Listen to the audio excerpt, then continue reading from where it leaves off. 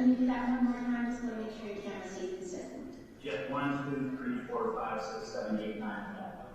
Perfect, thank you.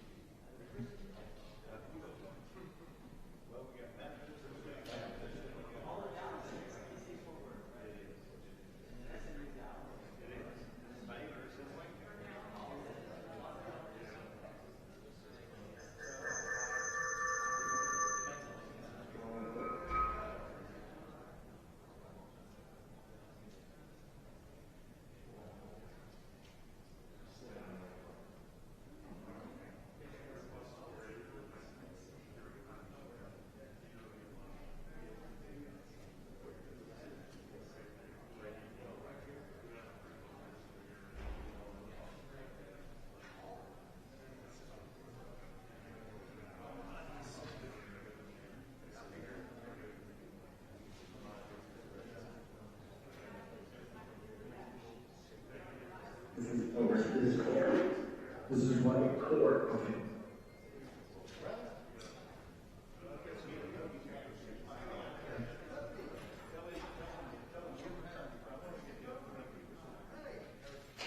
There it is.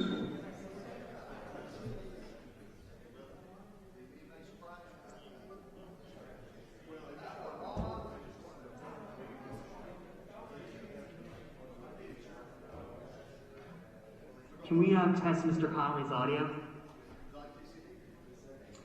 Yes, of course. Can you please give me a good 10 count, Mr. Connolly? Yes, 10, 9, 8, 7, 6, 5, 4, 3, 2, 1. Perfect, thank you so much. Thank you. Go ahead and mute your mic, please.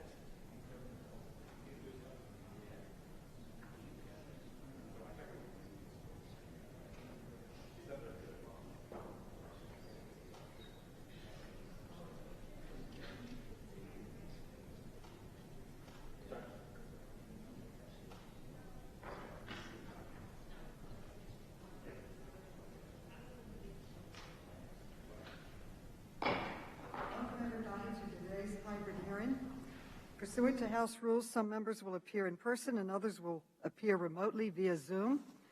For members appearing remotely, I know you are familiar with Zoom by now, but let me remind everyone of a few points. First, the House rules require that we see you, so please have your cameras turned on at all times. Second, members appearing remotely who are not recognized should remain muted to minimize background noise and feedback. Third, I will recognize members verbally, but members retain the right to seek recognition verbally. In regular order, members will be recognized in seniority order for questions. Lastly, if you want to be recognized outside of regular order, you may identify that in several ways. You may use the chat function to send a request. You may send an email to the majority staff, or you may unmute your mic to seek recognition. We will begin the hearing in just a moment when we are told whether they are ready to begin the live stream.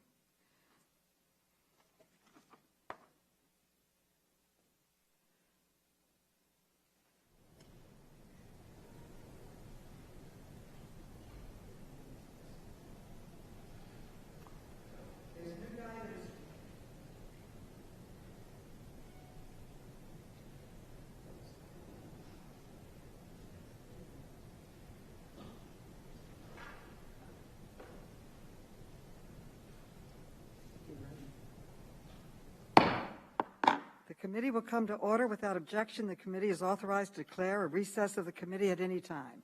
I now recognize myself for an opening statement.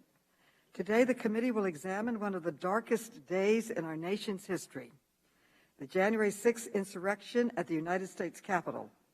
On that day, a violent mob incited by shameless lies told by a defeated president launched the worst attack on our republic since the Civil War. It was harrowing and heartbreaking. We watched as the temple of our democracy, a building we're as familiar with as our own homes, was overrun by a mob bent on murdering the vice president and members of Congress. The mob's goal was clear. They were trying to prevent the peaceful transfer of power to the newly elected president by halting the counting of electoral votes. This insurrection failed, but not before police officers were attacked and had to use deadly force to protect members of Congress. Shots were fired mere feet from the House floor. Because of this horrific attack, 4 private citizens died, 3 police officers lost their lives. Had it not been for the heroic men and women of law enforcement who faced down the mob, there would have been even more bloodshed that day. We know who provoked this attack. That is why 17 House and Senate Republicans joined all congressional Democrats in the bipartisan effort to impeach and convict and I quote, inciting violence against the government of the United States, end quote. To quote Senate Minority Leader Mitch McConnell, quote, there is no question, none, that President Trump is practically and morally responsible for provoking the events that day, end quote. But the failures of January 6th go beyond the craven lies and provocations of one man. The federal government was unprepared for this insurrection, even though it was planned in plain sight on social media for the world to see. And despite all the military and law enforcement resources our government can call upon in a crisis, security collapsed in the face of the mob, and reinforcements were delayed for hours as the Capitol was overrun. It is our duty to understand what went wrong that day, to seek accountability, and to take action to prevent this from ever happening again. We are joined today by the Chief of D.C. Metropolitan Police Department, Robert Contee. On January 6th, Chief Contee and his officers did not hesitate to answer the call. And over 800 D.C. police officers voluntarily rushed to the aid of the Capitol. D.C. police stood side by side with the Capitol Police and displayed tremendous heroic actions. Chief Contee, we are in your debt. We also have with us 2 cabinet heads from the Trump administration who led key federal agencies on January 6th. Neither has publicly testified about their role in these events, and I appreciate their willingness to testify today. Former Acting General Jeffrey Rosen led the Department of Justice, which was reportedly designated as the lead federal agency for coordinating security in Washington on January 6th. The potential for violence that day was clear. In December, the New York Police Department warned the FBI that certain protesters viewed January 6th as an opportunity for violent revolt. Then again, on January 5th, the FBI office in Norfolk, Virginia, warned that extremists were discussing, quote, specific calls for violence against Congress on January 6th, end quote, including a message to, quote, go there, ready for war, end quote. The Justice Department and the FBI have a special duty to warn of domestic terrorist threats. Yet it's clear that despite all of this intelligence, the federal government was not prepared. Today, more than 4 months later, we're still in the dark about exactly what went wrong. Did the Trump administration fail to adequately prepare for violence because it had a blind spot for right-wing domestic terrorism? As the lead agency on January 6th, why did the Justice Department, fail to coordinate an effective and timely response to the attack on the Capitol? We simply do not know.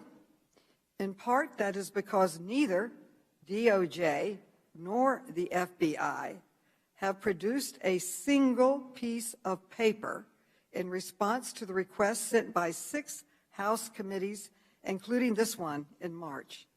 Not a single piece of paper, not a single document. This is completely unacceptable. I was hoping to have FBI Director Christopher Wray here today to address the unanswered questions about the FBI's actions. I sent him multiple invitations and even rescheduled this hearing twice, but he declined to appear. However, I am pleased to announce that Director Wray has agreed to appear before this committee in June, and I look forward to his testimony then. Our final witness today is former Acting Secretary of Defense, Christopher Miller, who led the Department of Defense on January 6th. When the Capitol came under siege, the Capitol Police were badly outnumbered. The world looked to the Department of Defense to protect our government from attack. Yet DOD did not authorize the deployment of D.C. National Guard troops to the Capitol until nearly 4 hours after local officials first pled for help.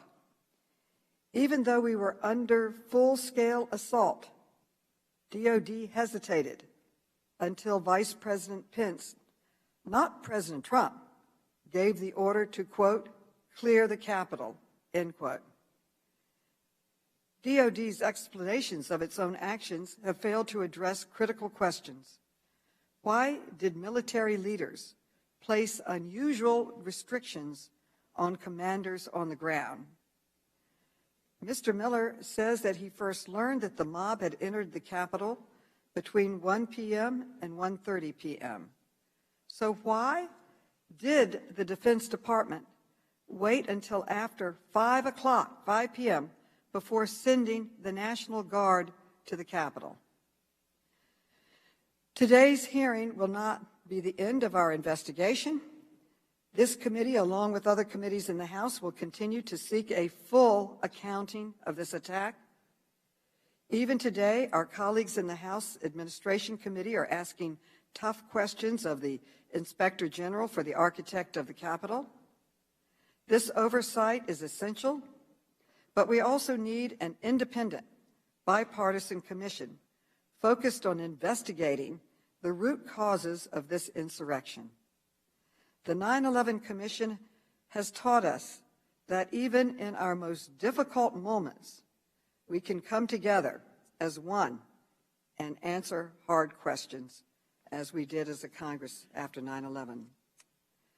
The 9/11 Commission made dozens of recommendations to overhaul our nation's security and intelligence operations, and Congress followed through in a bipartisan way, passing legislation to implement most of the Commission's bipartisan proposals.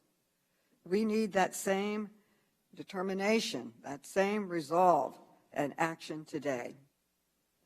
This nation stands at a crossroads, and the path we choose will define American democracy for generations to come.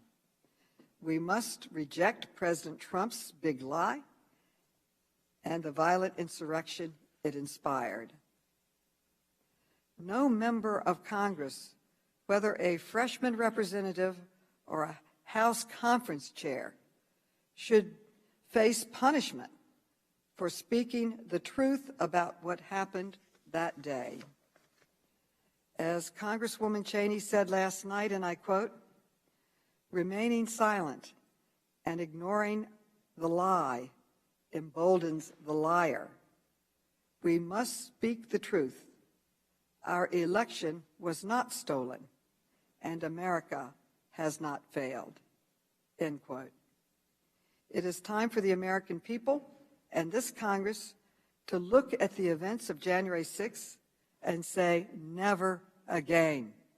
I now recognize the distinguished ranking member, Mr. Comer, for an opening statement. And I yield back. Ranking member. Thank you, Madam Chair. What happened on January 6th at the U.S. Capitol is unacceptable. Those who committed crimes and violence on January 6th must be held accountable. And the Justice Department is actively working to do just that. As of April 16th, 410 defendants have been arrested. Their names, the charges, and place of arrest are all listed on DOJ's website. The charges include assaulting, resisting, or impeding officers or employees, some of which include using a deadly or dangerous weapon. Some have been charged with conspiracy. Others have been charged with trespassing on federal property. The FBI continues to seek perpetrators of crimes committed on January 6th. The FBI's website is filled with pictures, 866 photos, and videos of individuals being sought in connection with the events on January 6th. Less than a week after the attack on the U.S. Capitol, I joined ranking members Rodney Davis and John Katko in introducing a bill to create a bipartisan commission to investigate the facts and circumstances related to the attack. The commission would also identify, review, and evaluate lessons learned in order to detect, prevent, and respond to such kinds of attacks in the future. But instead of seeking to examine the facts in a bipartisan fashion, Speaker Pelosi and the Democrats have politicized the January 6th attack. Until last week, Speaker Pelosi refused to entertain an even split on the panel. For 3 months, she dragged her feet and failed to build consensus. Meanwhile, the Senate engaged in bipartisan, constructive problem solving. Instead of looking at what we can control, the security at the Capitol, Speaker Pelosi, Chairwoman Maloney, and other Democrats have wrongly targeted perceived conservative technology companies for the role they may have played in this violence. Well, Chairwoman Maloney looked into this issue, and guess what? There was nothing there. That's why you haven't heard anything about it, because there was nothing there. If looking at the facts, it's clear that Facebook, Twitter, and other big tech companies' platforms were used to organize this violence. The FBI and Department of Justice have laid out their roles very clearly in their criminal complaints and indictments. But the Democrats refuse to investigate those companies or even ask tough questions of them. I guess the Democrats just don't want to bite the hand that feeds them. Additionally, Democrats continue to demonize tens of millions of Americans who support President Trump and have legitimate questions about the integrity of the elections. Expressing concern over election integrity is not a seditious act. Plenty of my Democrat colleagues expressed concern in past elections. What is wrong is when individuals take to crime, violence, and mob tactics. This was wrong on January 6th, and this was wrong last summer when several cities across the country were attacked by rioters. The political violence that resulted in the burning of our post offices, the destruction of other federal buildings, mob attacks on live television, violence in the streets of Portland, Minneapolis, and other cities, businesses boarded up with graffiti sprayed everywhere, commerce, even here in D.C., ground to a halt. It's hypocritical that Speaker Pelosi and Democrats refuse to examine the political violence Americans witnessed on television every night last summer. According to one report, 25 Americans died during these violent political protests in the summer and fall of 2020.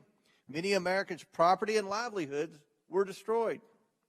Instead of condemning this violence, many Democrats supported and encouraged it. Kamala Harris even contributed to bail out some of the rioters. Many Democrats continue to engage in such dangerous rhetoric. Democrat Chairwoman Maxine Waters recently called on the public to, quote, get more confrontational if there was a verdict of not guilty in the case in Minneapolis. No wonder America thinks Congress is broken. We can't ignore some acts of violence and then use others for political gain, which is what we're doing here today. This is unbecoming of Americans' elected representatives in Congress. The justice system must work its course to hold violent offenders accountable.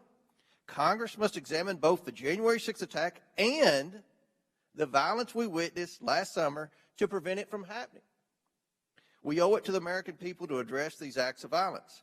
The American people deserve better from their elected representatives. I look forward to a constructive examination of missteps that occurred on January 6th and strategies for guarding against these errors in the future. Finally, Madam Chairwoman, I want to tell the families of those who died in the wake of these events that my prayers have been with them over the course of the past several months. Our law enforcement, who put their lives on the line for us each and every day, deserve better from their leaders. They deserve strong and decisive leadership. I'll close now by thanking them and remembering the following. May God bless them and their families. And with that, I yield back.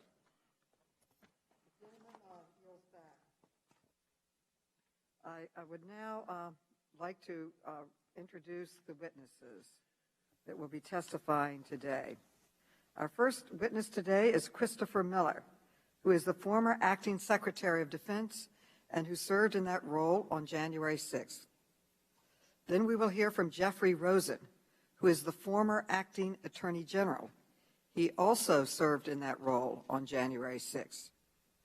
Finally, we will hear from Robert Contee, who is the Chief of the Metropolitan Police Department in the District of Columbia. The witnesses will be unmuted so we can swear them in. Please raise your right hand. Do you swear or affirm that the testimony you're about to give is the truth, the whole truth, and nothing but the truth, so help you God? I do. Let the record show that the witnesses answered in the affirmative. Thank you, and without objection, your written statements will be made part of the record. With that, Mr. Miller, you are now recognized for your testimony. Mr. Miller. Chairwoman Maloney, the members of this committee, the January 6, 2021 attack in the Capitol was unconscionable. I'm grateful for the opportunity to provide needed context and insights to this committee about the events of that day and what I believe was your military's appropriate response. This is long overdue. I'd first like to express my thanks for the first responders who tried to contain the mob and defend the Capitol complex and the individuals there. They are true heroes. And that word is overused oftentimes, but definitely not in this case. And as we assess the response, we should not lose sight of their brave actions that day. I served as the Acting Secretary of Defense that day, and as such, I was ultimately responsible for Department of Defense support to local and federal law enforcement agencies who held primary responsibility for safeguarding the Vice President, the members of Congress, and the Capitol complex. My background is summarized in my written statement, but I served in the Army for over 30 years, including service in the District of Columbia Army National Guard and in units with responsibility for protecting Washington, D.C. I personally led our soldiers, sailors, airmen, and Marines in combat and urban environments. Following my retirement from the Army as a full colonel, I resumed government service in a variety of positions in the prior administration, including the National Security Council, where I focused on defeating al-Qaeda and retooling the government to address the challenge of domestic terrorism. I was unanimously confirmed by the Senate to serve as the director of the National Counterterrorism Center. On November 9th, 2020, I was designated as the acting Secretary of Defense and served in that position until the new administration took office. I'm now a private citizen, but I remain focused on supporting the members of the armed forces, veterans, and their families. As to the events leading up to January 6th, on December 31st, 2020, Washington, D.C. Mayor Muriel Bowser sent a written request to Major General William J. Walker, Commanding General of the District of Columbia National Guard, seeking unarmed National Guard support to the District of Columbia Metropolitan Police Department for planned demonstrations scheduled for 5 and 6 January. I formally approved the request on January 4th, 2021. We received no further request for different or additional support until the Capitol was breached. I want to highlight, you said in my opening statement, I want to clarify between 1 and 1:30, I noticed that the outer perimeter had been breached, not the Capitol itself. I know that's sometimes difficult to understand, but that's one of the purposes of this hearing today, is to make sure we get our lexicon straight. I want to remind you and the American public that during that time there was irresponsible commentary by the media about a possible military coup, or that advisors to the president were advocating the declaration of martial law. I was also very cognizant of the fears and concerns about the prior use of the military in June 2020 response to the protests near the White House. And just before the Electoral College certification, 10 former secretaries of defense signed an op-ed published in the Washington Post warning of the dangers of politicizing and inappropriately using the military. No such thing was going to occur on my watch, but these concerns and hysteria about them nonetheless factored into my decisions regarding the appropriate and limited use of our armed forces to support civilian law enforcement during the Electoral College certification. My obligation to the nation was to prevent a constitutional crisis. Historically, military responses to domestic protests have resulted in violations of Americans' civil rights, and even, in the case of the Kent State protests of the Vietnam War, tragic deaths. In short, I fervently believe the military should not be utilized in such scenarios other than as a last resort, and only when all other assets have been expended. On January 6, 2021, 8,000 local and federal law enforcement officers were on duty in the District of Columbia. I was told during planning sessions that such a force routinely manages demonstrations well north of 100,000 demonstrators. That is what they are trained, equipped, chartered, and expected to do. Many commentators have mischaracterized my instructions and Army Secretary Ryan McCarthy's accompanying guidance as somehow contributing to the inability of the Guard to respond, or even worse, that those instructions somehow enabled the mob to enjoy an easy path to the Capitol. That is completely false. We did not disarm the National Guard. The request from the mayor was for unarmed support of local law enforcement, and we authorized the support she and General Walker requested. At about 2:30, it became clear to me that local and federal law enforcement personnel were insufficient to address the situation, and the Department of Defense would be required to play a much larger role in reestablishing order and maintaining security in Washington, D.C. At 3 p.m., I approved the activation and mobilization of the full District of Columbia National Guard to assist the Capitol Police and the Metropolitan Police Department. At 5:20 p.m., National Guard personnel arrived at the Capitol and began operations in support of domestic law enforcement entities there. Order was restored by 8 p.m. that evening, and Electoral College results were certified. Those of you with military experience or who understand the nature of military deployments will recognize how rapid our response was. Criticism of the military response is unfounded and reflects inexperience with or a lack of understanding of the nature of military operations, or worse, is simply the result of politics. I suspect a combination of both these factors. There are complexities to redeploying forces in an urban environment, and again, the critics disregard the subordinate role the military must play in the rare instances it is necessary to use such force to support domestic law enforcement agencies. This isn't a video game where you can move forces with the flick of a thumb, or a movie that glosses over the logistical challenges and the time required to coordinate and synchronize with the multitude of other entities involved, or with complying with the important legal requirements involved in the use of such forces. I have been in more crisis situations than I can meaningfully recall. I have personally been in riots, fistfights and brawls, gunfights, aircraft mishaps, mortared, rocketed, attacked with improvised explosive devices. And as a leader, I have commanded forces engaged in the most complex and hazardous military activities and operations known to humankind. Good leaders slow things down to plan and then brief their soldiers, ultimately saving time and lives. Assembling soldiers, equipping them correctly, conducting an abbreviated planning session, and briefing all those involved with their task, mission, purpose, limits, and rules of engagement. Coordinating and synchronizing with the police and other domestic agencies on the ground to guarantee the National Guard's movement supported their efforts, moving them from the assembly point to the appropriate location and deputizing them by a civilian law enforcement official prior to employing them. This is not a mere symbolic exercise. It all takes time. It all takes time. I also had a responsibility to members of our armed forces and their families to make sure that when I sent them into difficult situations, I sent them in with a plan to not only succeed, but that would spare them unnecessary exposure and spare everyone the consequences of poor planning or execution. Our arrival needed to impress upon the mob that the situation had fundamentally changed with the arrival of disciplined, organized, and overwhelming strength, so that the balance of power had decisively shifted back in favor of the forces of order, and it was in their best interest to give up, and give up quickly, and I believe it did. Again, anyone familiar with the culture, nature, and practices of the military and the character of military operations in urban environments would understand the enormous accomplishment of the District of Columbia National Guard and Army leadership in responding so effectively and quickly that afternoon.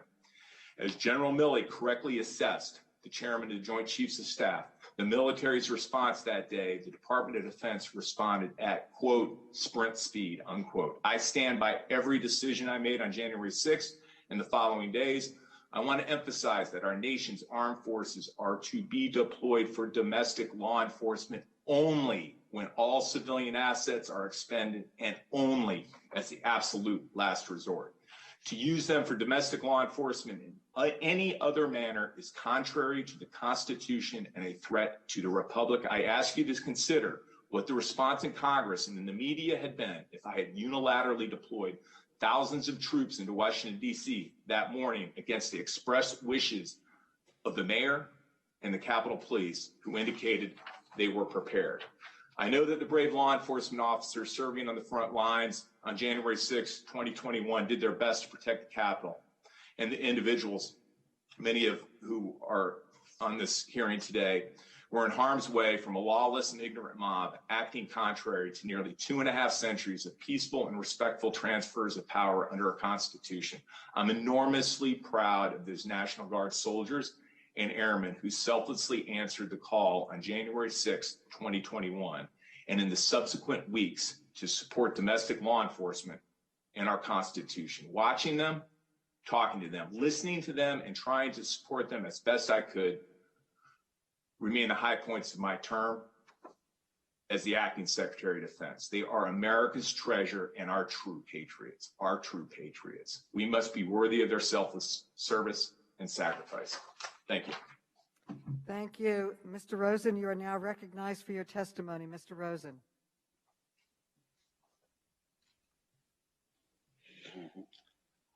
Chairwoman Maloney, Ranking Member Comer, and members of the committee, good morning. My name is Jeff Rosen, and from December 24, 2020 to January 20 of this year, I had the honor of serving as the Acting Attorney General of the United States. I appreciate this opportunity to discuss the actions taken by the Department of Justice on January 6 to help restore order at the Capitol, to enable the completion of Congress's certification of the Electoral College vote, and to begin the process of bringing to justice those who attacked the Capitol. The events of January 6th were a national travesty and an intolerable attack on our democratic values. To those who risked their safety to protect everyone at the Capitol, I honor your bravery.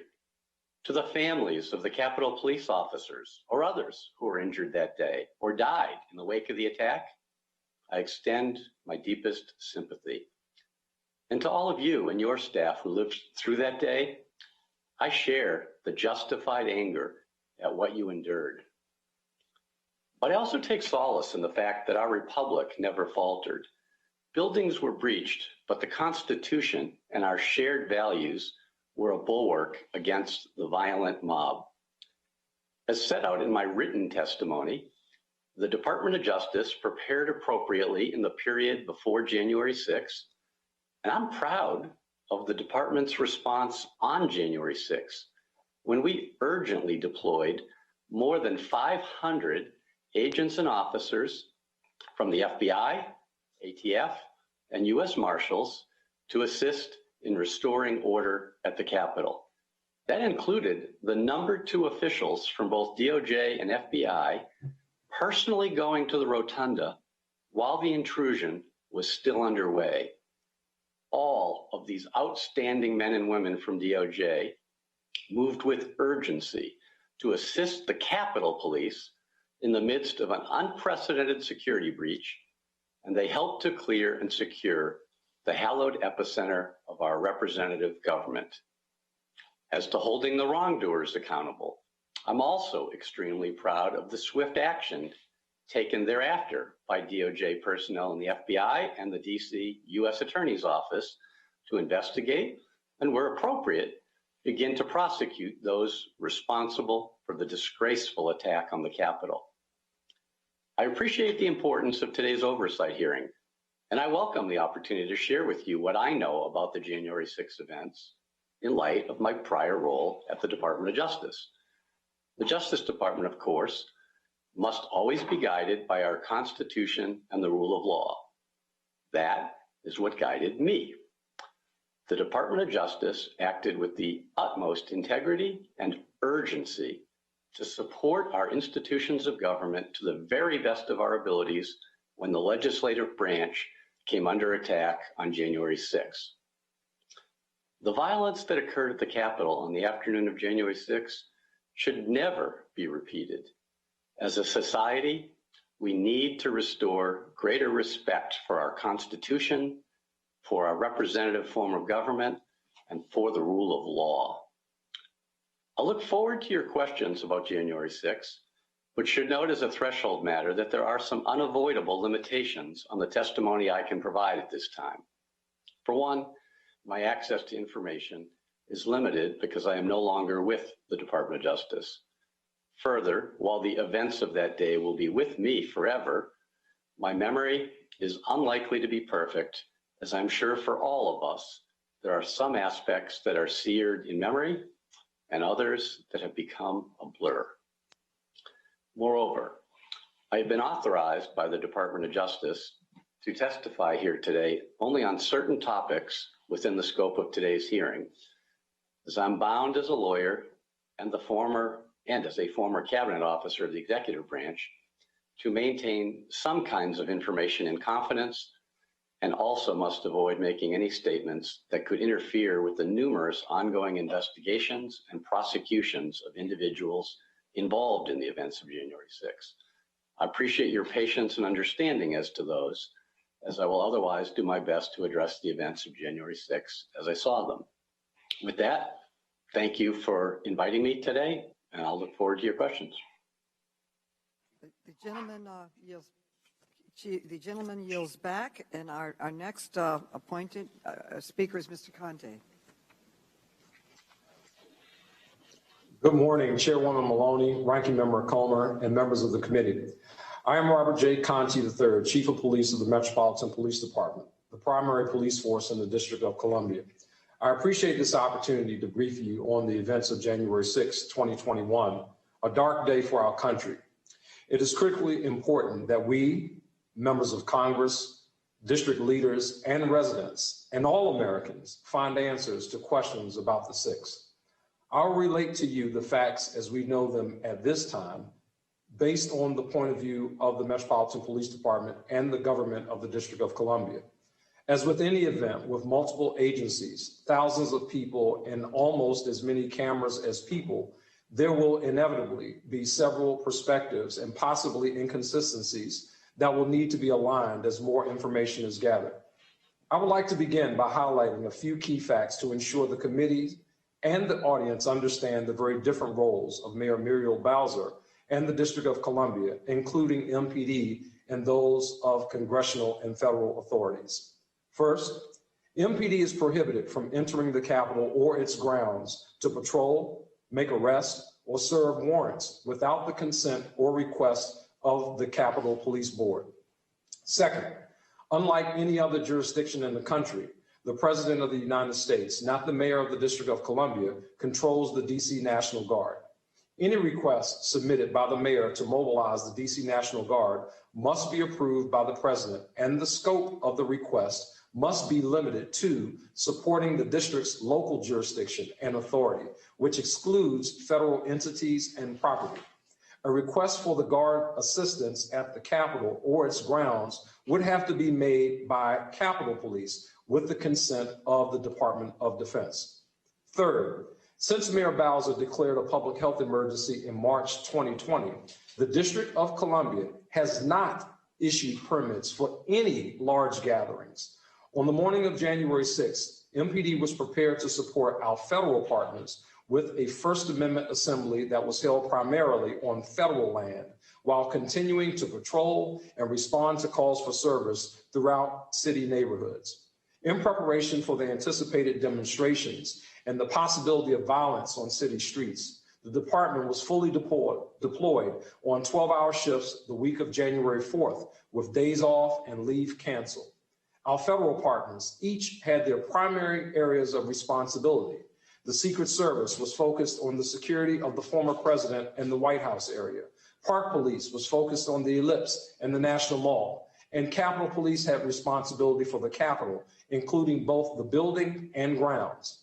At Mayor Bowser's request, and in advance of the scheduled demonstrations, mutual aid was requested from several area police departments to be on standby in the district, and more than 300 members of the DC National Guard were deployed on district streets, providing traffic control and other services to allow MPD to support the First Amendment assembly and continue to provide services to DC neighborhoods. What follows is a brief outline of MPD's role in these events. At about 12:45 p.m., the first of 2 pipe bombs were found. The first one at the Republican National Committee headquarters. The second was found about 30 minutes later at the Democratic National Committee headquarters. MPD responded to the scenes for the pipe bombs to assist the Capitol Police.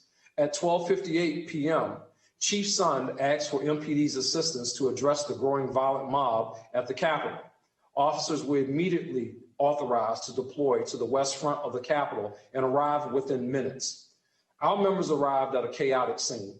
The violent mob quickly overran protective measures at the Capitol prior to the arrival of MPD officers at the West Front. MPD platoons immediately began working to achieve our objectives. 1, stop rioters from entering the Capitol building and remove those that were already inside. 2, secure a perimeter so that the Capitol could be cleared for lawmakers. 3, enable Congress to resume their sessions to demonstrate to our country and the world that our democracy was still intact. And 4, lastly, only once the third objective had been accomplished, begin making arrests of anyone violating the law. At 2:22 p.m., a call was convened with, among others, myself, leadership of the Capitol Police, the DC National Guard, and the Department of the Army. On this call, the Capitol Police Chief made an urgent request for support from the National Guard due to the dire situation we were facing. In the meantime, by 2:30 p.m., the district had requested additional officers from as far away as New Jersey and issued notice of an emergency citywide curfew beginning at 6 p.m. The 7 hours between the urgent call for help from the Capitol Police to MPD and the resumption of work at 8 p.m. by both houses of Congress will be forever etched in the memories of every law enforcement officer who was on the scene, and it is undoubtedly in the minds of the elected officials, congressional staff, and other Capitol employees who were forced to seek safety behind locked doors. Other harm from this traumatic day will be widely felt, but possibly unacknowledged. Law enforcement training neither anticipates nor prepares for hours of hand-to-hand combat. Even brief physical fights are physically and emotionally draining.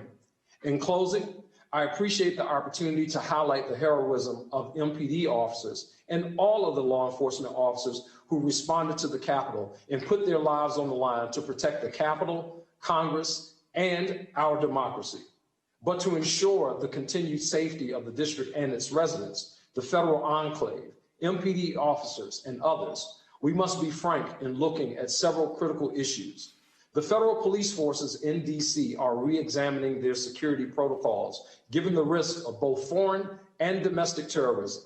As the chief of the district's municipal police force, I must think about our preparations, not only for possible attacks, but the daily impact of the changing operations of our federal partners. As they harden targets in the federal enclave, other buildings in the city under MPD jurisdiction may become more likely targets. Thank you again for the opportunity to brief you today. I'll be happy to answer questions as we try to come to terms with January the 6th. Thank you. Thank you. And I now recognize myself for questions. On January 6th, Congress was fulfilling its constitutional duty to certify the results of the presidential election. When Vice President Pence, Speaker Pelosi, and other members of Congress had to be quickly evacuated because a violent mob had breached the Capitol. Mr. Miller, you were the acting Secretary of Defense on January 6th. Did President Trump, as the Commander-in-Chief of the U.S. Armed Forces, call you during the January 6th attack to ensure the Capitol was being secured? Mr. Miller. No, I had all the authority I needed from the president to fulfill my constitutional duties. Did you speak with President Trump at all as the attack was unfolding? On January 6th? Yes. No, I did not. I didn't need to. I had all the authority I needed and knew what had to happen. I knew what had to happen. Did you speak with Vice President Pence during the attack, yes or no? Yes. According to a Defense Department timeline, it was Vice President Pence and not President Trump who called during the siege to say the Capitol was not secure and to give you the direction to, quote, clear the Capitol. What specifically did Vice President Pence say to you that day? Vice President's not in the chain of command. He did not direct me to clear the Capitol. I discussed very briefly with him the situation. He provided insights based on his presence there, and I notified him, or I informed him that by that point, the District of Columbia National Guard was being fully mobilized and was in coordination with local and federal law enforcement to assist in clearing the Capitol. According to the DoD timeline, the Vice President's call to you occurred at 4:08 p.m., more than 2 hours after the Capitol had been breached. Yet according to this timeline, it was not until after your call with Vice President at 4:32 p.m. that you authorized D.C. National Guard troops to deploy to the Capitol. Did you issue your order in response to the Vice President's call? No, I issued the order to mobilize the District of Columbia National Guard and provide all necessary support to civilian and local and federal law enforcement at 3. I gave approval at 3 p.m. and the order was issued at 3:04 p.m. Well, Mr. Miller, your order to deploy came only 24 minutes after the Vice President called you, and your testimony is that they are unrelated. Do I have that right? I'm sorry, you're going to have to say that again. That's hard for me to believe, but I'm going to move on. Mr. Rosen, let me now turn to you. You were the acting Attorney General on January 6th, and you reported directly to the President. Did you speak to President Trump at all on January 6th? I did not. I did not require any authorities that the department didn't already have. Well, I think that the lack of direct communication from President Trump speaks volumes. President Trump swore an oath to protect the Constitution and to faithfully execute his duties as Commander-in-Chief.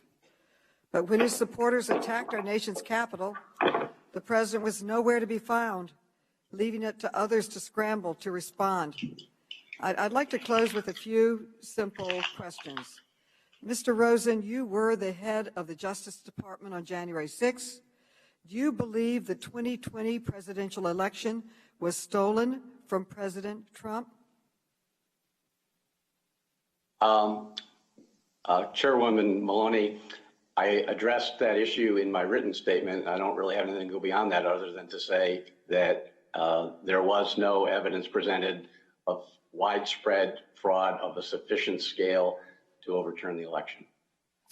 And Mr. Miller, based on his actions leading up to January 6th and on the day of the attack, do you believe President Trump fulfilled his oath to faithfully execute his duties as president and to preserve, protect, and defend the Constitution?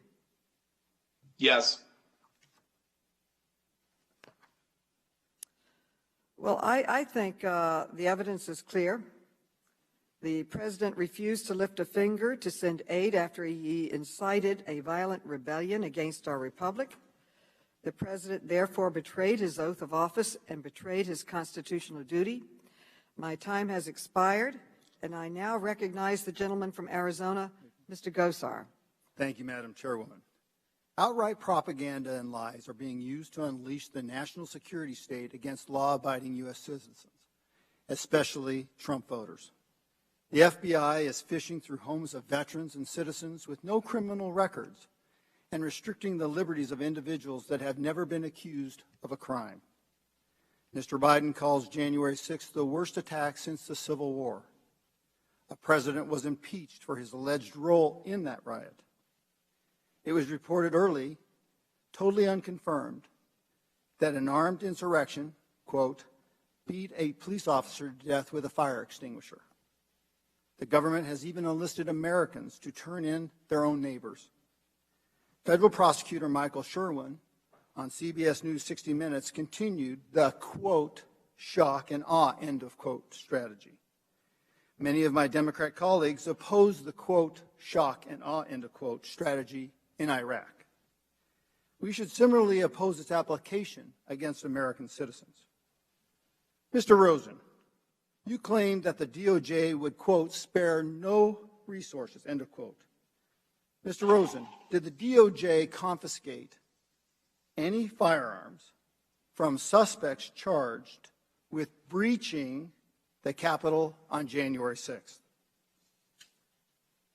Congressman, as I alluded to in my opening remarks, there are certain limitations about pending investigations and prosecutions. Mr. Rosen, I'll be looking forward to asking that question of people that can answer it from the Capitol Police and the FBI. But the answer is no. 0 firearms from suspects charged with breaching the Capitol. Mr. Rosen, was Officer Sicknick killed by rioters with a fire extinguisher? Congressman, Officer Sicknick was there acting in the line of duty and went into harm's way. And I think as others have said, he acted as one of many heroes on that day. Mr. Rosen, I don't take the hero lightly. He did heroically, but he died of natural causes. Mr. Rosen, was a single individual at or outside the Capitol on January 6th, have they been charged with the crime of insurrection? Again, if you're asking me about charges that were either made, pending, or being investigated, Mr. Rosen, I'm sorry, I'm thank you just once not again. in a position to address those. Once again, Mr. Rosen, to my knowledge, not a single person has been charged with a crime of insurrection. Mr. Rosen, do you recall the name of the young lady, a veteran wrapped in an American flag, that was killed in the U.S. Capitol? I do. Her name was Ashley Babbitt. Yes, Ashley Babbitt. Was Ashley Babbitt armed? Again, Congressman, I mean to be respectful of your observations, but I just don't want to talk about individual situations or... Clearly reclaiming my time, Mr. Rosen. No, she wasn't. She was wrapped in a U.S. flag. Was the death of Ashley Babbitt a homicide? Congressman, I'm not trying to be unhelpful here, but I just cannot comment. I understand, but I mean, reclaiming my time, as the death certificate says, it was a homicide. Who executed Ashley Babbitt?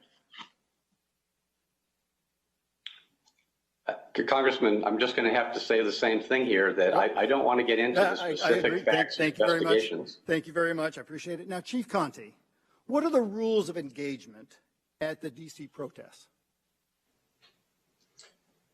At DC protests, sir? Yes. Yeah, we the only time that we engage on riot gear, that kind of thing, is when in situations where there's an actual attack that's going on, sir. I'm not sure that. Well, I appreciate you, and thank you for your service. Madam Chairwoman, my constituents demand answers, but the truth is being censored and covered up. As a result, the DOJ is harassing peaceful patriots across the country. Without accurate answers, conspiracies continue to form. Russia hoax promoter, riot enabler, and Washington State Representative Pramila Jayapal, who objected to the electors in 2016 without the required support of a senator, filed an ethics complaint against me for following the law under 3 U.S.C. Code 15, the Electoral Count Act, which she herself failed at in 2016. 33 of my Democratic colleagues even wildly speculated that Republican members of Congress gave reconnaissance tours to protesters offering no proof whatsoever. I've repeatedly asked for the Capitol footage from before and during January 6th. Such footage would provide answers, could contain exculpatory evidence regarding the outrageous accusations against members of Congress, and most importantly, exonerate the many Americans who peacefully protested and never set foot in the Capitol. Mr. Rosen, wouldn't you agree that the security footage of a public building of public officials paid for by public taxpayers, potentially containing exculpatory evidence, should be provided to public defenders? Congressman, I'm just going to have to refer to my opening remarks again, that there are certain limitations I have here today. I do, and I believe the American public should see that footage. Madam Chairwoman, I and the American people commend you for holding this hearing. If my Democratic colleagues really want the truth, they would join me in demanding the release of these Capitol surveillance footage and the proceedings of January 6th. I yield back. Thank you. And yields back. I now recognize the gentlewoman from the District of Columbia, Ms. Norton. You are now recognized for 5 minutes. Thank you very much, Madam Chair. I very much appreciate your holding this hearing so that we can bring out the role of the respective parties. And I appreciate, Madam Chair, that you praised the role of the DC Police Department, which needs to come out at this hearing. My questions are for Chief Contee, who illuminated that role in his testimony and who noted that the MPD cannot enter the Capitol without the permission of the Capitol Police Board. And yet, the DC Police Department played a historic role in putting down the insurrection and saving the lives, by the way, of members of Congress, of staff, of employees, and I would say, indeed, of democracy itself. It should be noted that they have been repaid by Republicans who voted unanimously against my DC statehood bill, which is moving along quite well, notwithstanding. And the district meets all the traditional elements that Congress has considered in admitting new states. Surely the role of the MPD on January 6th supports our bill for DC statehood. Chief Contee, I would like to ask you about two bills which can be implemented without statehood. My DC National Guard Act would give the DC mayor control over the DC National Guard. Now, we know that the governors of the states and even of the territories control their National Guards, but the president controls the DC National Guard. If the DC Mayor, Chief Contee, had control over the DC National Guard on January 6th, do you believe that the DC National Guard would have been deployed to the Capitol earlier than it was on January the 6th? Yes, I do believe that. I think we see that in your deployment when things got out of control and the mayor was finally able to send you to the Capitol. Chief Contee, my DC Police Home Rule Act would repeal the president's authority to federalize the DC Police Department. Now, the president doesn't have the authority to federalize any other state or local police department. During protests in DC after the murder of George Floyd, the Trump administration threatened to federalize the DC Police Department.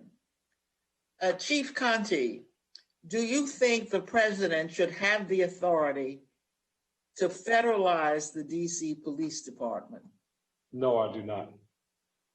Whose authority should, and whose hands should the authority over the DC Police Department be, even without statehood? The mayor of the District of Columbia. Madam Chair, it is long past time for Congress to give the DC mayor control over the DC National Guard and to repeal the president's authority to federalize the DC Police Department. I believe the events of January 6th spell that out completely, and I thank you and yield back. Gentlelady yields back. We are now recognizing the gentleman from Georgia, Mr. Heiss. Mr. Heiss is recognized for 5 minutes. Thank you, Madam Chair. I would like to take time to comment. Let's see. Let me mute this. There we go. I would like to take some time to comment on how the media and the many Democrats have put forth a narrative that has been circulating around since January 6th and has never been corrected. For example, the narrative that President Trump incited riots on January 6th. I don't even understand, Madam Chair, why you yourself don't speak the truth as to what President Trump actually stated. And what he said on the morning of January 6th, he said that I know that every one of you will soon be marching over to the Capitol building to peacefully and patriotically make your voices heard today. Madam Chair, why don't you talk about how the president used those words, to peacefully and patriotically, instead of cherry picking words that you want to use to portray an image of something that did not happen. The timeline of what happened on January 6th, and these are approximate times, but the best that we have been able to gather, in the ballpark of noon, President Trump began his speech. At about 12:45, violent protesters started arriving at the Capitol. Now, let's keep in mind that the location where the president started his speech, where the speech took place, it's a 45-minute walk from that location to the Capitol. So if the individuals who were at the speech were involved, they would have had to leave before President Trump even started his speech. He started speaking at 12 o'clock, 12:45. The violent protesters arrive at the Capitol around 1 o'clock. The Capitol is overrun, and there are efforts to make a call to the National Guard. Between 1:10 and 1:15, President Trump ends his speech and tells attendees to peacefully and patriotically make their voices heard at the Capitol. About 1:50, the Capitol is breached. Now, in this timeline, it would have been about 2 o'clock before the earliest attendees of Trump's speech could have arrived at the Capitol. So the Capitol is attacked at the right shortly after the president begins his speech. It's breached before individuals could have gotten there. Where is the real narrative in all of that? Another narrative I want to bring up is that the media claims that the tragic death of Officer Brian Sicknick was a result of pro-Trump mobs bashing his skull with a fire extinguisher, which we all know now did not happen. Officer Sicknick, his autopsy revealed that he suffered no blunt trauma. In fact, his mother has since come out saying he died of a stroke. In fact, it was Trump supporters who lost their lives that day, not Trump supporters who were taking the lives of others. You go down the list here. Ashley Babbitt was shot and killed by a Capitol Police officer. Kevin Greeson suffered a heart attack. Roseanne Boylan reportedly was crushed by rioters, and Benjamin Phillips died of a stroke. So the narrative needs to be cleared up. The truth matters. I'd also like to discuss what we know about those who were present on the day of the riots that took place. I actually have here something that was sent to me by an individual who was present. He said it was a beautiful day of peaceful, faith-filled support for free elections. When agitators rolled in and began to coordinate a very different agenda, I could see that their spirit was not the same. They were forceful and angry. They were physically disguised, but they could not disguise their spirit. They had tactical gear, walkie-talkies, gas masks, and a plan. I was close and got tear gassed. I saw these agitators from 6 feet away. Make no mistake about it, I was there. We've heard reports of buses of these individuals rolling up. Who were they? Where is the information about these individuals who rolled up? We saw reports of John Sullivan on CNN disguising himself as a reporter, which he was not. He is later found out that he is founder of Insurgent USA. It was involved in insurgent activity, inciting violence. Why is that type of thing not reported? I see my time is running out, but it's unfortunate that Mayor Bowser is not here today. I have a letter from her urging no support from the National Guard and what little support they got. She wanted it for mere crowd control rather than stopping the incidents that were taking place. She should be here today testifying before us. It's extremely irresponsible, in my opinion, that she's not here.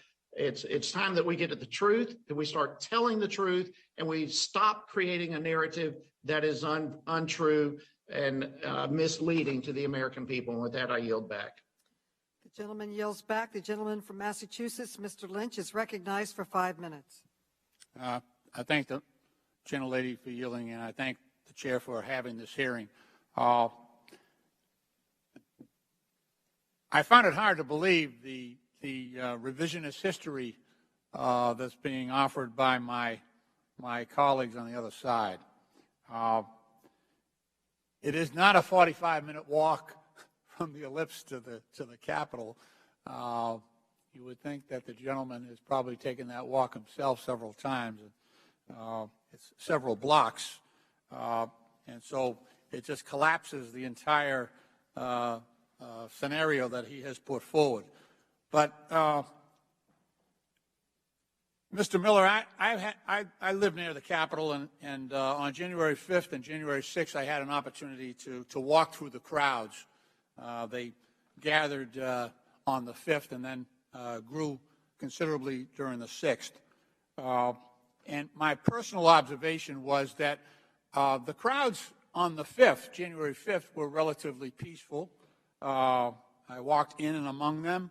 And then again on the morning of the 6th, the business of Congress, we were compelled to walk back and forth through these crowds as they gathered around the Capitol. What struck me, though, was after President Trump's his speech and how the crowd changed, the mood of the crowd changed after those those remarks. And in addition to what he said about initially a peaceful protest, also in those same remarks that the gentleman from Georgia neglects to repeat, is he said, you better get up to the Capitol and fight like hell or you're not going to have a country anymore. And that's when the mood changed in that crowd. Mr. Miller, you've had some opportunity to comment on that. Let me ask you, you've already done this in an interview with Vice, but for President Trump's speech, do you think anyone would have marched on the Capitol and tried to overrun the Capitol without the president's remarks? I know you've answered this question several times, but I'd like you to answer it for the committee. I think I'd like to modify my original assessment. Why am I not surprised about that? Based on, as Chief Contee said, we are getting more information by the day, by the minute about what happened. And to highlight some other observations that were made, it's clear now that there were although we're going to find out through the Department of Justice process and the legal system, it seems clear that there was some sort of conspiracy where there were organized assault elements that intended to assault the Capitol that day. So reclaiming my time, I'm just asking you the same question you've answered before. Did the president's remarks incite members to march on the people in the crowd to march on the Capitol, or did they not? Well, he clearly offered that they should march on the Capitol. So it goes without saying that his statement resulted in that. Okay, I'm reclaiming my time. Let me just share with the committee what you have said before. This is your quote. This is your quote. Would anybody have marched on the Capitol and tried to overrun the Capitol without the president's speech? I think it's pretty much definitive that would not have happened. I think now I would say that was not a unitary factor at all. What's that? I would like to offer, I have reassessed, it's not the unitary factor at all. It seems clear there was an organized conspiracy with assault elements in place. In your written testimony for today, reclaiming my time again, for your written testimony for today, this morning, you stated the following about the president's quote: I personally believe his comments encouraged the protesters that day. That was this morning. So this is a very recent reversal of your testimony. Absolutely not. That's ridiculous. You're ridiculous. Thank you for your thoughts. I also want to highlight. No, wait a minute. Reclaiming my time. Reclaiming my time. You also said, and I quote, the question is, did he know he was enraging the people? That's a different matter. And I understand your reluctance to try to portray what was in the president's mind. But in multiple occasions, your testimony, both written and oral, you said, and again, without the president's speech, people would not have marched on the Capitol and tried to overrun the Capitol. And that you wrote, this morning, I personally believe his comments encouraged the president that day. So you understand how not believable your new testimony, your new version of testimony that was apparently created between the time you wrote your testimony this morning and when you came before the committee today. There's a difference between marching on the Capitol and assaulting the Capitol. You may answer. What? Okay. There's a difference between marching on the Capitol and assaulting the Capitol. That's the delineation I'm trying to make, despite the partisan attack that I just was subjected to. The gentleman's time has expired. The gentleman yields back. The gentleman from Ohio, Mr. Gibbs, is recognized for 5 minutes. Okay, I wasn't ready for that. First of all, thank you for holding the hearing. I want to associate some of my with my colleague, Mr. Heiss, on the time frame. I think he that made a lot of sense. I'm trying to understand. Well, first of all, Madam Chair, I think we should have somebody from the Capitol Police Board maybe to testify too. But anyways, we had these pipe bombs, Chief Contee. They were placed at the RNC and DNC headquarters. Obviously, to me, that was a pre-planned attack. Would you agree? And also, when you responded to these pipe bombs and doing the investigation, had you know what their motivations were, or you could have identified who the perpetrators were? Yes, to answer your question, I do think that these things were pre-planned. We know through investigation that that these devices were set out there or positioned out there by a lone individual. In terms of just our response to that, the Metropolitan Police Department responded along with other federal assets to the threat to mitigate the threat that we were facing at that time. Do you know if this individual or individuals had any contact or coordination with the people that entered the Capitol? No, sir. At this point, we do not know that. No one has been apprehended. That investigation continues on. Okay. The people that illegally entered the Capitol, I've seen some reports. It looked like a lot of them had military type apparel on, gas masks, and so far, things like that. Is that correct? That is accurate, sir. Yes. So you'd have to, I guess, come to the conclusion that that was pre-planned, initiative before January 6th. Would you concur? Yeah. Yes. We've seen individuals who wear protective gear to demonstrations when they attempt to negatively engage law enforcement. But in this one, with the tactical gear and certainly with the helmets, there was certainly some thoughts that there things were going to be bad there. There was also an FBI report, I believe, I think maybe 3 days before or the day before, possible violence at the Capitol. Was your department notified? Were you aware of that? No, sir. Not 3 days before. If you're talking about the intelligence bulletin from Norfolk, no, sir. And that was, you didn't have notification the day before or not?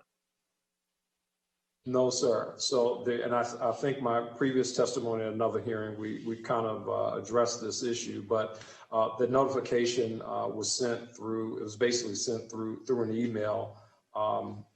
It was emailed to various agencies within the intelligence network, but I personally did not receive. Did the Capitol Police have notification? Are you aware of or not?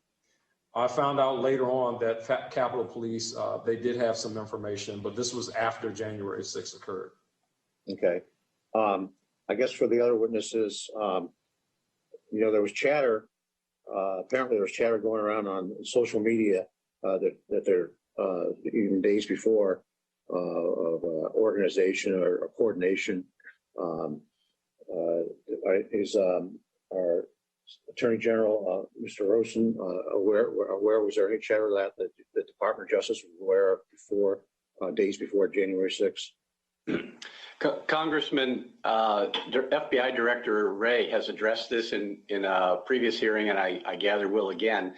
So let me address it maybe at a high level. There were very robust mechanisms for looking for such things, but the Bureau has to try to sort out what's aspirational versus what's real and corroborated and verified. But they had a mechanism with the police forces and with the other federal partners to share information. And my understanding is that information was shared in a timely way.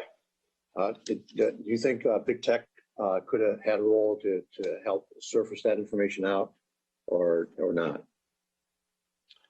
Well, I think, again, I'd probably direct you to the FBI for more specifics about this, but it's often the case that they seek assistance from private sector counterparts as well. Okay, thank you. And I guess I'm out of time now. You go back. The gentleman yields back. And the gentleman from Virginia, Mr. Conley, is now recognized for 5 minutes. Thank you, Madam Chairwoman. The January 6th insurrection was fueled by a big lie. Fueled and peddled by the President of the United States, Donald Trump. Mr. Rosen, in your written testimony, you say the Department of Justice did not act on election fraud claims because the department had not seen evidence of widespread fraud and that you were committed to an orderly and peaceful transfer of power. Is it correct that the department also declined to appoint any special prosecutors, file any lawsuits, or make any public statements questioning the results of the 2020 election? That's correct. Prior to January, and I think that's important for the record, these myths that are being perpetrated by some amongst us that there was widespread fraud is simply not borne out by the actions and decisions made by the Department of Justice in the Trump administration itself. Mr. Rosen, prior to January 6th, were you asked or instructed by President Trump to take any action at the department to advance election fraud claims or to seek to overturn any part of the 2020 election results?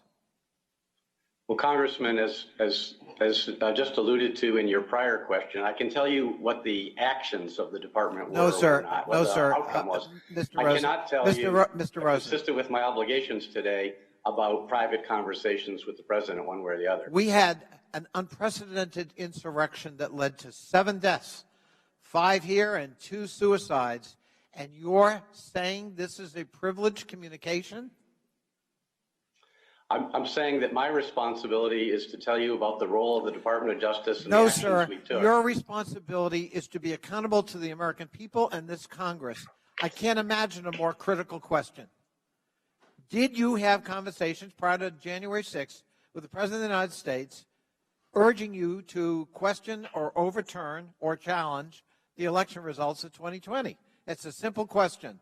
And by the way, no executive privilege has been invoked prior to this hearing and your testimony, and you've known you were coming here for over a month.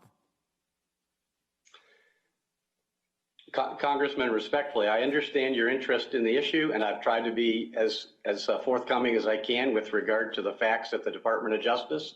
When you ask me about communications with the president, I, as a lawyer, don't get to make the decision on whether I can reveal private conversations on that. Other people make that decision, and I've been asked today to stick to within the ground rules that I have to abide by, so that's what I have to do. I'd be happy to check and get back to you.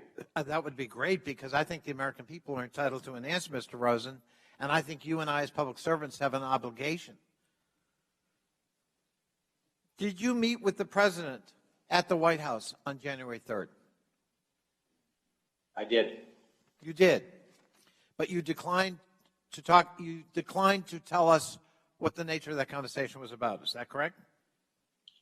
I can tell you it did not relate to the planning and preparations for the events of January 6th.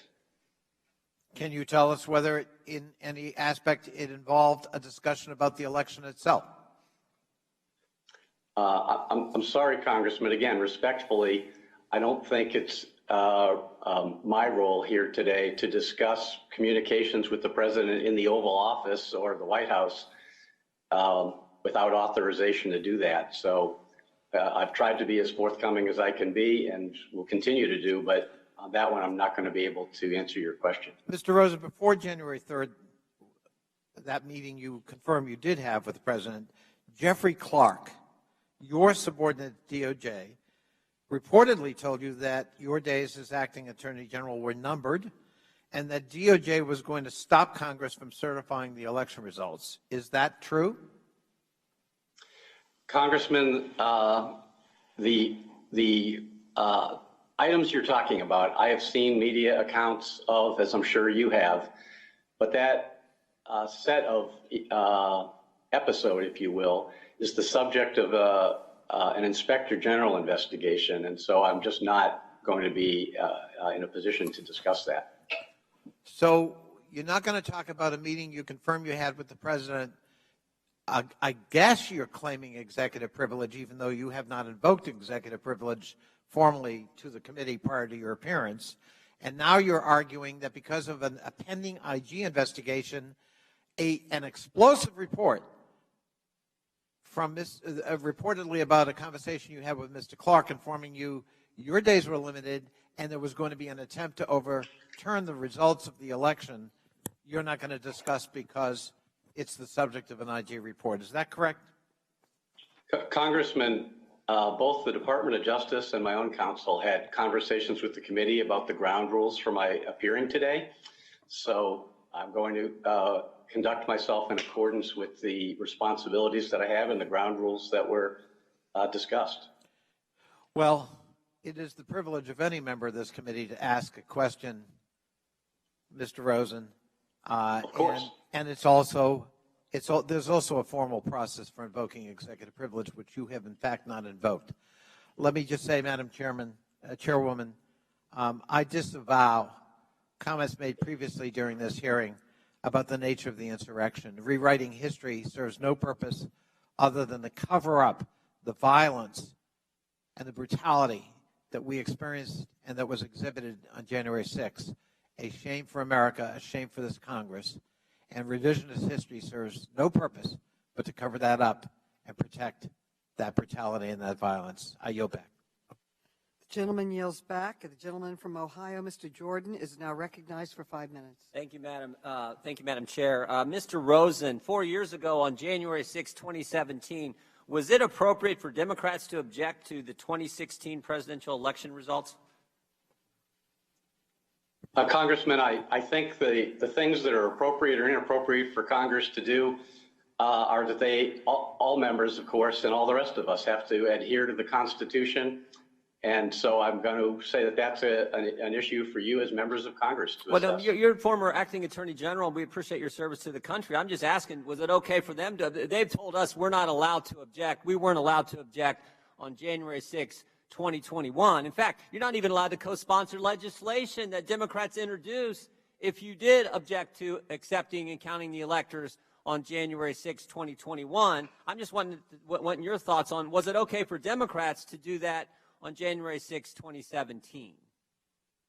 What I would hope is people of all parties, all political perspectives, would respect the Constitution, our system of government, and the rule of law.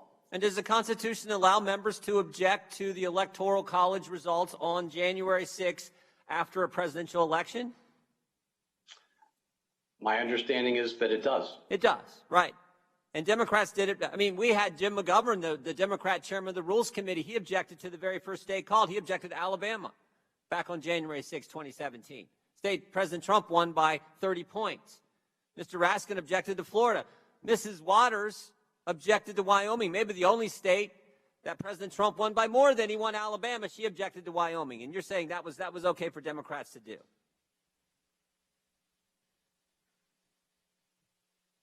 Mr. Rosen, that was fine? Oh, I'm sorry, Congress. I didn't understand if you were asking me to respond to that. Again, I mean, I think is it okay for Jim McGovern, the Democrat member of Congress, to object to Alabama on January 6, 2017? Is that all right? He's allowed to do that, right? I think if members are adhering to their constitutional rights and roles and responsibilities, that's, again, a question for all the folks in Congress. And Ms. Waters can object to Wyoming, even though President Trump won Wyoming by like 40 points. She can object to that if she wants to, right? Well, at least the Constitution allows members of Congress to raise objections. Yeah. We've heard a lot of talk from the Democrats about revisionist history and the big lie. I just think it's important that we've had Democrat members of Congress tell us that we weren't allowed to object, that somehow we were trying to overturn the will of the American people, even though we objected to states like Pennsylvania, for example, where they, I believe in an unconstitutional fashion, changed their election laws in the run-up to the election. But somehow they're allowed to object to Alabama, they're allowed to object to Wyoming, they're allowed to object to Florida, but we're not allowed to object. I fail to see the logic there. How about the previous gentleman from Virginia talked about brutality, talked about safety. I just want to read you a couple statements here. Well, no, let me ask you this question first. Was the 2016 election stolen? I do not know of evidence that would say it was. I think you're alluding to a troublesome thing about the legitimacy of our past elections, sometimes governor's races being called into question. And I think it's really necessary and important for all of us to find ways to restore our citizens' faith in the electoral process and in our representative system of government. Secretary Clinton said on a speaking tour, May 2019, you can run the best campaign, you can even become the nominee, and you can have the election stolen from you. September 2019, she said on CBS Sunday Morning that President Trump was an illegitimate president. On October 2020, just a month before our last presidential election, she was referring to the 2016 presidential election, and she said it was stolen from her. Is she wrong? She is wrong. Yeah, she is wrong, because the election was valid in 2016. President Trump won. So when we talk about revisionist history that we've heard from the Democrats, when we talk about the big lie, their nominee, as recently as last October, was saying the election in 2016 was stolen. They can object to Alabama, they can object to Wyoming, they can object to states when in 2017, but we're somehow not allowed to object to anything and raise points about the 2020 election.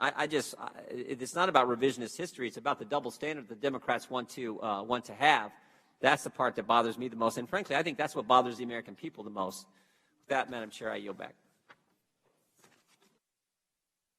The gentleman from Illinois, Mr. Krishnamurthy, is now recognized for 5 minutes. Thank you, Chairwoman. Mr. Miller, you don't deny that at least 4 people died in connection with January 6th, correct? I don't know how to answer that. You don't. Yes or no? Yes. It's not that easy. It's just not that easy to respond. And sir, 140 police officers. 140 police officers were injured, right? I don't know. And 2 Capitol police officers later died by suicide, correct? I don't know. Hundreds of rioters breached the Capitol, right? I'm sorry? Hundreds of rioters breached the Capitol on January 6th, correct? Yes. Now, sir, I want to highlight a paragraph in a Vanity Fair article about you from January, in that in response to the critique that you were too slow responding to the January 6th breach, you said, quote, "I know for an absolute fact that historians are going to look and go, those people had their game together." Mr. Miller, I have a picture of January 6th and what the nation saw on TV. I can assure you these pictures of mayhem and insurrection do not suggest anyone had their game together that day. Let me turn your attention to another topic, namely Russia. You said, quote, "I have professional respect for how they do things. I kind of, like professionally, I'm like, wow, they're doing pretty well. And they're using a lot of irregular warfare concepts, information, all this stuff in a way that, like, oh, good on them." Mr. Miller, according to the ODNI, on March 10th, 2021, Russia interfered in the 2016 and 2020 elections, correct? I didn't read that report. On top of that, Russia invaded Ukraine and annexed Crimea, right? I'm aware of that, yes, sir, they did. Mr. Miller, you know Vladimir Putin tried to kill his political opponent, Alexei Navalny, with a nerve agent, correct? I don't know what that has to do with the subject of this Mr. hearing. Miller, according to the Cybersecurity and Infrastructure Security Agency, CISA, Russia is responsible for SolarWinds, the largest cyber attack waged ever against the U.S. in our history. You're aware of that, right? I thought I was here to discuss the unexplained delays and unanswered questions of the event of 6 January. Sir, you said good on them with regard to Russia. Meanwhile, regarding the Department of Defense, which you headed, you told Vanity Fair, quote, "This effing place is rotten." I think your comments, Mr. Miller, about Russia and the DOD are bizarre and rotten, and I think they illustrate, unfortunately, the problems of the response on January 6th. So now let me turn to January 6th. On January 3rd, you informed the president that Mayor Bowser requested National Guard support. And according to page 11 of your written statement, the president said to give the mayor the support she requested, correct? Yes. On January 6th, according to your statement, you became aware sometime on or before 1:30 p.m. that day that the rioters breached the perimeter of the Capitol, right? Yes. According to a DOD-created timeline, at 1:34 p.m., Mayor Bowser called Army Secretary McCarthy to request, quote-unquote, additional forces to respond to the Capitol. According to page 8 of your statement, at 3:04 p.m., so 1.5 hours later, you authorized mobilizing the D.C. National Guard and providing these additional forces. That constituted a gap of 1.5 hours. During that 1.5-hour gap, why did you and the Secretary disobey the President's order to give the mayor the support she requested?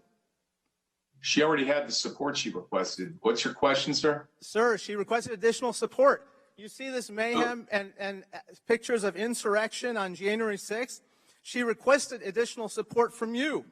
And during that 1.5 hours, either you disobeyed an order given to you by the President to help Mayor Bowser, or the President changed his order and asked you to delay support, or you just plain froze and were indecisive while people were being injured, killed, while hundreds of rioters breached the Capitol, and a nation was traumatized.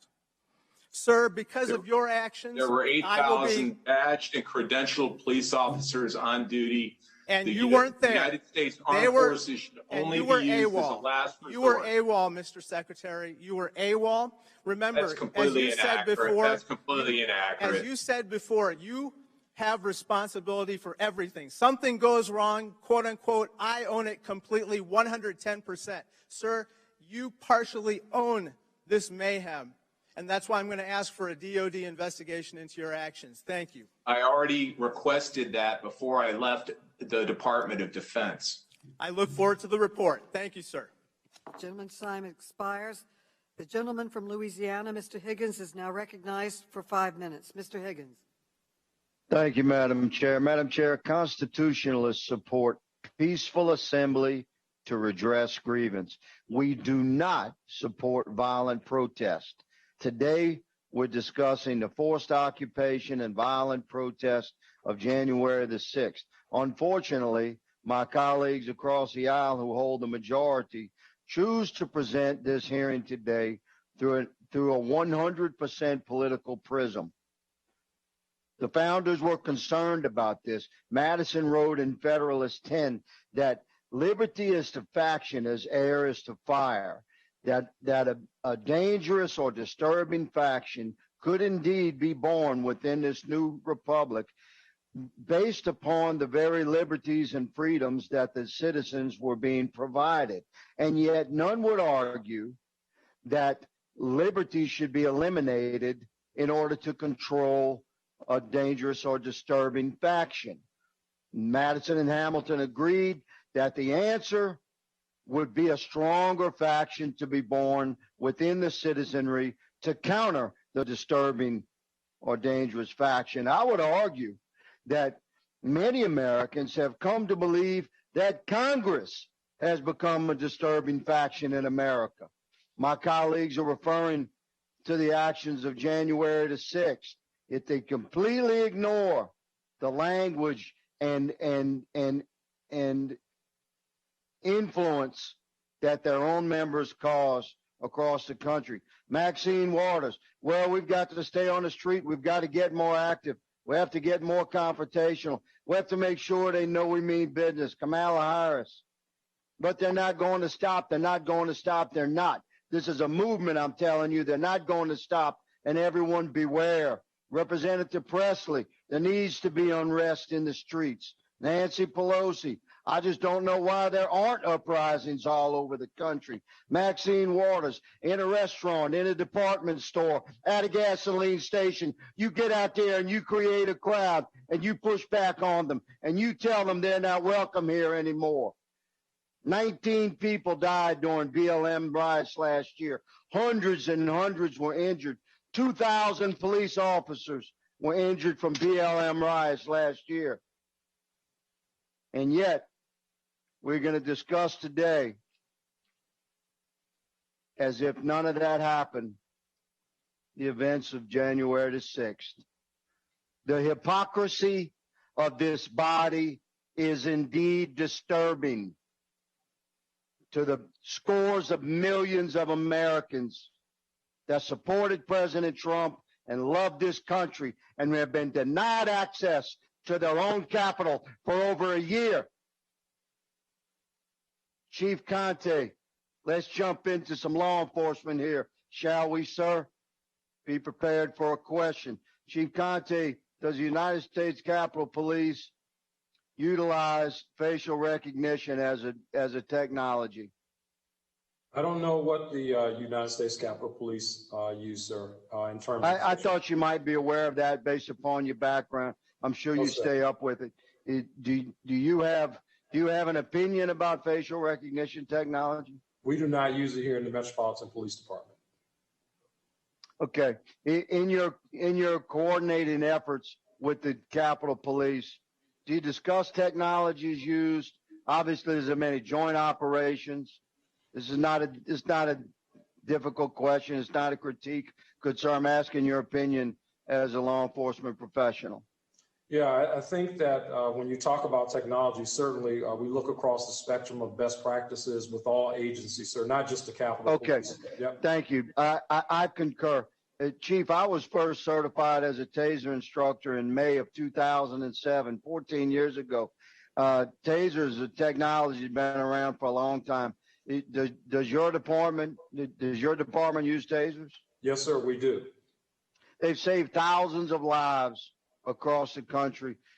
Have you ever discussed with your chain of command colleagues with the Capitol Police why they do not deploy TASERs?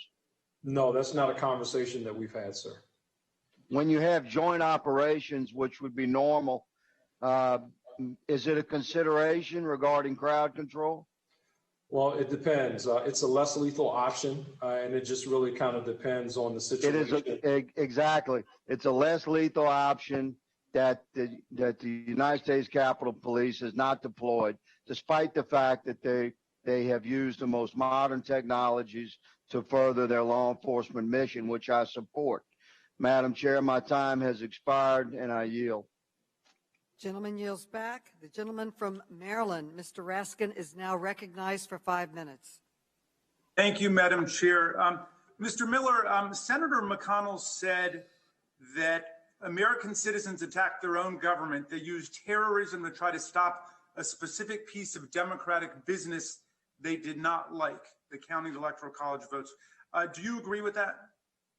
The statement that this was a terrorist attack? They use terrorism to stop a specific piece of democratic business. Fellow Americans beat and bloodied our own police. They stormed the Senate floor. They tried to hunt down the Speaker of the House. They built a gallows and chanted about murdering the Vice President. They did this because they'd been fed wild falsehoods by the most powerful man on earth because he was angry he'd lost an election. Do you disagree with any of that? I agree that it was act of terrorism. Okay. Madam Chair, some of our distinguished colleagues, including my friend from Louisiana, have been invoking the 74 million who voted for Donald Trump. Here's what Senate Minority Leader McConnell had to say about that. In recent weeks, our ex-president's associates have tried to use the 74 million Americans who voted to reelect him as a kind of human shield against criticism. Anyone who decries his awful behavior is accused of insulting millions of voters. That's an absurd deflection. 74 million Americans did not invade the Capitol. Several hundred rioters did, and 74 million Americans did not engineer the campaign of disinformation and rage that provoked it. One person did, and that was Donald Trump. So this is an essential hearing, Madam Chair, but it will barely scratch the surface of the questions that need to be answered about the violent insurrection against Congress and the Constitution to overthrow the results of the 2020 presidential election. We need a complete bipartisan, multi-partisan, nonpartisan 9/11 style commission to study the causes and the events of January 6th and the response to it. But our colleagues, alas, have done everything in their power to block the formation of a commission, including slandering Black Lives Matter, a nonviolent movement for justice that they continue to lie about with their propaganda. And today we've heard different numbers bandied about: 25 people who died in Black Lives Matter protests, 19 people who died, and so on. A lot of the people they're talking about are people who were killed by right-wing counter-protesters or provocateurs. For example, one of the deaths that they want to blame on Black Lives Matter was Federal Protective Service Officer David Underwood in Oakland, California. And I remember very clearly when my colleagues came to Congress and said, look what Black Lives Matter did, and they were trying to blame this on this movement. But in fact, he was shot by Stephen Carrillo, an Air Force staff sergeant who was active with the right-wing Boogaloo movement and is now standing trial for that murder. They count as part of their number the two people that were killed by 17-year-old vigilante gunman Kyle Rittenhouse, who crossed state lines to kill protesters and is now standing trial for first-degree murder. So we can't get into all of it, but they're saying we can't have a commission to study what happened on January 6th, the attack on this Congress, the attack on the Constitution, the attack to overthrow the presidential election, unless we drag in the Boogaloo Boys and everything that happened with these attacks on the Black Lives Matter movement. This is an outrageous and unnecessary and irrelevant distraction from this assault on America. Now, after having lost the presidential election by 7 million votes, 306 to 232, a margin that he had declared a landslide in 2016 when he won by the exact same margin, Trump tried unsuccessfully to get Republican state legislatures across the country to throw out the popular vote and to substitute teams of Trump electors. When that didn't work, they went and they tried to intimidate and coerce state election officials like Brad Raffensperger in Georgia to just manufacture votes. Trump called him up on the phone and basically told him to commit election fraud. Just find me, I think it was 11,780 votes, he said, and the whole world saw it. And when that didn't work, at that point, he began to appeal to his most right-wing supporters, the Proud Boys, who he told to stand back and stand by, and the 3%ers and the Oath Keepers to come to Washington. Don't go to Georgia, don't go to Pennsylvania, but come to Washington, and not on any day, but on the day we're counting the Electoral College votes, and not at any time, but 1 hour before then. And then he pointed them like a loaded pistol at the Capitol and said, you got to go and fight like hell, or you're not going to have a country anymore. You got to go show strength, or you're not going to have a country anymore. And now we're getting this outrageous Orwellian revisionist history where Donald Trump is out there saying that his most loyal followers came in literally, he said, hugging and kissing the Capitol officers.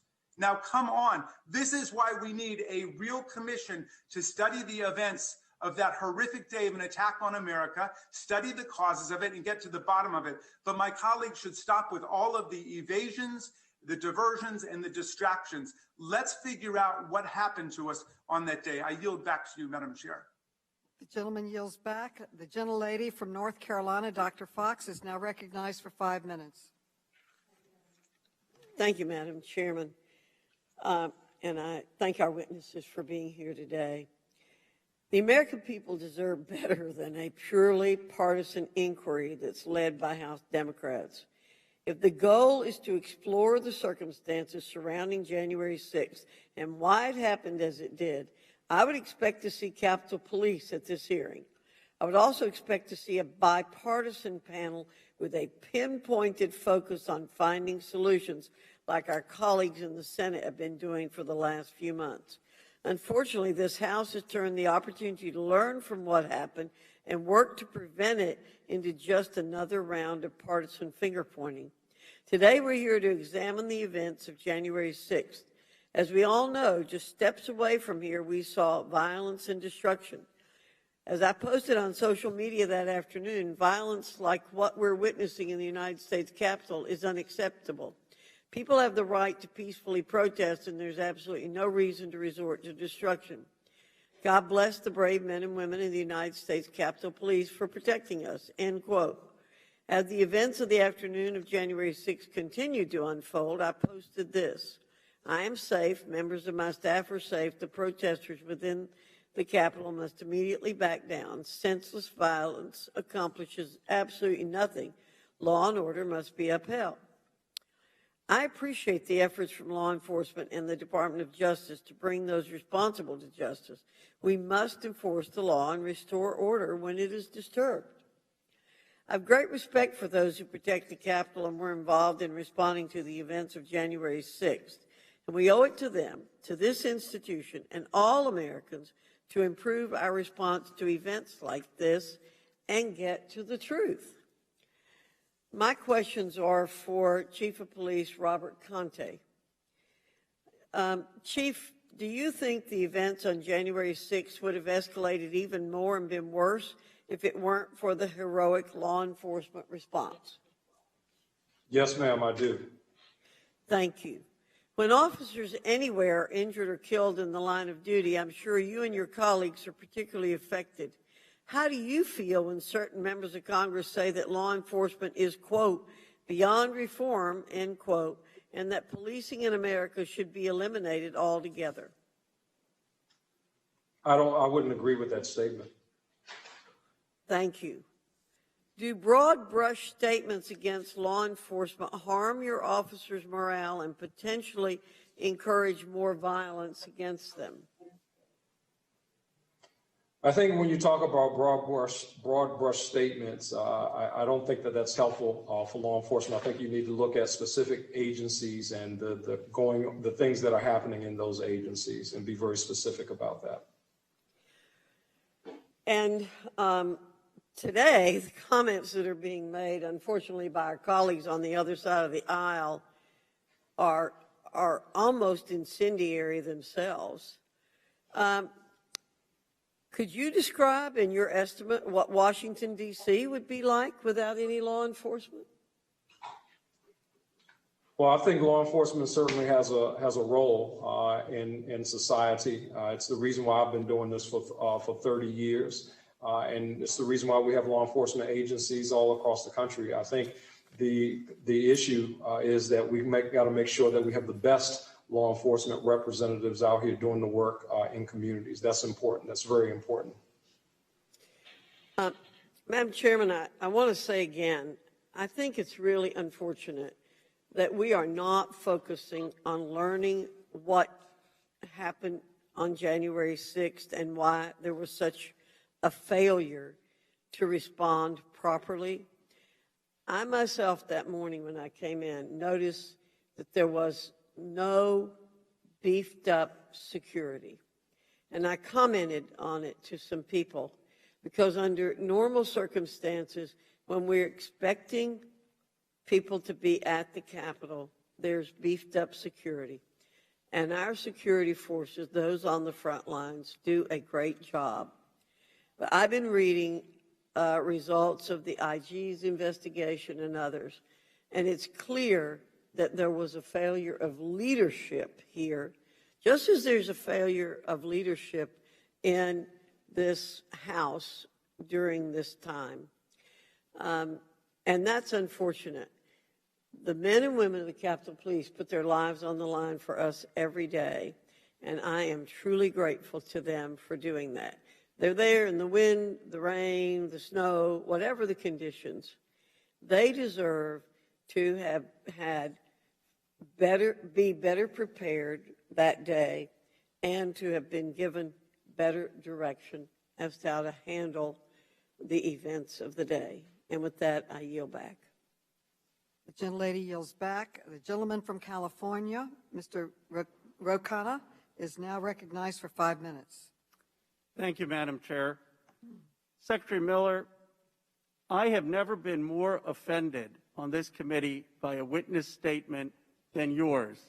You were more concerned about defending your own reputation and justifying your own actions than the sanctity of this Capitol and the sanctity of our democracy.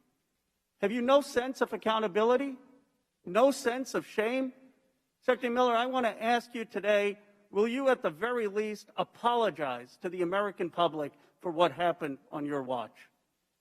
I want to highlight the incredible job that the members of our armed forces and the civilians. Miller, I agree with you about the armed forces. Secretary Miller, it's my time.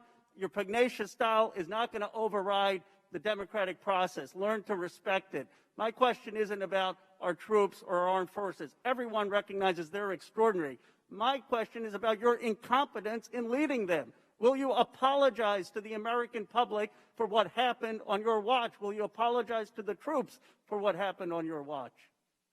The Department of Defense and our members of the armed forces performed magnificently on January 6th Secretary, and following no one is to secure questioning the Capitol. what they did.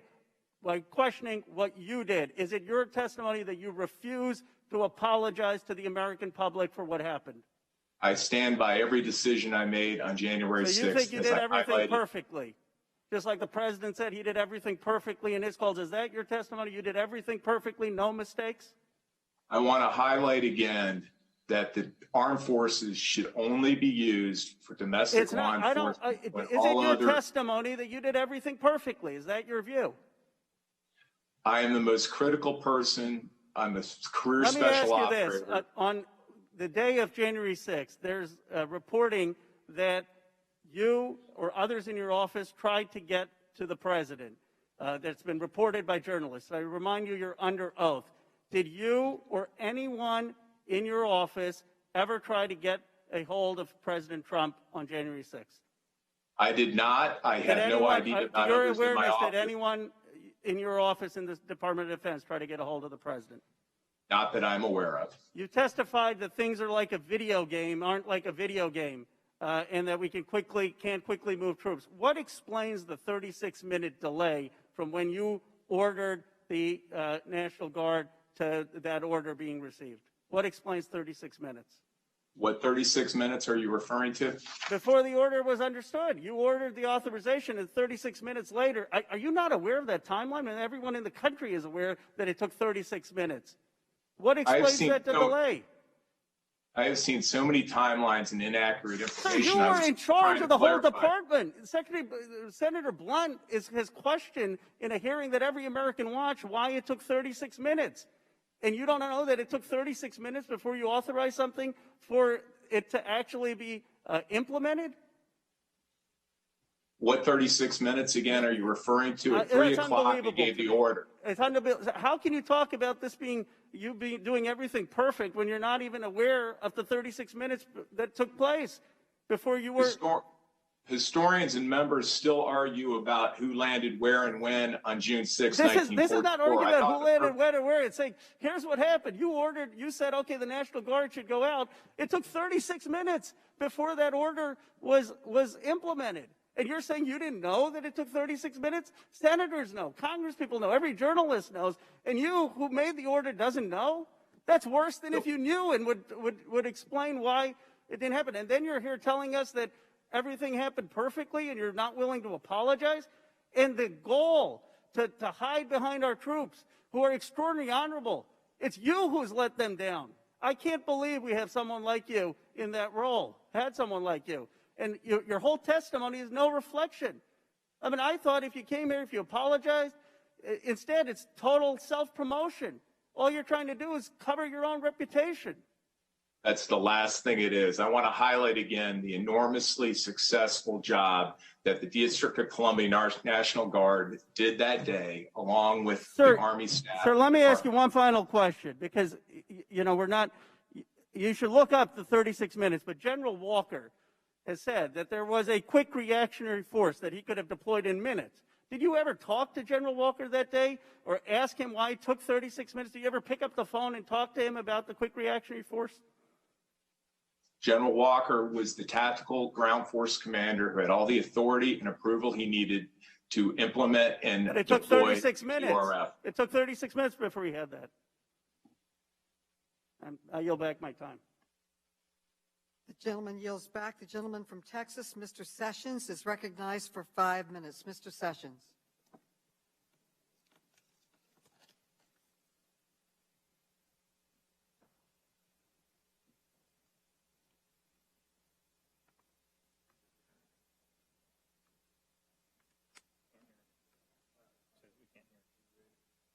We can't hear. Oh, Mr. Sessions, we cannot hear you. Mr. Sessions?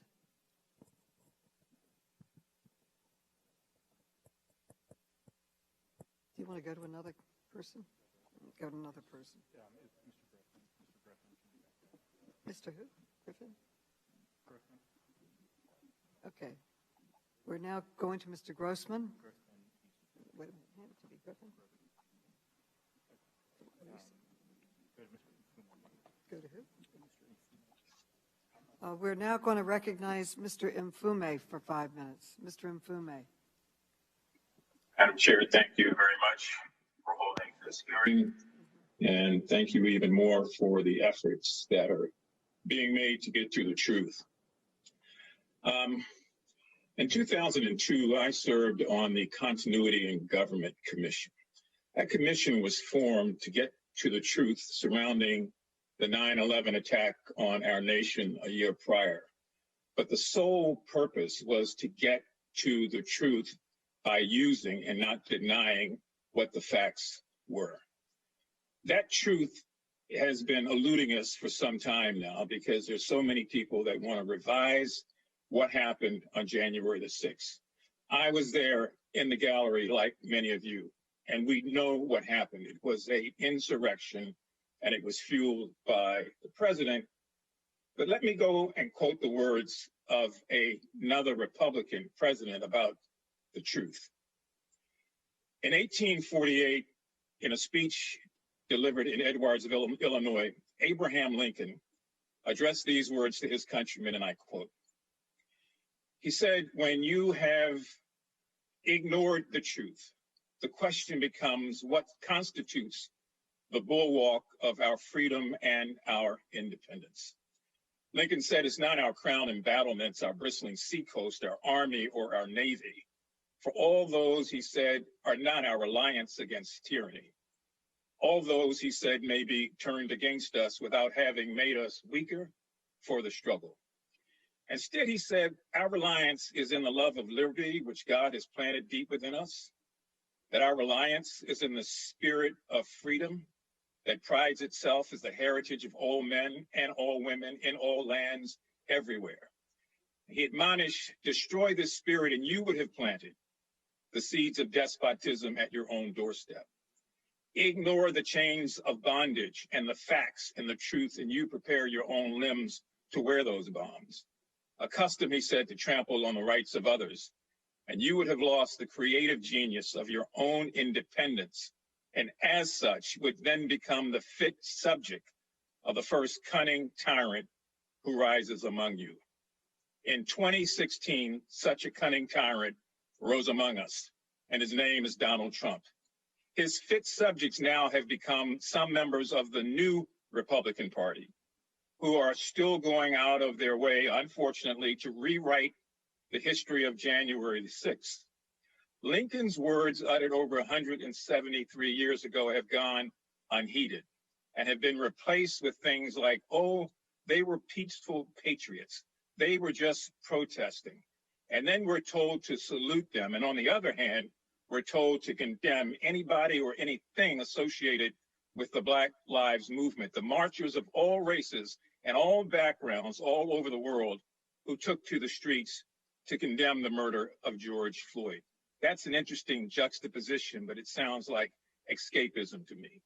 The truth of the matter is, that these are not suggestions by me or anyone on this committee. Let me quote Mitch McConnell. He said, "There is no question that President Trump is practically and morally responsible for provoking the events of that day."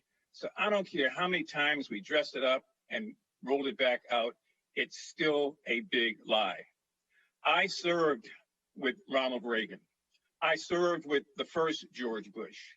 George W., the second one, and I became friends, working together, oftentimes at odds on issues, but none of them have done, in my opinion, to the Republican Party or to the concept of truth, the disservice that we have seen as a result of these events of January the 6th. So let me just use, if I have some time left, Madam Chair, to go back and ask the question of Mr. Rosen. Did you meet with the president on January the 3rd, 2021? Mr. Rosen. Well, I think I already addressed that whole thing with Mr. Connolly. Well, there are people, yeah, I know. That's assuming that everybody is listening now was listening then. Is it yes or no? The answer was yes. So you did meet with the president on January 3rd. Did you discuss with the president the actions that were about to unfold, a protest, I should say, on January the 6th? As I've already indicated, the discussion there was not about again, Mr. it was Rosen. not, Congressman, it was not for the preparations regarding the demonstrations and activities of January 6th. And the events of January 6th, which had not unfolded, never entered into that discussion. I want to remind you, you're under oath. Could you state the question? Because I think I've already answered it. Did you discuss anything about January the 6th with the president in your January 3rd meeting with him? As I said, that meeting was not about the preparations for January 6th. That's not what I asked you. You're under oath. Did you discuss anything about what was about to unfold on January the 6th with the president? Congressman, I think I've said what I can and I'm going to say about that. I'm not going to talk about the substance of what the meeting was about. I've told you what I can say about that. Well, I think you're evading a question that most of America wants to know. Let me take that one step further, though. On January the 3rd, did you discuss anything about the attempts to overthrow the election? Yes or no? Congressman, there were certain ground rules under which I agreed to appear today. And what the scope of what I would address was, we sent 500 people up to the Capitol to assist at the time of the violence. The gentleman's time has expired. The gentleman's time has expired. I will yield back, Madam Chair, but let the record reflect, this is why it's so difficult to get to the truth, because people don't want to answer straight questions. The gentleman's time has expired. The gentleman from Texas, Mr. Sessions, is recognized for 5 minutes. Madam Chairman, thank you very much. I want to be sure that Chief Contee, that Attorney General Rosen, and Secretary of Defense Miller understand that what they're going through with this hearing would be unparalleled if Republicans were in the majority. We ask witnesses to come up, we take their testimony, we ask them questions. We do not try to badger them or bully them. We do not try and make assertions that are untruthful and then get them to go down this stream of unfair consciousness when they have already agreed that they would come and answer. I think all three of you have been forthright about the answers that you have been given, but it doesn't fit the narrative that this Democratic majority would like. And so they want to argue with you and pin you down and then impugn you. I'm embarrassed that they would have to try and remind you that you're under oath, as if you would not be forthright about what you wanted to answer. I object. You can object all day, so what does that mean? I will object all day. Because you're Madam Chair, we haven't interrupted your witness. Time belongs to the gentleman from Texas. Thank you very much, Madam Chairman. Mr. Rosen, Mr. Miller, and Mr. Contee, I want you to know that I believe that your professionalism and duty to this country came into play not just that day, but it continues today and in your service. And because it's not shaping the narrative that they want to ask the questions to have you conform and then battle you over your professional response. I want to say this, Mr. Contee, it was very obvious to me that the systems that were in place then need to be reviewed again. Not just about how you might be participatory as a request, as I understand it, that would be through the police board, but also, Mr. Miller, as it relates to the guard. Do you have anything that you would like to provide us that might further provide us information about how we would streamline that? Or do you think that that process and procedures, not whether the police did what they were supposed to do, but the procedures over getting the Guard and the police department, Metropolitan Police Department engaged? Do you have any feedback, Mr. Miller, about that? I think this is really an important question, and I'm glad you asked, because I thought that was the purpose of the hearing today. Me too, sir. Get lessons learned and have a constructive discussion. I've been involved with when a national security special event is established, as it was in advance of the inauguration, and it's done in other large public gatherings. And that process seems to work very well for meshing the state, local, and federal entities together. I think that's a good model and something that could probably be teased out and needs to be refined in regards to lessons learned from January 6th. Okay, but the process as it exists, you're very comfortable with that you have noted your longtime service to this nation, not only in war, but here in the United States, and you're satisfied that that process, though being updated, and of potential threats, but that you're happy with that process. I'm happy with the process, and it comes down to the Department of Defense should only be used as a last resort for domestic law enforcement. And we can argue about whether that occurred, and it certainly did occur, obviously, on January 6th.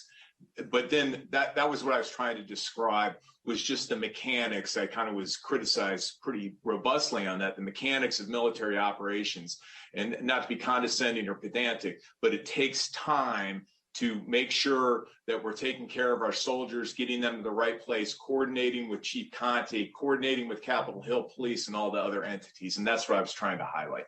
Yes, sir, and I believe that was done. Chief Contee? That question is, now looking back, are there anything procedurally wise that you would expect this committee to look at that might need to be updated or changed from your perspective, sir? Yes, from my perspective, I think that the District of Columbia should not be like, we should not be different from any other state. I think that the mayor of the District of Columbia should have the authority to call up and deploy the National Guard. We would still be required to coordinate. We would still require all the coordination that has to happen to properly deploy them, make sure that they're on mission and where they're supposed to be doing the things that need to be done. But I don't think that it requires the consent of the President of the United States or Secretary of Defense, and no disrespect to the Honorable Secretary, but I don't think it requires that level of approval to deploy people to traffic posts or crowd management type assignments when that's not required anywhere else in our country. Yes, sir, but we were specifically referenced to the Capitol. Time has expired. Thank you, Chairwoman. Thank you. We had two Democratic questioners, so we're now going to have two Republican questioners. I now yield to the gentleman from Wisconsin, Mr. Grossman. You are now recognized for 5 minutes. Yeah, Chief Contee, there were pipe bombs discovered outside RNC and DNC, and you were deployed to both locations, correct? That's correct, sir. We assisted the United States Capitol Police. That's correct. Okay. Has there been any progress made at all on who would have put these bombs there? No arrests have been made, no suspects identified. Working with our partners on the federal side, there's been surveillance videos that have been released publicly showing that individual placing the pipe bombs, but no arrests have been made at this point. How powerful were they? What type of damage would have been done if they went off? It would have been significant damage, I'm sure. Were there any other evidence of any other bombs that day anywhere? No, just the two. Okay. Can anybody ask how many people got in the building from the public that day? How many people total were in the Capitol? Do we have a number on that? No, I don't have the exact number. I can comfortably say it was certainly over 1,000 people. In the Capitol? Inside of the Capitol. Okay. And were some of those people led in the Capitol? I can't say that the individuals were necessarily let in. Certainly, there's been surveillance video that shows after the Capitol was overrun at certain points. I mean, it was just like a floodgate where people were just flooding in. I don't know that the resources were necessarily in place to prevent the people who were there to prevent folks from getting in. I'm not going to judge the actions of the police that day because obviously it's an unprecedented thing and they had to make quick decisions. I guess the question I have, of the 1,000 people who were let in the Capitol, how many, I guess I'll say, broke in the Capitol and how many were let in the Capitol? I would say, and that's a hard number to parse out, but I think we know from video where we saw individuals breaking windows. There was also the video that was released of hundreds of officers that I had in the tunnel there that were trying to prevent individuals from gaining access. Again, not really a good count on that number, but I think it's safe to say that there are several individuals who forced their way and were not just let into the Capitol. There's no question. I mean, that's what I wanted, just a general, where 800 let in and 200 broke in. Was it, 50 and 950? But we don't have any idea. No, that's correct, sir. We do not. Okay. And of the people who let in the Capitol, how many were disruptive in the Capitol? I talked to one of the Capitol Police.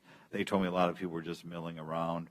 Can you tell me how many were, do you have an estimate how many were just milling around and how many were doing damage? No, I do not have that estimate. No, sir. Okay.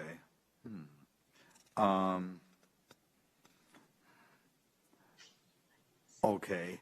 We'll go back to the pipe bombs. Did that cause, when you put people out there tracking down what happened to the bombs, did that cause you to deploy people away from the Capitol? We had people deployed there first before they responded to the Capitol. And with respect to the previous question that you asked, Capitol Police may be able to give you a better assessment based upon their view of the videos inside of the Capitol, how many were milling around, and actually how many were let in. Okay. There were clearly people who were doing something coordinated to get in the Capitol. I'm talking about the people scaling the walls, that sort of thing. Do we have any evidence on who those people were who were scaling the walls, and were they directed by a central group or person? I think what we know for certain is that there were individuals who coordinated their efforts through radio communication and hand signals. And who were they? Were they a member of a group?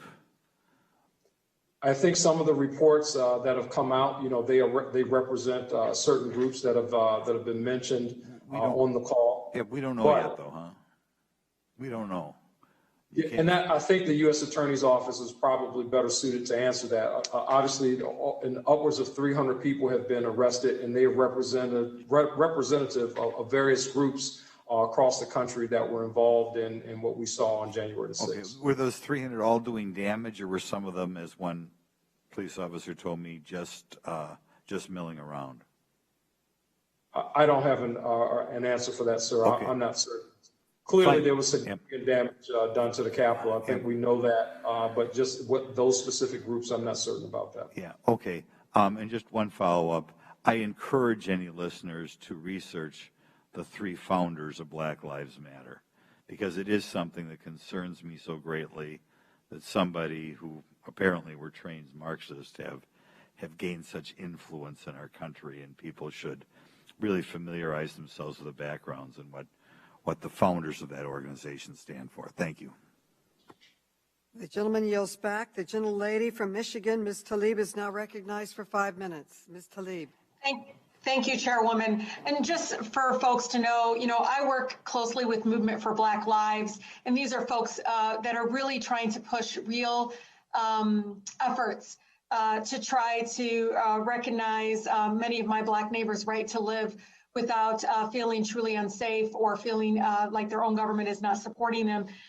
And it's also really important for colleagues, as they're talking about these organizations, to know these are some organizations that are literally made up of mothers who have lost their children that were killed by police violence.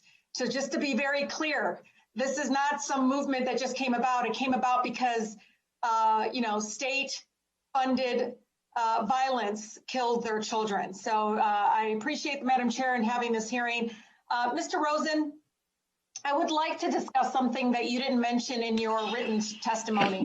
The fact that in the days leading up to the January 6th attack, FBI agents reportedly visited more than a dozen extremists already under investigation to discourage them from traveling to D.C. for the so-called Stop the Steal rally. According to one FBI senior official, this was based on a, quote, credible and actionable information about extremists, quote, desire to engage in violence on January 6th. So, Mr. Rosen, were you aware of the FBI's intervention and efforts leading up to January 6th? Well, I think you're referring to some information that FBI Assistant Director Sanborn. Did you know that they were interviewing people, Mr. Rosen? The FBI periodically briefed me on intelligence updates. Good. I don't want to get into the specifics. Oh, no, that's fine. I'm glad they did let you know. So it seems like there is a significant step by the FBI to actually initiate contact with some of the extremists who may be under investigation or active monitoring and you know, tip them off that the government is tracking their plans. If the FBI was proactively engaged enough that the agency tried to discourage extremists from traveling to D.C. on January 6th, they were clearly concerned about the potential for violence at the national capital. So let me make sure that I have this just clear, Mr. Rosen. The DOJ had intelligence that was credible enough to act on, but still decided not to issue a threat assessment. Is that correct? I think the intelligence that we had was shared with the police, all the police, the Capitol Police, the Metro Police, and the Park Police. Oh, that's good to know. As well as the Secret Service and others. Yeah, well, but you all didn't feel any. You gave the information out, and there was no role for you to say that there was a threat. You didn't recommend something to this agency. No, Congressman, I think the threat of violence was understood by everybody. That was a concern. Oh, thank you. That there could be violence at any of the locations where demonstrators came. It was a concern, and yeah. It's so it wasn't really, it wasn't like milling around, right? It was actual people that wanted to commit violence, right? They weren't just like loitering or hanging out. They didn't want to come and just hang out. They came with the initiation that they wanted to commit some violent acts. Is that correct? No, well, I don't want to discuss the individuals that are subject of investigation or prosecution. I'm just talking about from an intelligence standpoint and general awareness. I think the police were, as they often are in these situations with large crowds coming to Washington, concerned about the potential for violence. Thank you.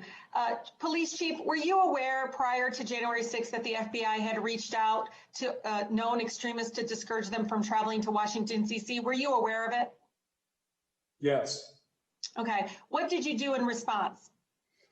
We canceled days off. We deployed our entire department. We put out the members on 12-hour shifts. We brought in agencies from 3 other departments stationed in the District of Columbia. We had other agencies stationed outside the District of Columbia in the event that they needed to respond into the district in the event that things got really bad, and they did respond in. And did you feel that you received sufficient threat information about the intentions of those coming to commit violence in Washington, D.C. on January 6th from DOJ, which was the lead agency in charge of intelligence gathering? So there have been a lot of discussion around that, and I think before I have publicly testified to the fact that I think when you have information, whether it's raw, unvetted data, et cetera, I think that in a situation like this, it certainly warrants more than an email being sent out. Absolutely. To the partners. And I couldn't agree more, Chief. The conversation that has been had, and I can honestly say that since then, when there is threat information, significant threat information, those are now phone calls. Well, I can't help but think that if the FBI and Department of Justice used even a fraction of the resources that they dedicated explicitly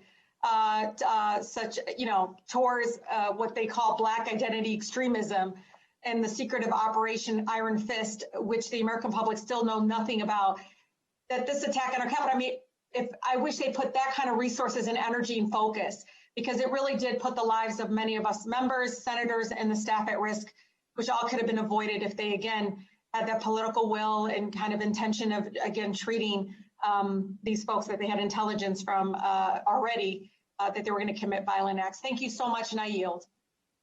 The gentlelady yields back. The gentleman from Pennsylvania, Mr. Keller, you are now recognized, Mr. Keller. Thank you, Madam Chair, and thank you to the Capitol Police who went above and beyond to protect our Capitol on January 6th. We can all agree that the actions taken by the Capitol Police officers that day were nothing short of heroic. I do have a couple questions, and they're going to be directed at the former Acting Secretary of Defense, Mr. Miller. Mr. Miller, you're in charge of the National Guard that responded on January 6th, correct? The District of Columbia National Guard, not all of the other states. Yes. Yeah, the District of Columbia National Guard, yes. Yes. It was mentioned earlier by some of my colleagues that you got a request from Mayor Bowser at 1:30 p.m. or around that time? I did not receive that request until 2:30, and I don't know the nature exactly of that request. I've heard it during this hearing. Does the mayor of Washington, D.C. have the authority to request for help on the U.S. Capitol grounds?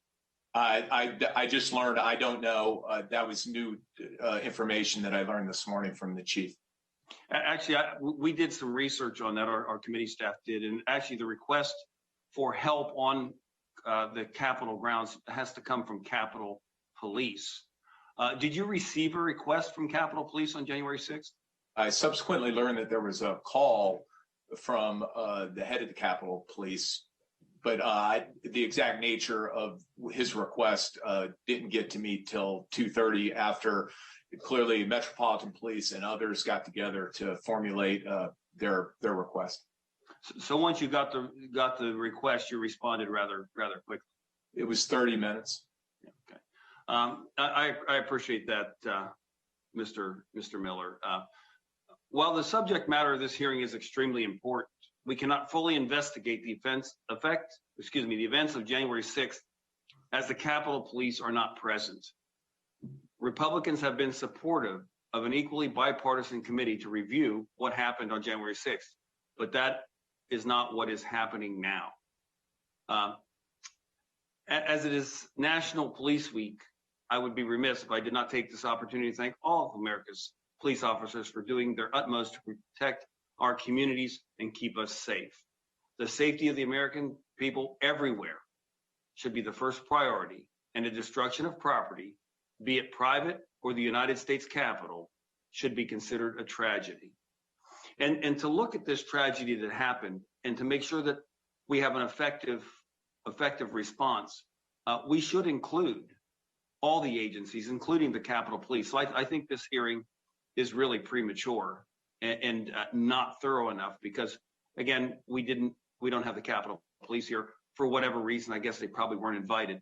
But I want to go back to the actions of people. I want to quote former President Ronald Reagan because it seems like my colleagues bring former Republicans up now and again. But this is one where President Reagan, I think, really hit the mark. And his quote is, "We must reject the idea that every time a law is broken, society is guilty, rather than the lawbreaker. It is time to restore the American precept that each individual is accountable for his actions." If my colleagues across the aisle are serious about a holistic investigation that considers all the facts, I urge them to join Republicans in supporting a bipartisan commission to investigate the events of January 6th. Thank you, and I yield back. The gentleman yields back. The gentlewoman from New York, Ms. Ocasio-Cortez, is now recognized for 5 minutes. Thank you so much, Madam Chair. And thank you to all of our witnesses for coming here today and offering your expertise and testimony. Madam Chair, I think one of the things that we're really just trying to do is figure out and nail down a basic timeline, which for whatever reason has been a little bit difficult to have some of our witnesses, some of the testimony corroborate with other documents that we've received. And I think it's just important for us to just get the facts on the timing of some of these things. So in that respect, I would like to submit to the record the official Department of Defense timeline of the facts that they are aware of on January 6th. Without objection. Now, according to public reporting, D.C. Mayor Muriel Bowser first called Army Secretary Ryan McCarthy to ask for help at 1:34 p.m. It was about 8 minutes after the Capitol was evacuated. Now, Mr. Miller, you are the former acting Secretary of Defense during the Trump administration. That's correct? Yes. Now, by this point, 1:34 p.m., according to your written testimony, you were, quote, aware that demonstrators had breached the Capitol. And it seems as though at 3 p.m., about an hour and a half later, you determined that, quote, all available forces of the D.C. National Guard are required to reinforce MPD and USCP positions. Now, that's not an authorization to deploy to the Capitol, correct? I gave full authorization to deploy, ma'am. You gave full authorization to deploy at 3 p.m.? Yes. Okay. No, it went out at 3:04. I did at 3, yes. Okay. It seems here that this is in contradiction with the Department of Defense timeline. According to the Department of Defense timeline, you authorized the National Guard to help clear the Capitol at 4:32 p.m. That was based on, I was awaiting the concept of operations, the plan that General Walker put together. So he had full authority in my mind at 3:04. And then he had to do his planning sequence to figure out how he wanted to accomplish that. So the actual order for the Guard to help clear the Capitol did not, for whatever reason, processes that you allude to, did not happen until 4:32 p.m., correct? That's when the concept of the plan was formally approved. So it was formally approved at 4:32 p.m. to send the National Guard to help clear the Capitol when the breach happened at 1:34 p.m. At 3:19 p.m., one moment, at 3:19 p.m., Army Secretary McCarthy spoke with Speaker Pelosi and Schumer and told them that you had approved the full mobilization of the D.C. National Guard. At 4:08, Vice President Pence reportedly had a conversation with you to, quote, clear the Capitol. Is that correct? And I understand that he's not in the chain of command, but that is correct in the nature of the conversation, correct? I did have a conversation with him, and I told him that the Capitol was going to be cleared. He might have said something to that extent, but it was more a conversation, very brief. So what we have here is that the order was not issued after a conversation with D.C. Mayor Bowser. The order to clear the Capitol was not issued after a conversation with Speaker Pelosi. It was not issued after a conversation with Leader Schumer. This conversation with Vice President Pence happened at 4:08, and at 4:32 was when the actual verbal authorization, according to the Department of Defense, happened. That was nearly 3 hours after Mayor Bowser first requested National Guard assistance. Why did it take 92 minutes after ordering the full mobilization of the D.C. National Guard at 3 p.m. to authorize and help clear the Capitol at 4:32?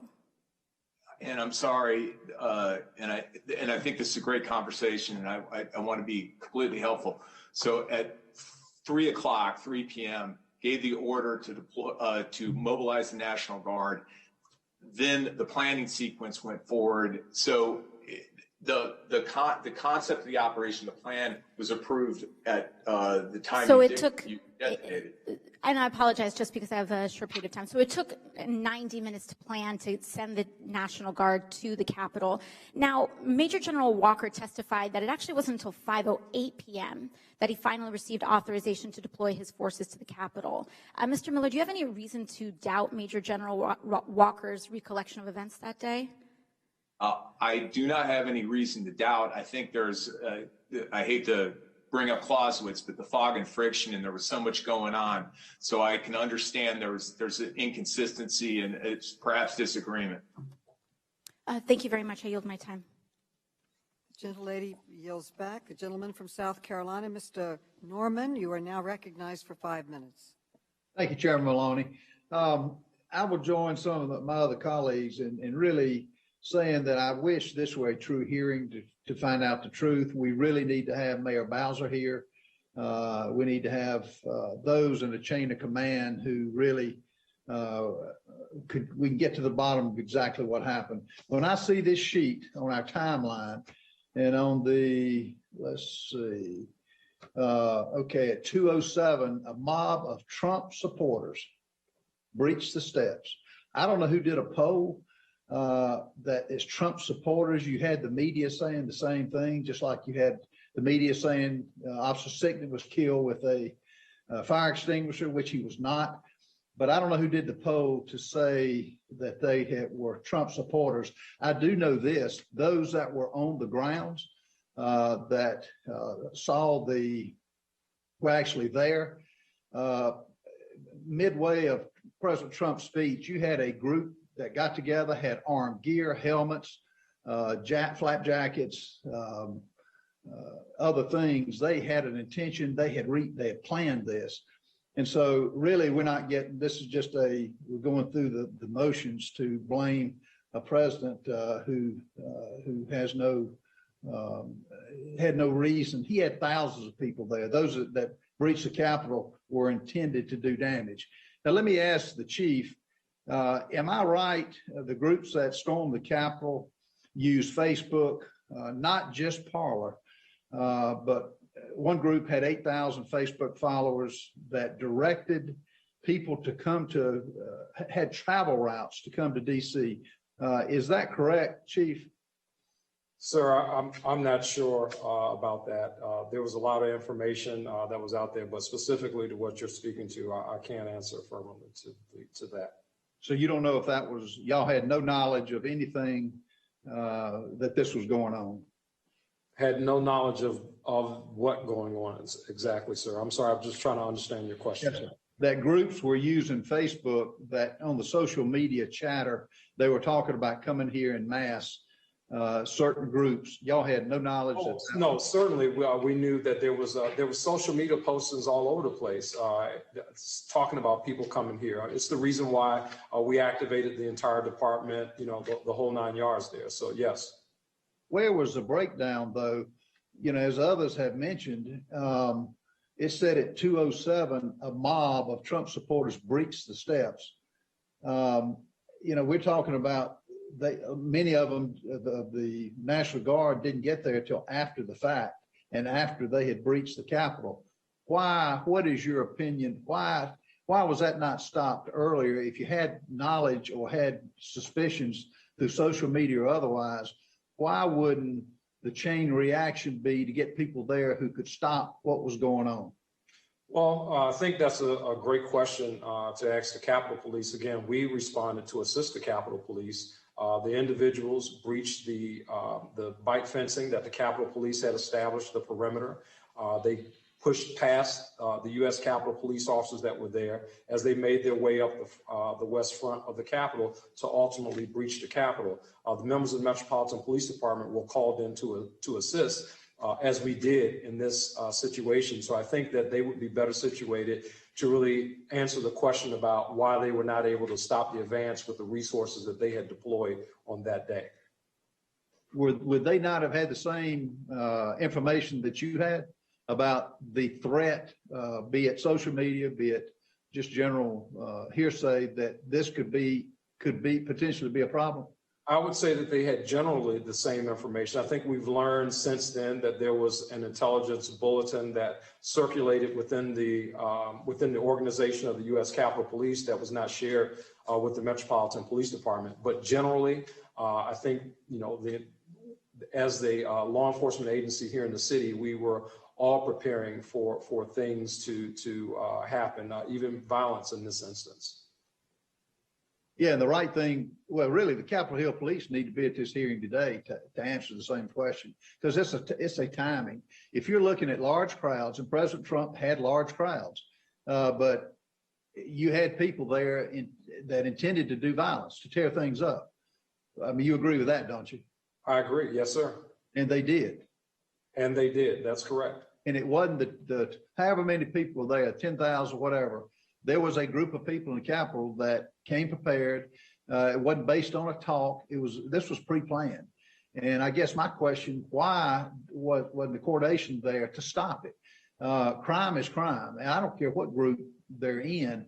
When they come with the gear that they had, baseball bats with barbed wire, I'm just wondering why that would be an issue to get the people there to stop it. Because you had film that some of them were just let in, could just walk past an officer, which no one understands to this day.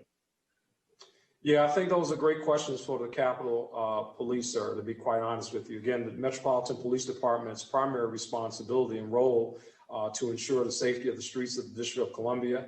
I can tell you firsthand that this mob of people, the people that you're talking about, they marched down the panels of the mall, making their way to the Capitol, but prior to the breach taking place. Why Capitol Police, how many people they deployed or didn't deploy, it's a great question for the Capitol Police leadership to answer. Gentleman's time has expired. The gentleman's time expired.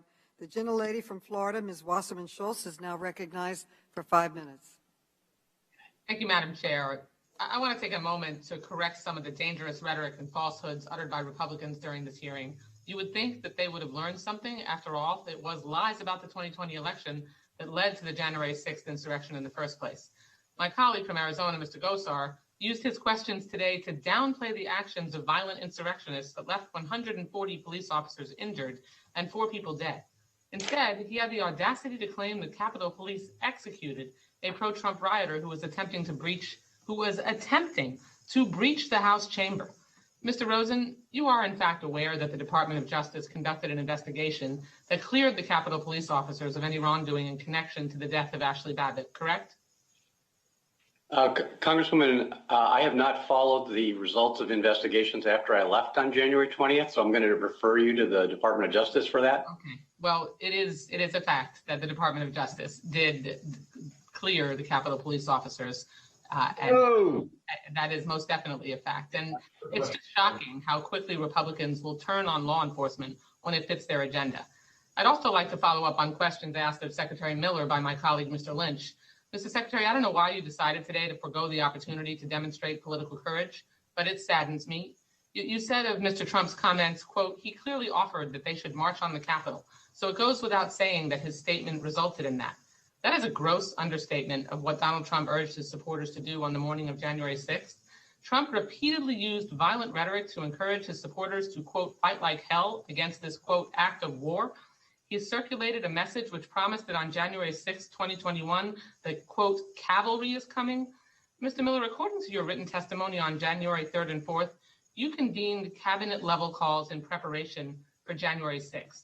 You noted that, quote, I want to be very clear, it is not and was not the role of the Department of Defense to convene these sorts of interagency and intergovernmental meetings or calls concerning domestic law enforcement matters. However, you argued, quote, I felt it was my responsibility to initiate these discussions, given my sense that these efforts in coordination were not tightly wired at that point. What did you mean by not tightly wired? I was very concerned that we were going to put National Guard troops into a situation where we hadn't thought through it well enough. I just want to highlight that was the purpose of the calls. And then by the end of that, I felt very comfortable with the plan and the execution. Okay, Mr. Rosen, is it true that the Department of Justice, which was cited in a Washington Post article, that Chief of Staff Mark Meadows designated the Department of Justice as the, quote, lead federal agency to coordinate security preparations leading up to January 6th? Is that accurate? I don't think that is accurate. So DOJ was not the lead agency? So the DOJ had specific responsibilities for coordinating intelligence and information sharing with respect to the federal agencies, DHS, Interior, DOD, and ourselves. And there had been, as I set forth in my written testimony, very robust information sharing and intelligence sharing activities with both the Metropolitan Police having a Joint Operations Command Center and the FBI having a Washington field office post where representatives of all the police organizations and the federal agencies were participating. Reclaiming my time, thank you. Nailing down who was in charge has been like trying to nail Jell-O to a wall. And the old adage that when everybody is in charge, then nobody is in charge appears to be what happened on January 6th. It was a Congressman, I don't think that's I'm right. sorry, reclaiming my time. The time is mine. This appears to have been a Keystone Cops operation when it comes to the executive branch agencies pointing fingers at one another. I'd also like to ask Mr. Miller, and I'm going to give you another opportunity to correct the record. If it were not for the violent and incendiary rhetoric of Donald Trump, would we have had an insurrection on January 6th at the Capitol? I don't know. Well, you certainly seem to think that his rhetoric contributed to it at the time. Do you no longer think any of his rhetoric contributed to the riots and insurrection that happened at the Capitol? I was highlighting the assault elements that went into the Capitol. Everything changes by the day. I'm still learning things that I didn't know. Reclaiming my time, including your commitment and your truthfulness. Because on the one hand, you said that was what contributed to it, and then you had a chance to rethink it when maybe the wrath of Donald Trump came down upon you. That is disgusting and disloyal to the country. I yield back the balance. I think that thinking people would obviously. Madam Chair, he can finish the question. Time has expired. The gentleman from Arizona, Mr. Biggs, is recognized for 5 minutes. Thank you, Madam Chair. You know, Democrats have said the events of the Capitol on January 6th were an assault on our democracy. And if that's true, if disorderly conduct in a restricted building is an assault on democracy, then what do we call setting fire to a federal court in Portland, Oregon, where people inside, what do we call that? For a year, we watched riots in our American cities, and House Democrats have remained silent or actually supported the violence. The federal courthouse in Portland was under attack every night, and Democrats said nothing. And I'd like you to please play video number 1.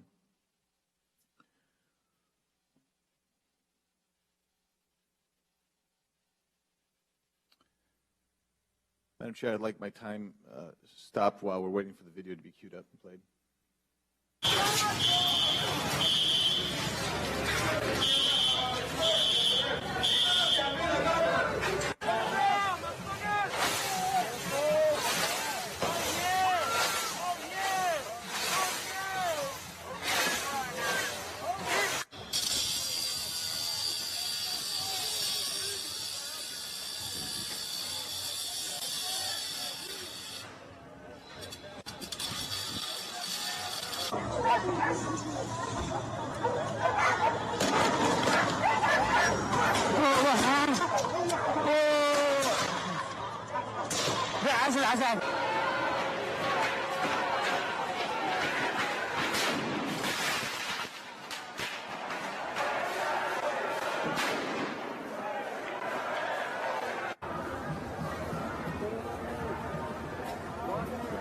Madam Chair, as we're watching this rioting, this insurrection, this violation of the rule of law, this attempt to change our government system taking place in Portland, I wonder why Democrats have refused to hold hearings regarding those riots. We should all condemn every form of political violence, in fact, all violence. And as we watch this, I have unmistakably condemned violence in Portland, like we're seeing here, as well as violence in the Capitol on January 6th. I encourage my colleagues to do the same.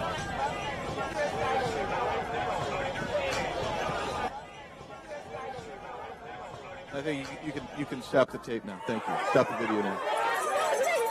Thank you. Now, Representative Lynch implied that Representative Heiss didn't know what he's talking about when he said the ellipse, walking the ellipse to the Capitol takes about 45 minutes. Representative Lynch said, it's just 2 blocks, a couple of minutes. Just all he has to do, Mr. Lynch, take a look at your mapping app. You'll see it's 45 minutes when there's no crowd, much less when there's a huge crowd. I want to go to Mr. Miller and just clarify a few points, as well as Mr. Rosen, so please stand by. Mr. Miller, I believe you testified that you had all the authority you needed without talking to President Trump on January 6th. Is that accurate? Yes. And Mr. Rosen, you also said you didn't need to talk to President Trump on January 6th because you also had all the authority that you needed to act. Is that correct? Yes. And Mr. Miller, you talked about an organized conspiracy. That's the quotes I have from you earlier in testimony about what took place on January 6th in some respects. Was it organized, the attack? I don't know. I think we're going to have to find out through forums like this and further investigation, but it appears that way based on the communications protocols and whatnot. Okay, thank you. Now, it's got to be hell to have Donald Trump living in your head like my colleagues across the aisle have.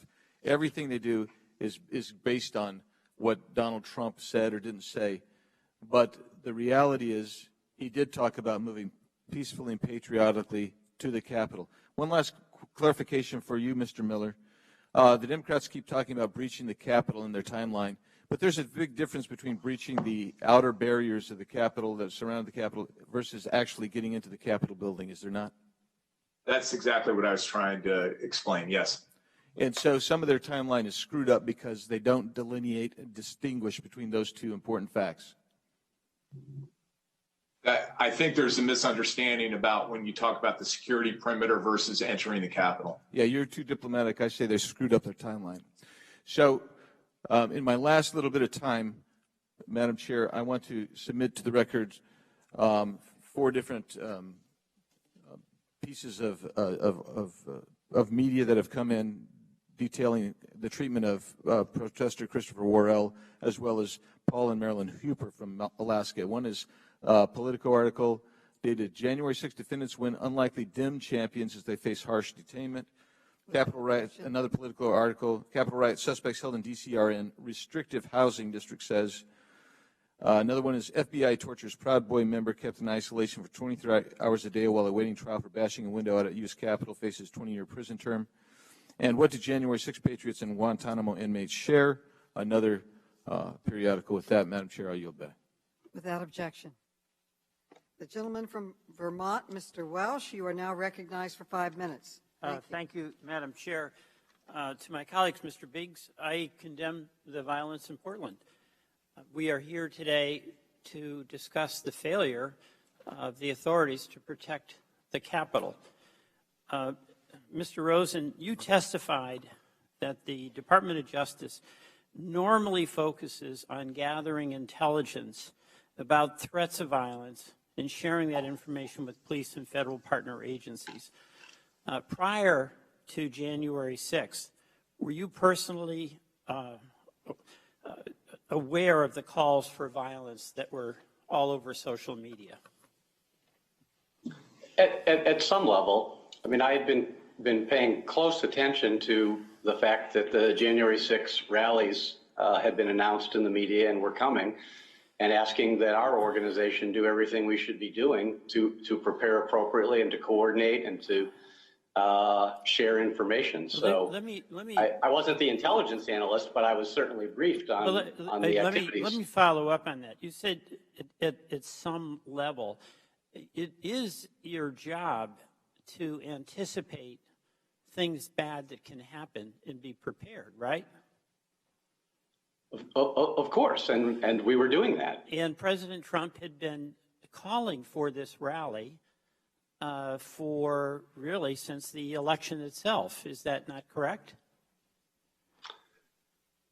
I'm not sure if I know the answer to that. I was just generally aware that this rally was going to happen. There had been previous ones in November and December. This question about what the president was doing, it was all in plain sight. I mean, this is not a big intelligence coup to read the newspaper or hear what the president is tweeting and saying. He wanted people to come to the Capitol. You're aware of that? Congressman, there had been previous rallies in November and December. Yes, I was aware of these rallies. Right. And you understood that the line of the rally was that the folks who were coming had real objections to the outcome of the election and were of the view that the election had been stolen, right? I think in a general way, I was aware that they were coming because they were dissatisfied with that. So, you know, I got to stop you. If you're in intelligence, you're like skeptical. You're worried. You're concerned. It is your job to be concerned about what's the worst case situation that can happen. Or is that not how you define it? Whatever's in the news is just what's in the news, and it's just another story. I'm serious. That's a serious question, okay? So let me, Congressman, let me address that. I was concerned that the appropriate preparations were underway. Okay, did you direct? Obviously, the Capitol Police are responsible for the Capitol. Let me ask you this. I don't have people guarding the Capitol, but we're trying to make sure that people are coordinating and sharing information appropriately. Did you direct Director Wray to investigate further? Did you consult with Chief Contee or Chief Sund? Just answer those three questions. Direct Wray, consult with Contee, consult with Sund. I had conferred repeatedly, including the day of, but certainly in the week prior, with the FBI, including the leadership. With regard to others, we had, as I've said in my written testimony, mechanisms in place for regular coordination, including people that were embedded together at the MPD, JOCC, and at the WFO, the FBI field office. And then we eventually set up the national coordination at the FBI headquarters, SIOC. Here's why it's hard to understand what you're talking about. You didn't do anything. I mean, the day after this event, we put up the fence. How can you say that when we sent over 500 agents and officers on an urgent basis on January 6th to provide assistance at the Capitol? Here's why these ATF agents, these FBI agents, the U.S. Marshals, here's why I think they need to be applauded, Congressman. Well, I certainly applaud the frontline Capitol Police and all the folks who came here. I definitely do that. We're all in agreement. But you know what? January 5th would have been a better day to send them. Putting the fence. The Capitol Police did not request that. This was not an intelligence failure. The news was out there. It was as plain as day. It was a cavalier decision that was made, in my view, on the basis of the fact that it just was inconceivable that a Trump rally could result in an attack on the Capitol. So it wasn't taken with the seriousness that would have been applied had it been any other instigator than President Trump. Thank you, and I yield back. I differ with that, but I think you're misunderstanding who's responsible for security at the Capitol, which is the Capitol Police. At the request of one of our witnesses, we are going to take a 5-minute bathroom break. The committee stands in recess for 5 minutes.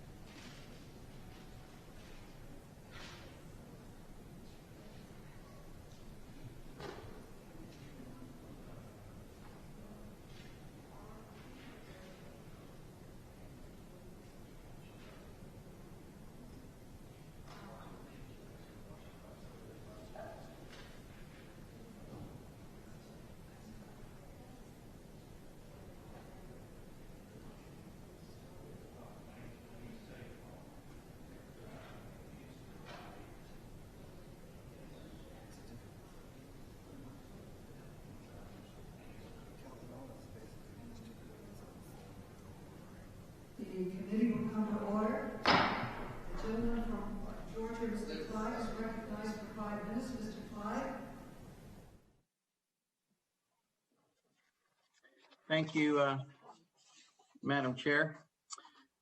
This hearing is called the Capitol Insurrection. Let's be honest with the American people. It was not an insurrection, and we cannot call it that and be truthful. The Cambridge English Dictionary defines an insurrection as, and I quote, an organized attempt by a group of people to defeat their government and take control of their country, usually by violence.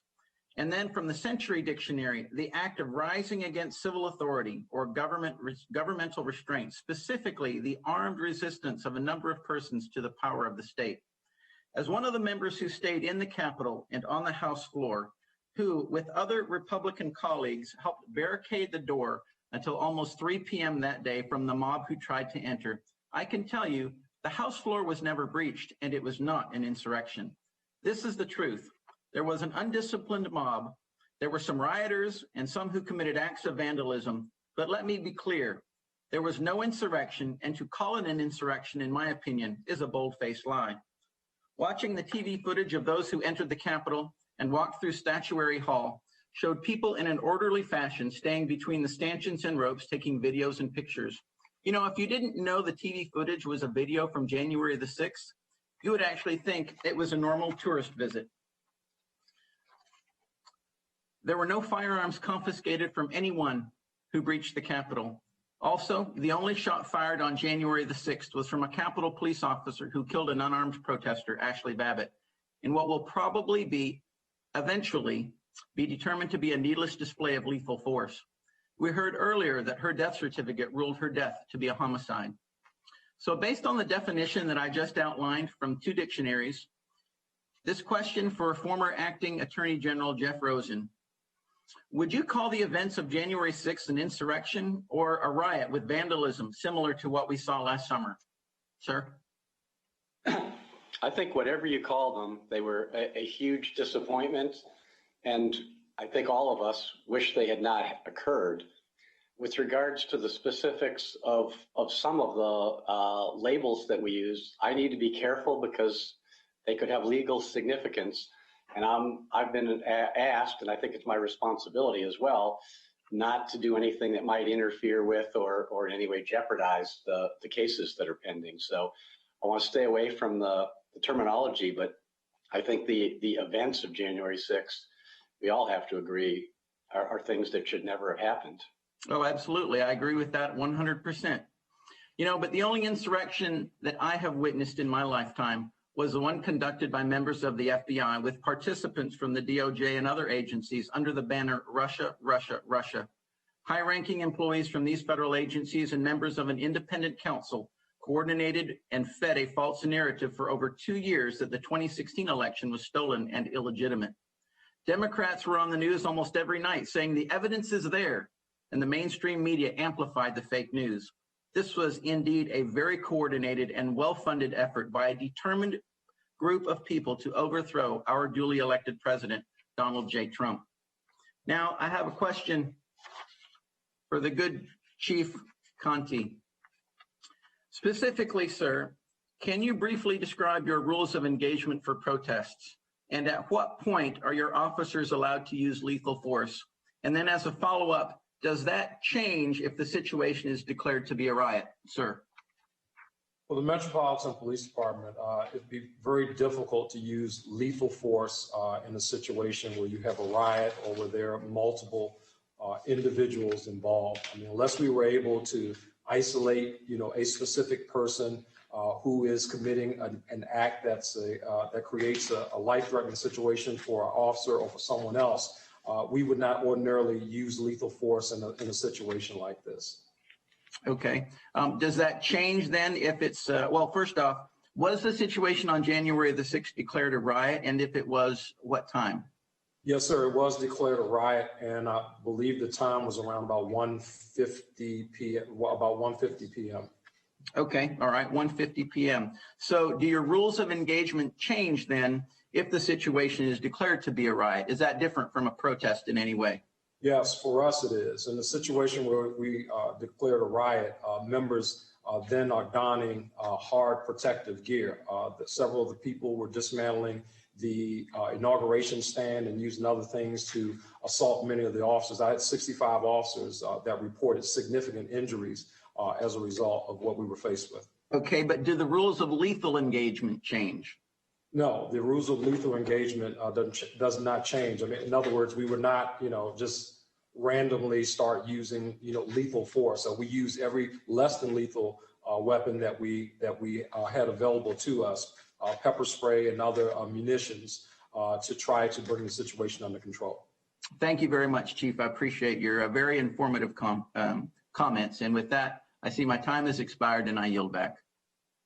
Gentleman yields back, and the gentleman from Georgia, Mr. Johnson, is now recognized for 5 minutes. Mr. Johnson. Thank you, Madam Chairman.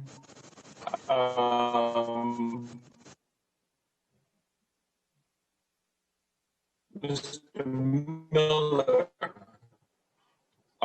was on the 31st, see Mayor January 5th and January 6th because she was concerned about the likelihood of violence by Trump supporters. Isn't that correct?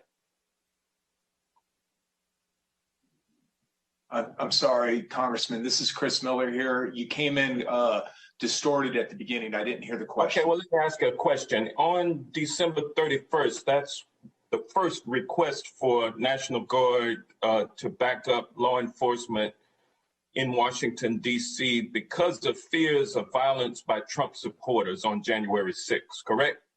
That was the request, yes. And that request was not approved by you until January 4th. It correct? Was that, yes, it was that long weekend. So and the request and the authorization that you gave was to activate 340 National Guard troops, correct? In accordance with the mayor's request, yes. And you ordered that the guardsmen and the guardswomen not be issued riot gear. Isn't that correct? In accordance with the mayor's guidance. And you placed restrictions on the deployment of an additional 40 National Guard Quick Reaction Force who were staged nearby at Joint Base Andrews. Isn't that correct? I did not, no. You did not place restrictions on the deployment of the Quick Reaction Force?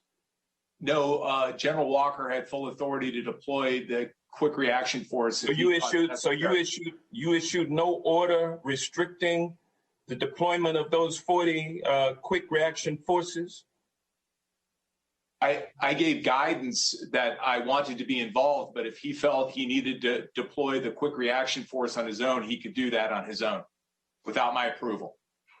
Okay, well, you were aware also on January 4th that Capitol Hill Police Chief's son also inquired about deployment of National Guard troops to the Capitol on January 6th, correct? On January 4th, I was not aware that he asked, and he did not put in a request for National Guard support. Okay, fair enough. Did you attend the Trump rally on January 6th? No, I was at the Pentagon. There was quite a lot going on in the world that day. And so you were observing the events at the rally from the Pentagon. Is that correct? No, I was, the television was on, but I was involved in other matters. When did you first become aware that marchers were on their way from the rally to the Capitol? Congressman, I listed it here. I want to say it was 1 o'clock, right about then. Someone came in and told me. And you began to monitor the situation closely at that point, correct? Yes, and there were 8,000 badged and credentialed law enforcement officers on duty. You were aware that the Capitol barricades had been breached in real time. You were watching that, correct? I can't recall if I saw it in real time or whether it was a replay.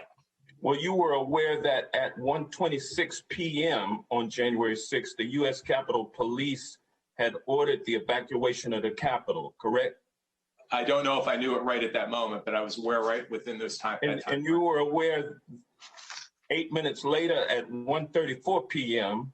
that Mayor Bowser was again requesting National Guard troops be sent to the Capitol, correct? I was not aware of that. You were not aware that at 1:49 p.m., Chief Son was frantically asking for deployment of National Guard troops to the Capitol? No, I was not aware of that. At 2:28 p.m., were you aware that Chief Son was also making another urgent request for National Guard support? I was not aware of that specific request, as you said, 228. But you said it was at 304 when you ordered that all available forces of the National Guard would be required to reinforce law enforcement at the Capitol, correct? That was based on a meeting I had with the Army Secretary and the Chief of Staff at a little after 2:30. But you never gave him verbal authority to conduct operations at the Capitol until 4:32 p.m., correct? I was not in the position to give him verbal authorities. That was Secretary McCarthy. He was the operational commander that was down and involved with that. So in short, it was 3 hours after the first request for National Guard assistance at the Capitol before permission was granted by you. Isn't that correct? No, I don't think that's the case. A request, a 911 call does not equate to a formal request. I had an obligation. So let me ask you this. How did it come to pass that you slow-rolled the deployment of National Guard troops to put down a violent insurrection that you were observing taking place at the Capitol? How could it be that 3 hours would pass before you authorized National Guard troops to reinforce the Capitol Hill Police and the DC Police? That's completely inaccurate and is not what happened.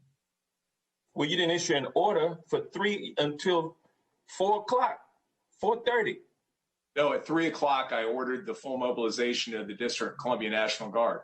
Well, then why is it that at 5 in Senate testimony, Major General Walker testified under oath that it was at 5:08 p.m. that he received your approval to deploy National Guard troops to the Capitol? 5:08 p.m. I don't know. He had all the approval and authorities he needed at 3:04 when the order went out. Did you ever plan with anyone inside or outside of the Trump administration or with President Trump himself to delay deployment of National Guard troops to the Capitol on January 6th? No, and I most emphatically say no and absolutely not. Were you ordered to delay deployment of troops? 110% absolutely not. No, that is not the case. With that, I yield back, Madam Chair, and I thank you. Gentleman yields back. And the gentleman from Texas, Mr. Cloud, is now recognized for 5 minutes. Mr. Cloud. Thank you, Madam Chair, and thank you to the witnesses that are here today, specifically Christopher Miller and Contee. Want to appreciate the uniforms that you represent and the frontline men and women who wear them. Thank you for being here today. I wanted to spend some time filling in maybe some of the gaps. It is my understanding that as of April 12th, 372 people have been charged in relation to the events on January 6th. Mr. Rosen, how many of them were members of Congress? I don't know the answer to that question. You don't know if a member of Congress has been charged or not? Well, let me put it differently. I'm not aware that any have. Okay. Now, our speaker has said, assuredly has informed the American people that the enemy is within the House of Representatives. She went on to say that she hoped the Republican members that were involved would be charged, and has continued to state this false accusation. Meanwhile, the Capitol Police and Sergeant of Arms, we've met with them. I've met with them personally and asked them very specifically, has there ever been any intelligence to relate, to lead to the idea that members of Congress were involved in the events, or, as was alleged, giving surveillance tours? And they said that there was never any intelligence to lead to that. Would you, any of you, differ with that statement, or would you agree with it?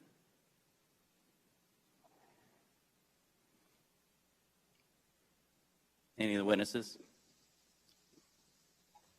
Hello? Can you agree, disagree? Are we disconnected? Yeah, for the Metropolitan Police Department, we have no information about that. Okay, thank you. The speaker also promulgated the false information that an officer was killed by a fire extinguisher. This information was also used in an impeachment hearing as evidence for impeachment. It's beyond me why the Speaker would feel the need to lie about either members of Congress or about the officers who serve in our halls. It's tragic for someone serving in that capacity. It is notable that actions regarding January 6th and the incursion at the Capitol have uniformly been condemned by Republicans. We've called for anyone who broke the law to be prosecuted. Are you aware of any House member or House Republican member or Senate member posting bail, raising money for the defense of anyone charged? Is that directed to one of us, sir? Yes, to any of you.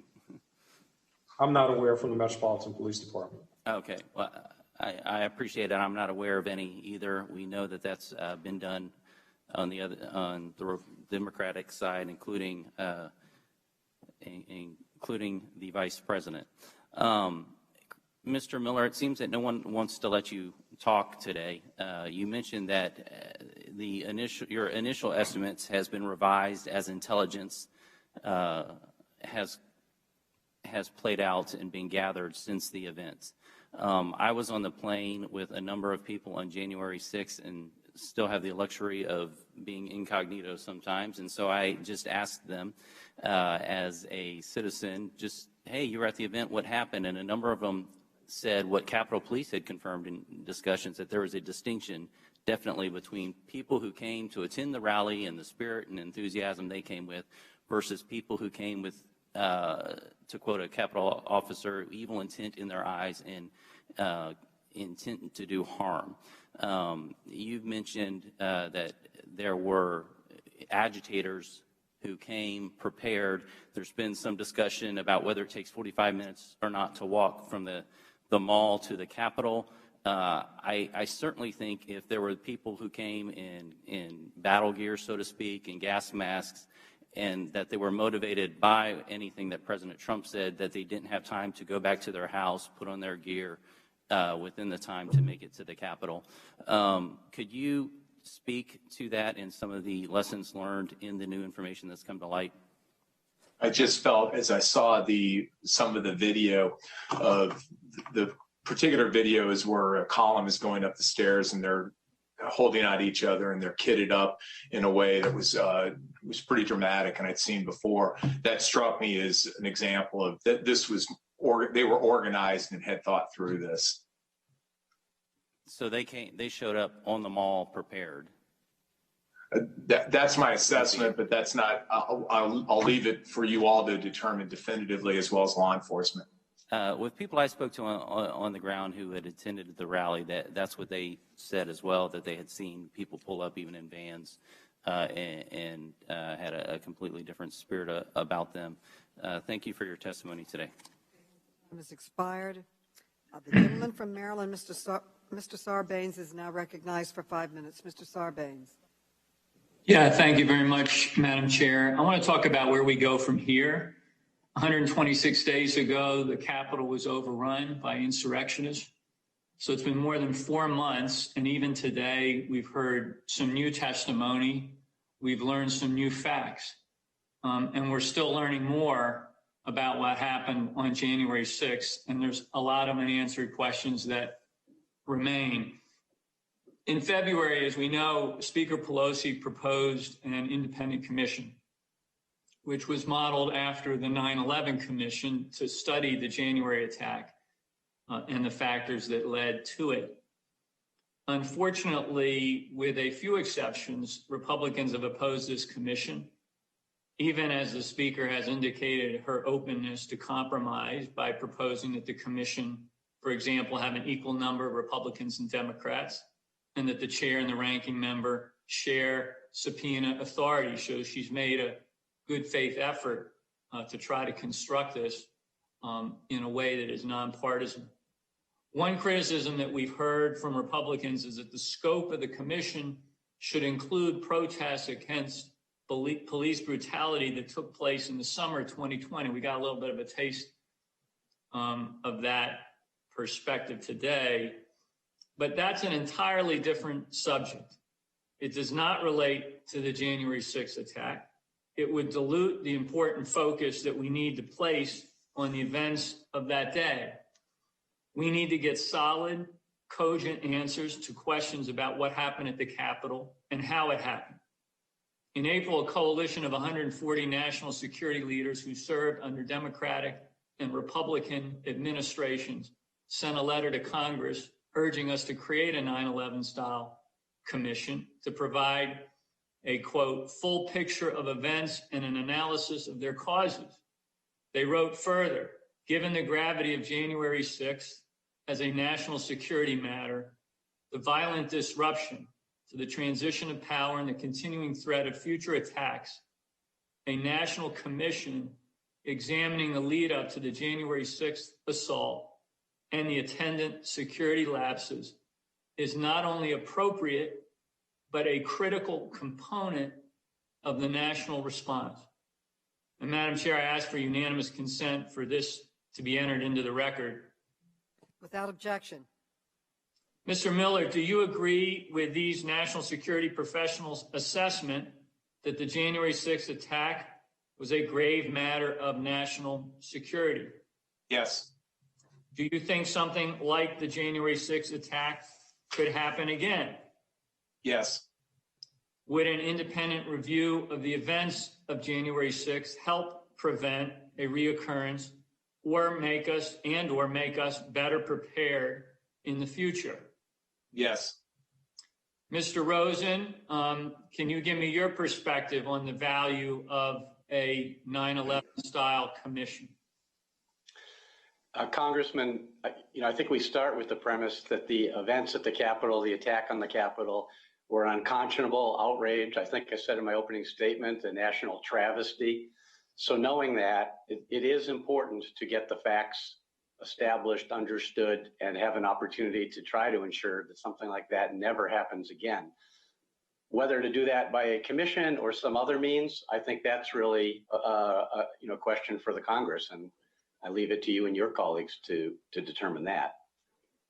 Well, I appreciate that. I mean, if you look back at the 9/11 Commission, not only did it produce in a bipartisan fashion an analysis of what occurred then, it became kind of the gold standard for how we respond to traumatic events.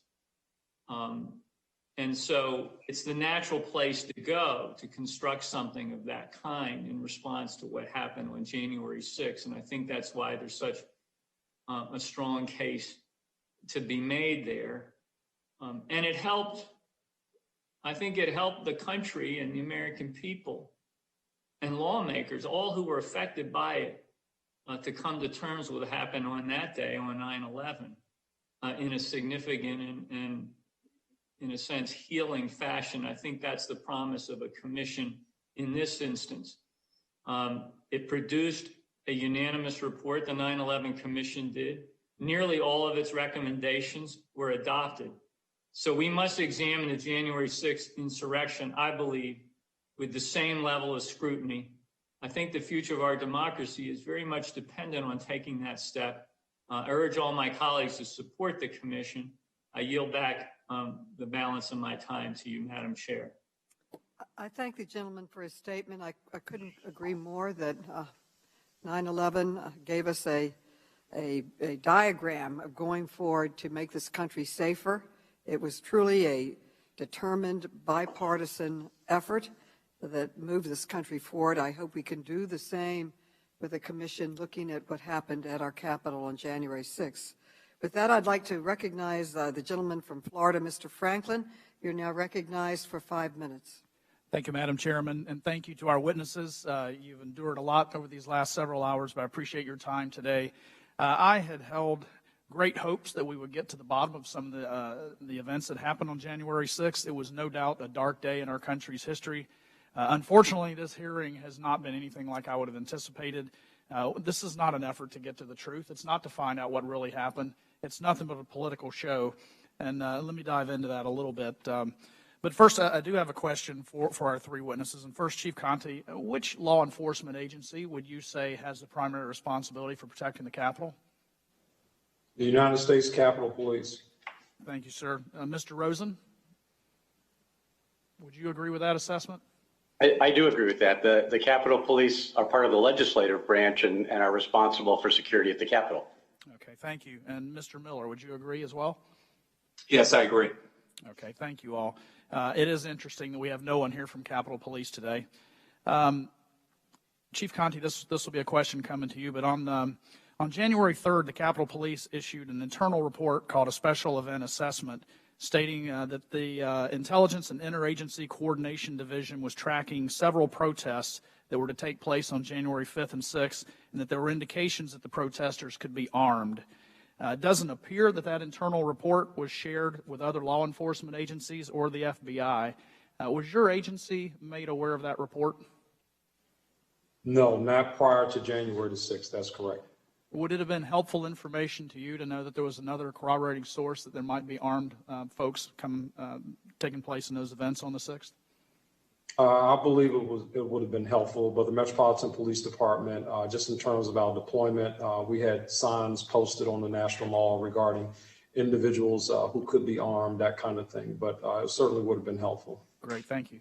A similar report was issued by the FBI's field office in Norfolk. We've heard about that. It was in the press, warning that extremists were sharing online plans to travel to D.C., encouraging each other to be violent and, quote, ready for war. The FBI claims that information was shared with the field office in Washington, and then subsequently the Joint Terrorism Task Force, which includes Capitol Police, the Park Police, D.C. Metro Police, among others. Chief, were you aware of that report from the Norfolk FBI office? No, it was emailed to our agency.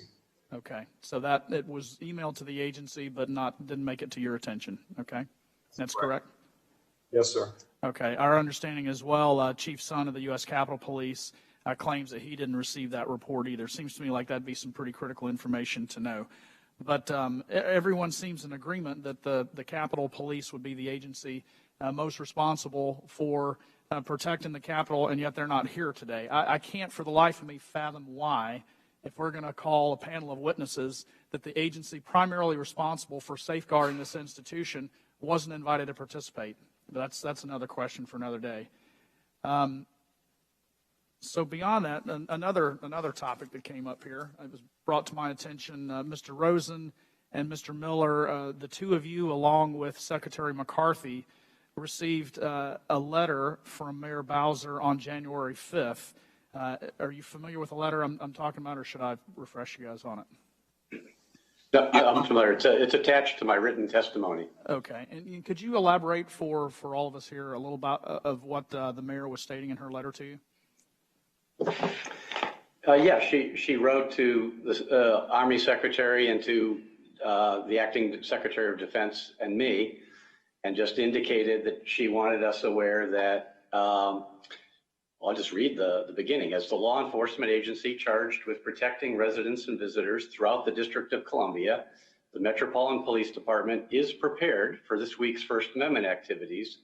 MPD has coordinated with its federal partners, namely the Park Police and U.S. Capitol Police and U.S. Secret Service, all of whom regularly have uniformed personnel protecting federal assets in the District of Columbia. And she goes on and clarifies or expresses that the District of Columbia government has not requested personnel from any other federal law enforcement agencies. And to be clear, the District of Columbia is not requesting other federal law enforcement personnel and discourages any additional deployment without immediate notification to and consultation with MPD if such plans are underway.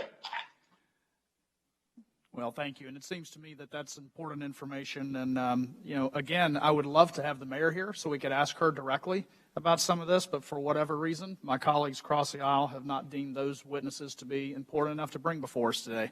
I look forward to getting to the bottom of this when we're ready to have a serious hearing. And apparently that's not the case today. But thank you, Madam Chair. I yield back. Gentleman yields back. The gentlelady from California, Ms. Spear, is recognized for 5 minutes. Ms. Spear. Thank you, Madam Chair, and thank you both for your participation today. Let me just start with you, Mr. Rosen. Earlier in your comments today, you said that there was no widespread evidence of fraud that the department uncovered. Can you give us specific evidence of fraud that you uncovered in the election? Well, Congressman, I know you're alluding to page 2 of my written testimony, and pretty much what I have to say, I've said there. I'm not at liberty to get into the details of specific investigations in particular locales, but I have shared the results of that. But there was nothing that would constitute widespread. They were isolated incidents around the country, any different than they are at any other election? As I said, nothing widespread or on a sufficient scale to overturn the election. All right. I think everyone agrees that there was an abysmal failure of intelligence. There was so much on social media that was ignored. And in my work on the Intelligence Committee, I think there is a bias against using open source information. But in this case, clearly the open source information was raising red flags all over the place. On social media and right-wing forums such as the Donald.win, supporters of President Trump telegraphed out in the open their intent and aspirations to attack the Capitol. One user posted, quote, "If we occupy the Capitol building, there will be no vote," unquote. The top response read, quote, "Gotta overwhelm the barricades and cops," unquote. Another individual posted, quote, "January 6th is a chance to restore this country. Barging into the Capitol through multiple entryways is the surest way to have our bases covered and apprehend these traitors," unquote. Some users shared maps of the Capitol building.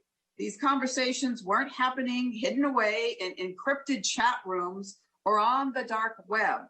They were out in the open for everyone to see. Mr. Rosen, prior to January 6th, were you aware that supporters of Donald Trump had made these specific public threats against the U.S. Capitol and members of Congress? Yeah, Congresswoman, as I've alluded to in my written testimony, there was a very robust effort at the FBI to track appropriate and available information and to share it with the police departments. And that was done, and with the federal agencies, the DHS and the Secret Service, for example.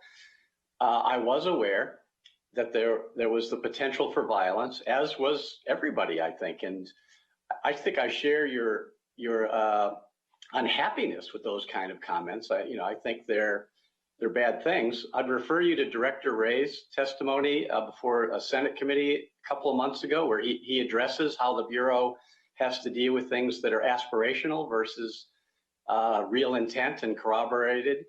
And that's a challenge for the intelligence community. I would disagree with you that there's an intelligence failure. I think the information that was available was a robust effort and was shared. All right, let me go on.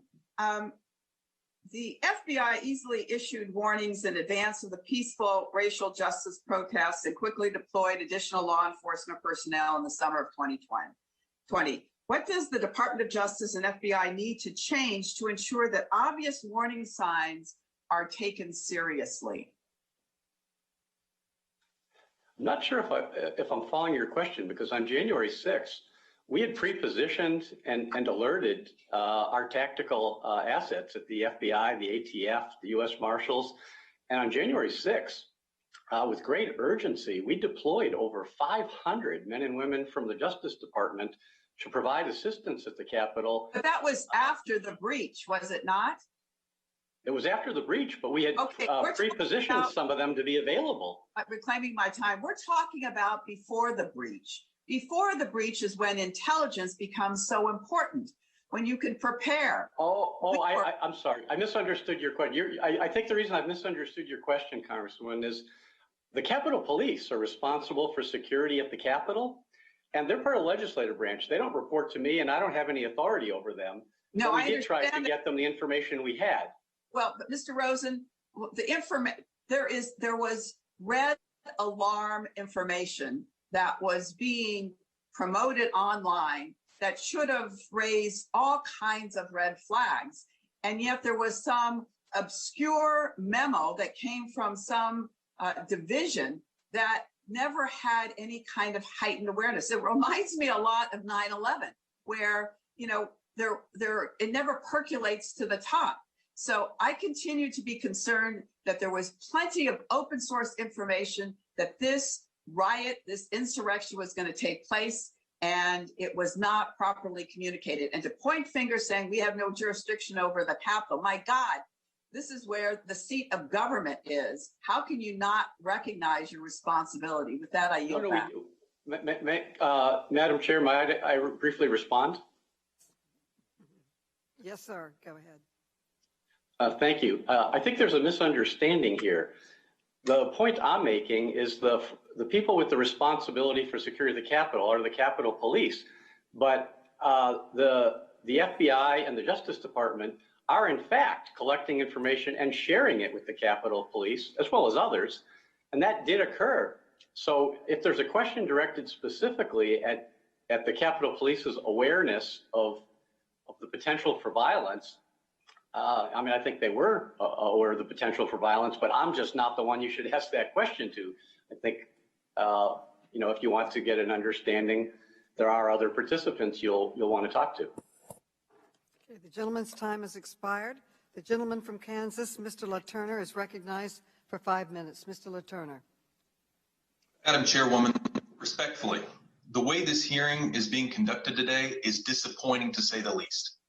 As evidenced by the witness list and some of the shameful statements and questions being asked by the majority party, this hearing is a continuation of the Speaker's partisan approach to obtaining the facts and putting steps in place to ensure that this never happens again. That should be what we are doing here today. Here's the truth. Many in the Democratic Party are politicizing this issue and making gross attempts to link the concerns of tens of millions of Americans about the last election and the peaceful actions of their elected representatives to the violent acts of January 6th.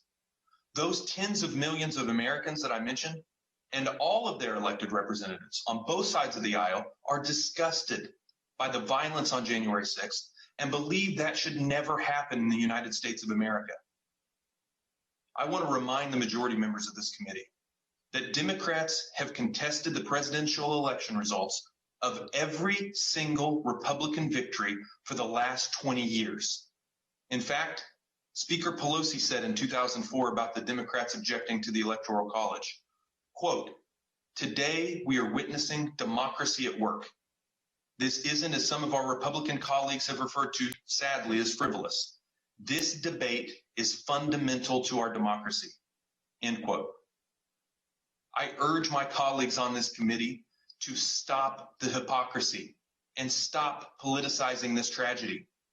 This country and this Congress are divided enough already. It's time for the metal detectors on the House floor and the ridiculous fences to come down and for us to roll up our sleeves and get to work on behalf of the American people. Part of that work is getting to the bottom of what happened on January 6th, and we know exactly how to do that as a Congress and as a nation. I urge my colleagues to all support H.R. 275, legislation I have co-sponsored, which is modeled after the bipartisan 9/11 Commission, which we know is the gold standard for commissions enacted after events similar to January 6th. We can do this, and we can do it in a bipartisan manner, guaranteeing full accountability for the people that committed these crimes and full accountability for those leaders that failed to secure the Capitol. We were able to do the exact same thing after the harrowing events of September 11, 2001, and we must do it again. This hearing today and the continued partisan efforts of the Speaker will not make our Capitol any safer, our nation any more united, and it will certainly not help to prevent another similar tragedy down the road. It is my greatest hope that we can stop the political games and come together on this important matter, so our very divided nation can begin to heal. I would like to ask any of the conferees here today, Mr. Rosen, Mr. Miller, you both have endured a lot of incoming. I'd like to give you a little time. Is there anything that you would like to correct for the record, or anything that you would like to add that you haven't had an opportunity to? I guess just to follow up on my previous line of questioning, I'd just like to clarify, because it occurred to me that sometimes I may know what the role and responsibilities of different entities are, and not all the members of Congress will. So let me just try to clarify one thing. Everybody's trying to work together and coordinate, and nobody's trying to say we don't want to be helpful or we don't have responsibility. But it's a little bit like, Bill Belichick says about football players. Everyone has to do their own job as well as be supportive of the folks doing the other jobs. So with regard to the Capitol Police who provide the security at the Capitol, when I'm making the point that they do not report to the Justice Department, they're not even part of the executive branch, right? I'm not saying we don't try to assist and collaborate and coordinate, because we do, and we shared information.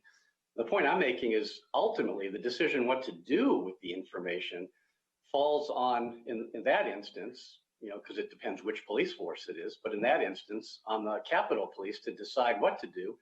And if they feel like they need additional assistance or additional resources, they have the ability to reach out to, lots of different folks, to the other police forces or the Justice Department if they need resources, or in some instances, if they need, particularly if they need large numbers of bodies, to the National Guard.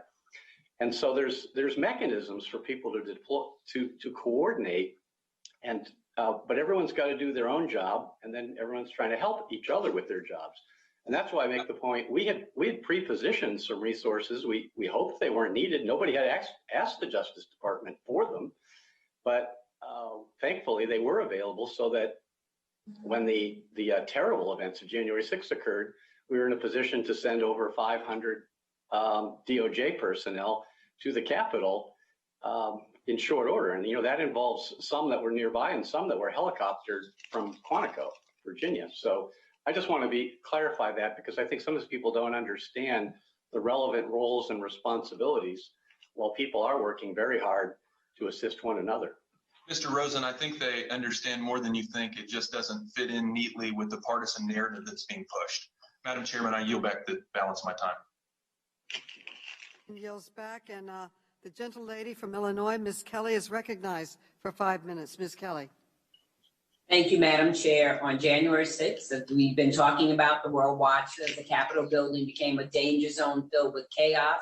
Members and staff shocked and in fear as the United States Capitol Police and DC Metro Police Departments work to ensure the safety of everyone.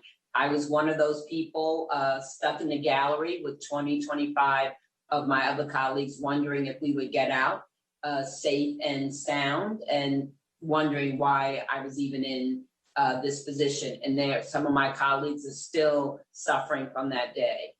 Mr. Miller, in your written testimony, you stated that for the Department of Defense to quote unquote properly provide military support to law enforcement agencies within DC, it is quote unquote necessary to confer, coordinate, synchronize with at least 10 different entities. That includes Metro Police Department, the Metro Transit Police, the Capitol Police, the U.S. Department of Homeland Security, U.S. Department of Justice, including the FBI, U.S. Department of the Interior, U.S. Marshals, Federal Protective Services, the U.S. Secret Service, and the U.S. Park Police. In your written testimony, you stated that in the days prior to January 6th, the Department of Defense became concerned with, quote unquote, the apparent lack of coordination, synchronization, and information exchange with and between the numerous domestic law enforcement organizations charged with protecting DC and the Capitol.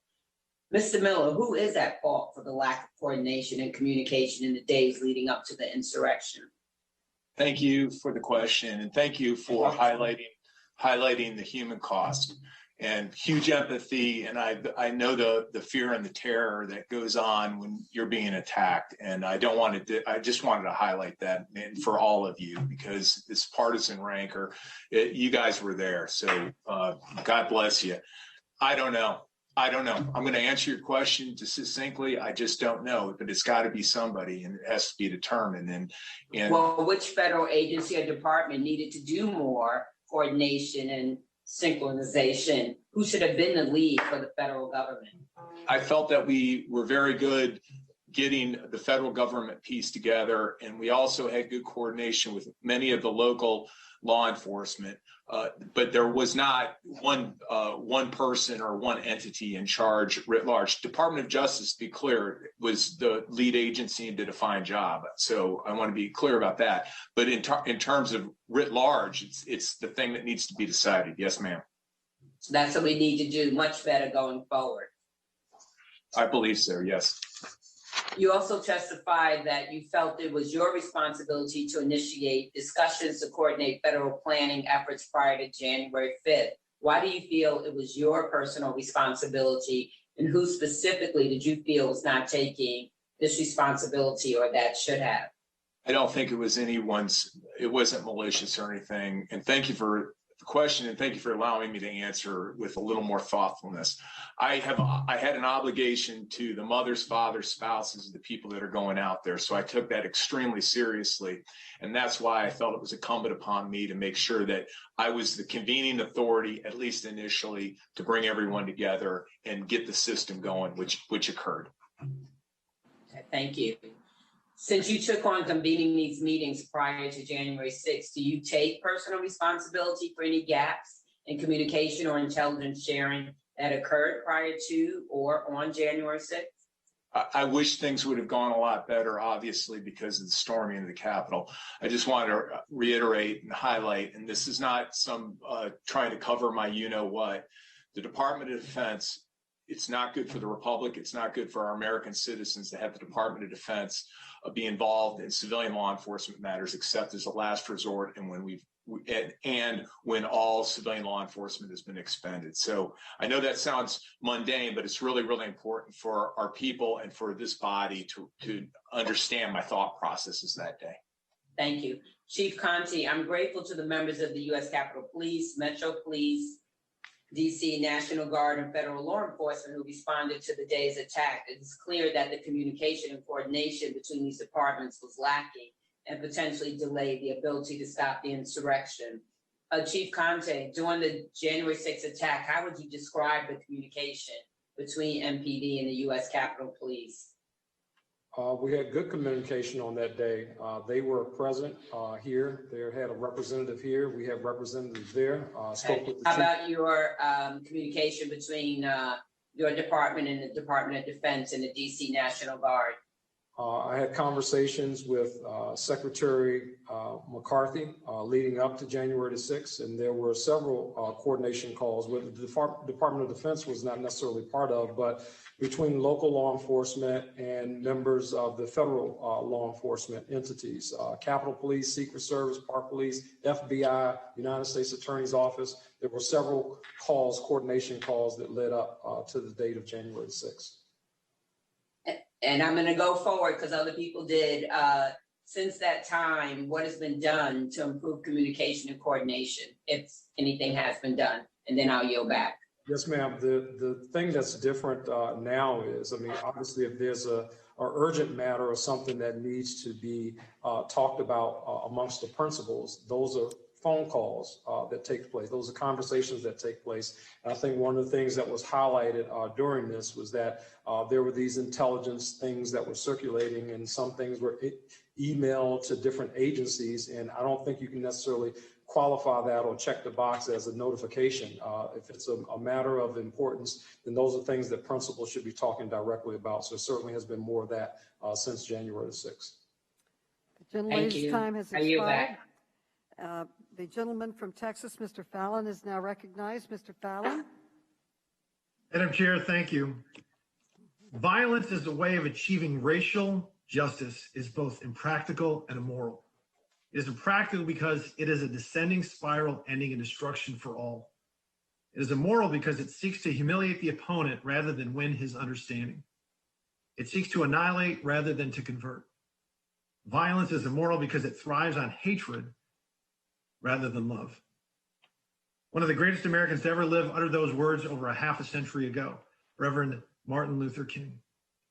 What happened on January 6th, I think every member of this committee in our chamber would agree was horrific, criminal, and completely inconsistent with the values of a vibrant and healthy republic, and should receive just condemnation from all quarters. What we should be doing today, and for that matter, what leadership of this chamber should have been doing for the past 4 months, is trying to find out what happened on January 6th and why. What accounted for the massive security failure, and who was truly at fault for that failure. How could an unorganized mob of strangers, most unarmed completely, while others with flagpoles and pepper spray, have breached the United States Capitol? The best and most effective way to answer these questions is to take the obvious political theater out of the equation altogether. If the events of January 6th received bipartisan condemnation, which they did, then the best way to discover the causes for the riot itself, and for the security failures that allowed the breach should be through a bipartisan commission. And for the record, just such a proposal was presented by Republicans on January 12th, and Speaker Pelosi has since dragged her feet, which begs the question, why? This delay and lack of leadership is inexcusable. I was one of the last to leave the chamber on that fateful day. And I'll tell you straight up with full candor, I didn't know it was on the other side of that door. I heard Capitol Police shout, "Shots fired, shots fired." It was harrowing. And hell yeah, I was scared. I will also be forever proud of those brave members of the chamber who stood their ground to the right and left of me with the Capitol Police. Congressman Mark Wayne Mullen, Troy Nehls, Ronnie Jackson, Tony Gonzalez, they augmented Capitol Police, and through their actions, we will also be able to forever tell the world that the House chamber, unlike the Senate, was never breached. Our Democratic colleagues and their friends in the mainstream media are quite fond of labeling January 6th as an insurrection or even a rebellion. But are those descriptions accurate, or are they hyperbolic? To be sure, January 6th, an unruly and dangerous mob of about 400 broke the law, criminally trespassed, committed various other crimes, and endangered the health, safety, well-being, and lives of many innocent people. As mobs so often do, they resorted to the lowest common denominator and devolved from peaceful protesting to violent actions. Mobs are not only unruly, they're stupid as well. They're mindless and they're irrational. That's precisely why they are so dangerous. So was it a rebellion? Was it sedition? Was the mob intent on killing and overthrowing the government? Let's not allow speculation and conjecture and partisan opinion to rule the day. Let's look at what the individuals in the mob that breached the Capitol were actually charged with. Were there any charges filed for murder, attempted murder, treason, insurrection? Well, not that we could find. So was January 6th an insurrection, or could it be more accurately described as a mob of misfits committing disorderly conduct, violent entry, civil disorder, vandalism, unlawful entry, etc.? You know, the crimes that these people were actually charged with. At the end of the day, Republicans have proven themselves the only ones who have been and maintained consistency. We have condemned violence, rioting, and mayhem at every turn. We did so in the summer of 2020 during the BLM and Antifa violent riots that swept the country, 140 cities, caused $2 billion in damages, and killed 24 Americans. And we remembered the revered remarks of Dr. Martin Luther King and condemned that violence. No committee hearings, to my knowledge, have been held to examine the root causes of all that destruction and loss of life. Republicans have condemned that violence and mayhem on January 6th as well. And it was abhorrent, disgusting, beneath the dignity of respectable citizens. The best way to ensure the Capitol is never again breached is to appoint a bipartisan commission forthwith to examine the events of January 6th, and to do so without the looming and tempting fog of political gain hovering over the process. Madam Chair, I yield back. Yields back, and I now recognize the gentlelady from Missouri, Ms. Bush, is now recognized for 5 minutes. St. Louis, and I thank you, Madam Chair, for convening this necessary hearing. At Trump's January 6th rally, he told the crowd, quote, "If you don't fight like hell, you're not going to have a country anymore," end quote. And so that's what they did. On January 6th, a violent mob of insurrectionists, let's call them who they are, attacked the Capitol in an attempt to overturn the U.S. presidential election. I want to raise a pressing question today.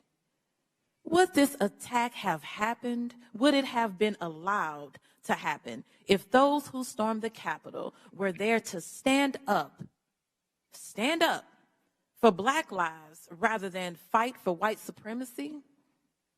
Mr. Rosen, what would the DOJ's response have been that day if the majority of people who participated in the attack looked like me?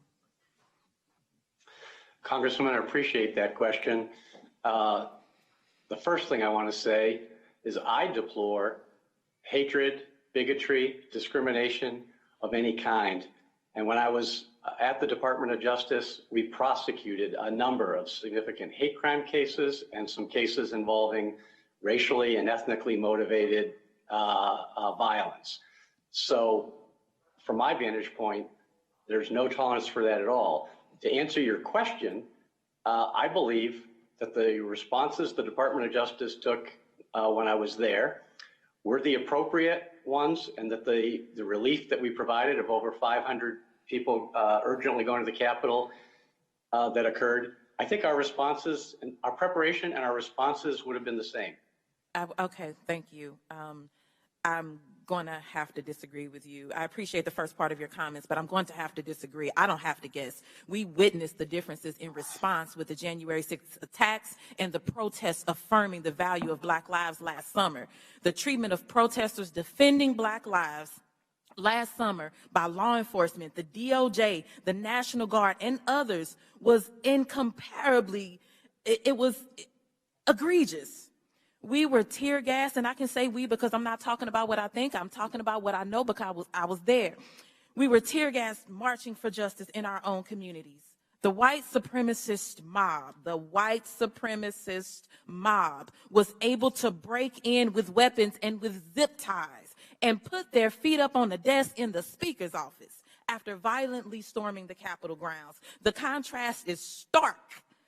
As my colleagues have rightly pointed out, Donald Trump was impeached for inciting the January 6th attack. But make no mistake, he is not the only one responsible. Some of my colleagues continue to question the results of the last election, even when it means questioning the legitimacy of American voters. This contradicts the facts, which have stood up through audits, stood up through court cases. President Joe Biden was duly elected in a free and fair election, defeating Donald Trump. But baseless conspiracy theories and those who encourage them are harmful in and of themselves. But the disinformation surrounding them incited the insurrection and continues to harm our democracy. Public officials and other leaders have encouraged insurrectionists and with raised fists, implored conspiracy theorists to hold the line, or supported them in other ways by implying that Donald Trump is really the president. Mr. Rosen, you led the agency coordinating federal security preparations for January the 6th. Were you aware that public officials were inciting and supporting the insurrection?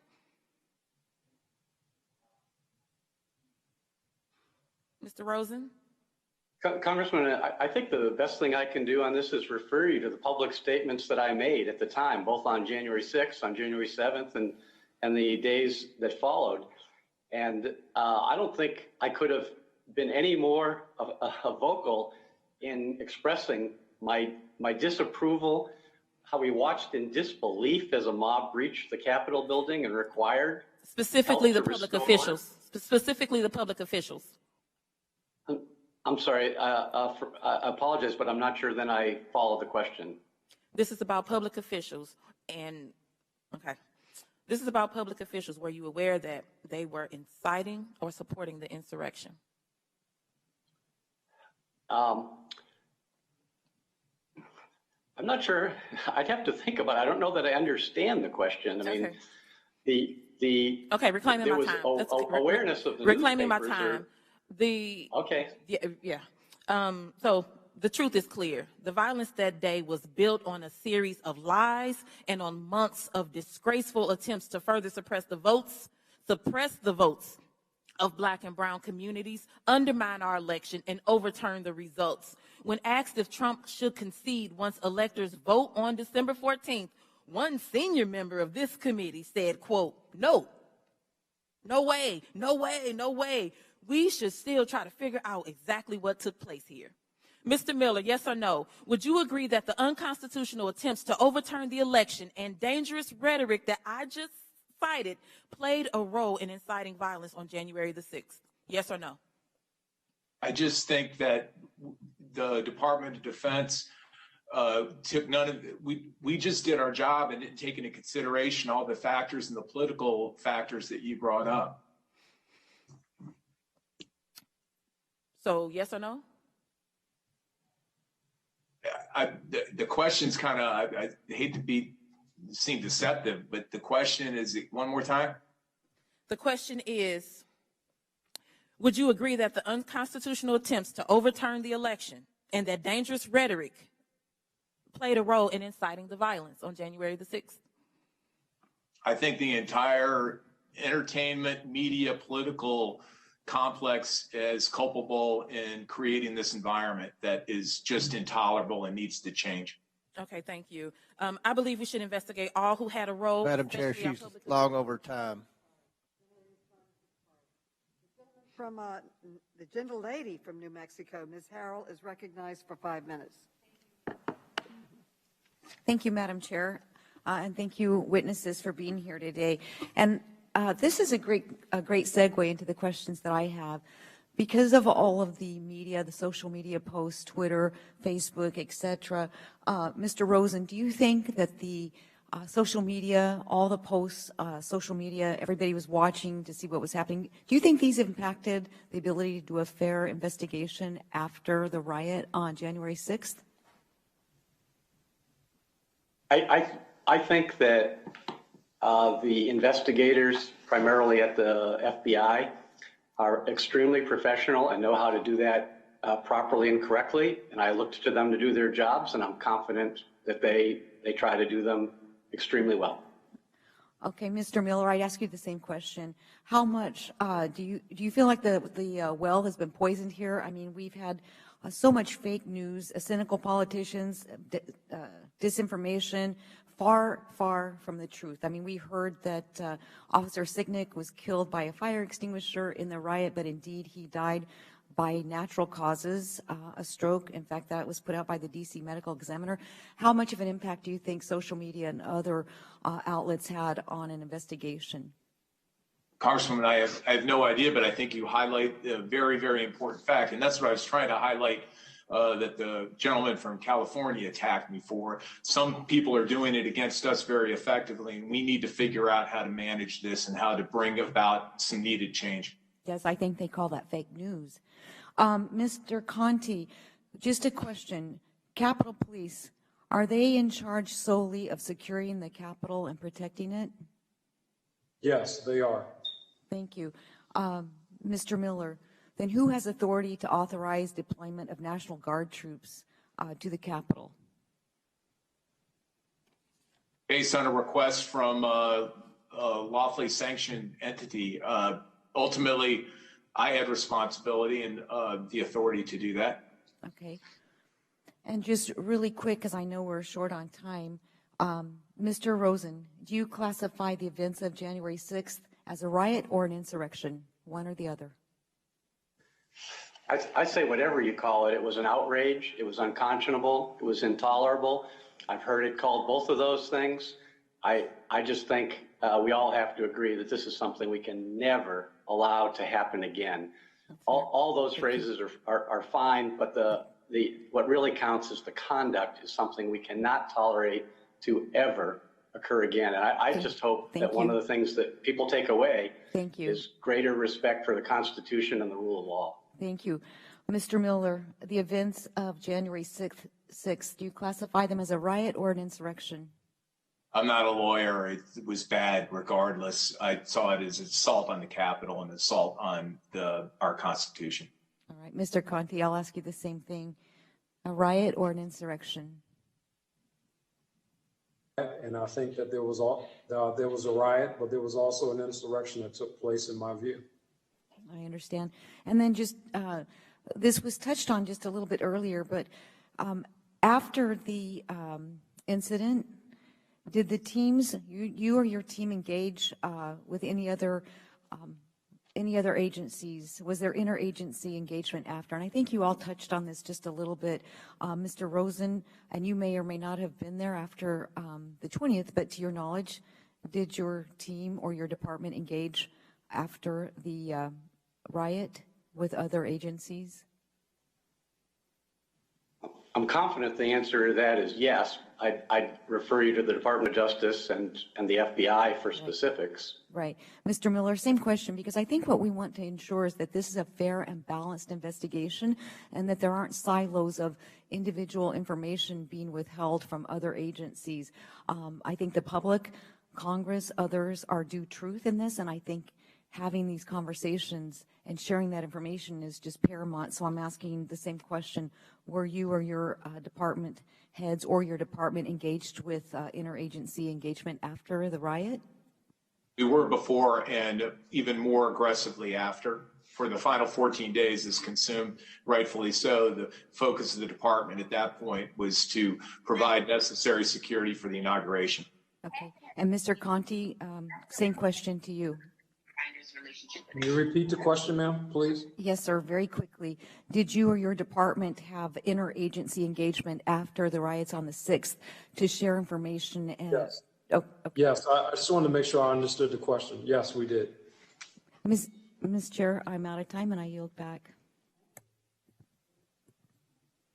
Thank you. The gentlelady yields back. And the gentlelady from Michigan, Ms. Lawrence, is now recognized for 5 minutes. Thank you, Madam Chair. One thing I do want to say is that I, too, was one of the members who were on the floor when the mob was banging on the door. And we keep talking about being partisan today. I will tell you it was bipartisan. Every member on that floor was running for their life. Every member on that floor, whether you were a Democrat or Republican, pro-Trump or not, you were running for your life. It was absolutely unacceptable. And trying to rationalize it today does not give me any sense of comfort that we're doing our jobs as members of Congress. So you can call it a riot or resurrection.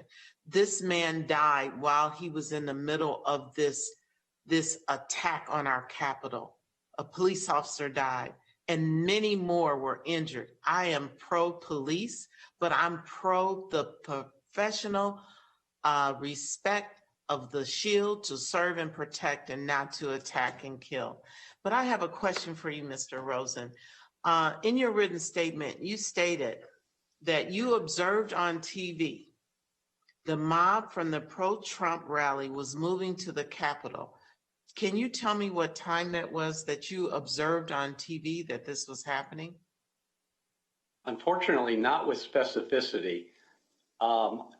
You know, as I said, some of these things blur together. So I remember people coming into my office. I remember television was on. I'm going to ask you next. At that point, when you observed on TV, were there any DOJ law enforcement personnel already at the Capitol? I think there were some ATF agents nearby because of the explosive devices, the bomb threats near the Republican and Democrat headquarters. And that was part of why we could get some people to the Capitol so quickly. But we got a lot more after that, you know, with great urgency. I think I said in the written statement, it was around 2 o'clock that I saw the things on TV, but I can't pinpoint the time. You said later, and I quote, "I'm horrified and dismayed as you watch on televisions as the rioters breached the Capitol," and that was around 2 o'clock. And you stated you soon learned that ATF and FBI, among others, had received requests from the Capitol to police and were beginning to respond. How many ATF and FBI officers were deployed to the Capitol? And what time? So you didn't call for them. You learned by watching on, you later learned that they were deployed. You did not call for them. So Congressman, the way this works is the Capitol Police establish what they need in advance. And then if they need additional help, they've coordinated ahead of time with the MPD, the Park Police, the Justice Department, DHS, National Guard. And when the violence occurred, they requested help from ATF and FBI, and we responded with great urgency. As I said, we had pre-positioned some resources. I had hoped that was cautionary, but we also called them in as quick as possible. So we sent over 500 federal agents from the Justice Department. So the 500 agencies have been deployed to the Capitol more than 4 months after the January 6th. This is new information. No, the same day, January 6th. Right. But this was new information to, as you know, the committee along with 6 others sent a request for documents and information to the DOJ on March 25th concerning the events of January the 6th. We need the department to provide us with the information and documents that we asked for so Congress can get to the bottom of this. The DOJ needs to start producing information, and we also need an independent, I agree with my Republican colleague who said we need an independent commission to study to understand what went wrong, because I will tell you, as we sit here today, and some of you have responded in a way that seems almost dismissive and arrogant, sitting on that floor and being in almost a combat zone, fearing for your life, not knowing what's going to happen, hearing shots fired, hearing banging on the door. This is not something that should be repeated. And I want to say to every one of my colleagues on the other side of the aisle, I don't give a darn who the president was. This can never happen again. And I will commit myself to ensuring that this I don't remember, and that's a partisan answer, and your ridiculous crap stops so we can get to the bottom of this. I yield back. I thank you. The lady yields back. Thank you for your strong statement. The gentleman from Florida, Mr. Donalds, is recognized for 5 minutes, and I thank him for his attendance here today and thoughtful participation. Thank you. Thank you, Madam Chair. I wanted to be here for a while and actually listen to the testimony in this hearing because it's actually quite important. I actually agree with part of the testimony from our previous colleague because I was on the floor too. I was on the floor for actually quite some time. So I remember the banging at the door. I remember being evacuated with other members of Congress. And at that point, we stopped being Republicans and Democrats. We were just members trying to make sure that each other were getting to safety. So I remember it very clearly. I'll never forget it a day of my life. I remember not just myself, but many colleagues on the Republican side of the aisle condemning the attack on the Capitol, flat out condemning it as being unacceptable. And it's not acceptable. You know, I'm glad that this hearing is happening because what we have to be able to get to is the actual facts, the actual responses, what actually occurred, and not politics, not supposition, not innuendo, not tweets, not cute hashtags on social media. We got to get to the actual facts. I would say that one of the agencies frankly, the agency, it's been said multiple times in this hearing, responsible for the security of this very facility is not here. And so I do want to ask, our witnesses, Mr. Rosen, have you been in contact when you were acting Attorney General? Were you in contact with Capitol Police before, during, and after the events on January 6th? The Department of Justice, the FBI, and the U.S. Attorney were, yes. Mr. Miller, in your capacity as acting Secretary of State, were you in touch with Capitol Police before, during, and after the events on January 6th? I was not personally, but the Department of Defense was in close contact. Okay. And Chief Contee, the same question to you. Were you in touch with Capitol Police before, during, and after the events on January 6th? Yes. Well, I mean, I find it pretty interesting that the 3 witnesses here today have all been in touch with Capitol Police before, during, and after, yet Capitol Police is not here to talk about what they were doing on January 6th. This is not meant to demean Capitol Police. They were standing there, frankly, in front of members of Congress, getting us out of harm's way. But it's important if we're going to have a hearing that unveils all of the issues that occurred and the ways that this can never happen again, that they need to come before this committee as well. A couple of questions. Mr. Miller, I know that you said earlier that you were in contact with, or you received a request from Mayor Bowser with respect to National Guard troop. When did you receive that request from Mayor Bowser? December 31st, 2020, spent the weekend going over it to finalize the plan with the DC National Guard and the Department of the Army and Army staff. At what point did you and President Trump actually have a discussion on this request from Mayor Bowser? I had a meeting with President Trump on the 3rd of January concerning some international threats, and at the very end, he asked if there were any requests for National Guard support, and I informed him of Mayor Bowser's request. Mr. Miller, to clarify that point, did you tell the president about the mayor's request, or did President Trump ask if there were requests? He asked if there were requests. What was the president's response to you with regard to the request made by Mayor Bowser? Fill it and do whatever was necessary to protect the demonstrators and that were executing their constitutionally protected rights. Okay. And what happened in response to with Mayor Bowser? What happened when you notified her that her request had been fulfilled? What did she do with that information? I don't know. Did Mayor Bowser ever follow up after the agreement from the president to provide support, actually asking for that support to be deployed?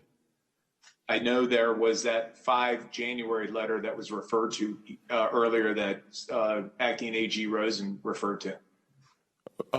This is the letter, Acting AG Rosen, this is the letter in which Mayor Bowser basically declined support? Is that correct? Well, indicated that she thought that the police had things in hand and did not need additional support at that time. My last question is this. Mr. Miller, in your estimation, how long does it actually take, logistically speaking, how long in terms of minutes, hours, does it take to deploy National Guard, anywhere for that matter? I think it will go down in history as one of the most expedient deployments in National Guard history. I'd just like to highlight that our premier active duty force that's on strip alert has a 3-hour window to deploy, and they deployed, based on my calculations, much quicker. The National Guard deployed much quicker than our active duty forces are expected to. Madam Chair, I know I'm over my time, but may I ask one brief question? So granted. Thank you, Madam Chair. Mr. Miller, in your estimation, on average, how long does it take to deploy the National Guard when requested? On average. I'm not being deceitful. It's just, it absolutely depends what the mission is, where they're trying to go to, and all these other factors. But this was the most expedient. I think if we looked at it definitively, if we had historians or analysts look at it, I think you will find, and it will be clarified as one of the most expedient deployments in National Guard modern history. All right, thank you so much. I yield back. Thank you, Madam Chair, for the ability. You. The gentleman from California, Mr. DeSaulnier, is recognized for 5 minutes. The gentleman from California. Thank you, Madam Chair. Thank you for this hearing. I think all of us will agree that it's painful revisiting this, but it's important. I had a perspective on January 6th. I got to the Capitol early because I think we all would agree we knew that there was a potential for trouble.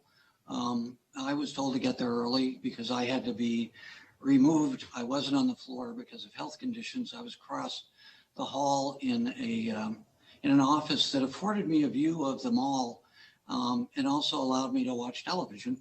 Both we were monitoring the floor, but I was able to listen to news reports about what was happening on the eclipse. So, and then later I was able to quite visually see the attack on the Western Front, where it's still disturbing to me watching what happened at that doorway and watching Capitol police officers try to defend on the other side of where the temporary bleachers had already been put up for the inauguration. So, Mr. Rosen, one of the times that I look back and I started to accelerate my concern, and this is my perspective listening to the then president, I always thought, well, it's that person and he has a different way of communicating. But we now know that the people who broke the law and entered the Capitol thought that he was telling them to do what they did. And that'll come forward more and more as these cases proceed.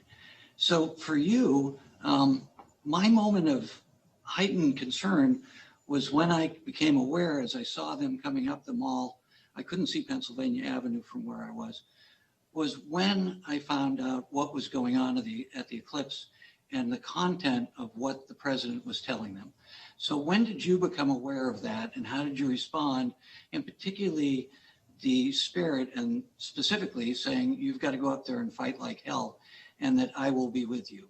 Do you remember when you became aware of that, Mr. Rosen? Not of that phrase or that language. I remember that I was at my office and I was interested in how large was the crowd at the ellipse.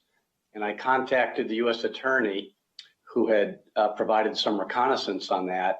I recount some of this in the written testimony, so I'll give you the short version because I know time is limited. But I was told that the crowd was actually at the low end of the estimates that we had all received, might even be below it, and that at that point, they were not unruly or violent. And I asked for continued updates, which I continue to receive. Obviously, when I was receiving them, as I have alluded to earlier, sometime around 2 o'clock, give or take, I don't remember the exact time, Appreciate that. I learned that the perimeter was breached. Mr. Rosen, let's go to Mr. Miller. When did you find out about what happened to the eclipse and what the president had instructed the mob to do? And what was the response? I don't recall when I was told. I just, when the movement started to the Capitol, whatever time that was, and we still can't figure that out. It was somewhere I recall, based on my notes, between 1 and 1:30. Chief Contee, when did you become aware of what the president was instructing the mob to do? Probably days later. I was in the midst of all this that was going on. I was at the west front of the Capitol at one point, so unable to watch television to hear what he was saying, but more importantly, just there as the situation unfolded. Well, in hindsight, I know hindsight's 20/20, but it certainly seems that it was clear that he was communicating accurately to that group of people, because they have said that they were following out instructions by the President of the United States. Do you have the same perception? This group of 300 or so that kind of led the charge, if you will. I know that they were on the move toward the Capitol prior to the president making his remarks. It would be unfair for me to say that they were listening to him. I just don't know. I think some of that is coming out as the FBI makes its cases, that individuals are saying that they were following those, but I don't know that personally. So. Thank you, Chief. Mr. Miller, if you said that you feel strong, what I took strongly, that an independent bipartisan commission, is there anything specifically that you would hope to tell them that we should do to avoid this from happening again? Thanks for the question, sir. I think everybody's pretty much hit that. Is just, let's get some lessons learned and let's not let this happen again, and let's figure out how to rebuild our bonds of connection and affinity for each other. Thank you, Madam Chair. I yield back. Gentleman yields back. The gentleman from Kentucky, Mr. Comer, is now recognized for 5 minutes. Thank you, Madam Chair. Mr. Rosen, you were the acting Attorney General during the events of January 6th through January 20th, correct? Yes, sir. And in that capacity, did you oversee the efforts to investigate, arrest, and prosecute those responsible? During that time, yes. Were those investigations a priority for the Department of Justice under your leadership? Yes, it would be hard to have had a higher one. I think I pointed out in some of my public remarks at the time that evening of January 6th, we had prosecutors and investigators working through the night I think we brought the first charges on the 7th and continue to work at breakneck speed, particularly the U.S. Attorney's Office and the FBI, because it was such a priority. And your department was also involved with quelling the unrest at the Capitol on January 6th. Can you tell us how many federal law enforcement officers within the Department of Justice responded on that day? It was in excess of 500 agents and officers from the FBI, the ATF, U.S. Marshals Service. I don't have the exact count, but it's north of 500. Right. Mr. Miller, you were acting Secretary of Defense during the events on January 6th, correct? Yes, sir. And in that capacity, you authorized a National Guard deployment as requested by the Mayor of D.C. prior to those events, correct? Yes. Your testimony states that you discussed this with the President for less than a minute on January 3rd, and that the President said to give the Mayor the support she requested. Is that correct? Yes. And your testimony also states that President Trump had no role with respect to the Department of Defense's efforts on January 6th to respond to the Capitol. Is that correct? Yes, that's what I got paid to handle. Can you confirm that on January 6th, the White House did not at any time order the National Guard to stand down or impede the deployment of the National Guard to the Capitol? Without equivocation or hesitation, that is correct. That did not happen. Well, that's the headline of this hearing, much to the disappointment of my colleagues on the left. You've confirmed that there was no White House interference, despite many of the stories in the media counter to what you've just testified. The Capitol Police Board specifically denied a request from then Chief Son on January 4th to declare an emergency and authorize the National Guard. Do you have any insight into why the Capitol Police Board denied this request? I do not. Can you please explain why the military should ordinarily be hesitant to get itself involved in domestic law enforcement matters? When we've done it in the past, it's been a complete nightmare for the United States and for our armed forces, and it's not something we should do lightly and without great forethought. That's right. A lot of the Democrats on this committee have criticized you all and the government for doing that in the past in some of the cities, if I remember correctly. Your testimony responds to criticism about the Department of Defense's response to the January 6th events at the Capitol. And you have stated that a deployment like this isn't like a video game where you can move forces within an urban environment with the flick of a thumb. Can you explain why you believe the criticism as to the timing of your response is unfounded? I believe it's a lack of familiarity with the nature of military operations, or, as I said in my statement, a politicization of this issue, probably a little bit of both, but I don't know exactly why there's such confusion. My last question, sir, do you continue to stand by the command decisions you made on January 6th, given the information you had at the time? Yes. All right. Madam Chair, thank you, and I yield back. Thank you. The gentleman's time has expired, and the gentleman from California, Vice Chair Gomez, is recognized for 5 minutes.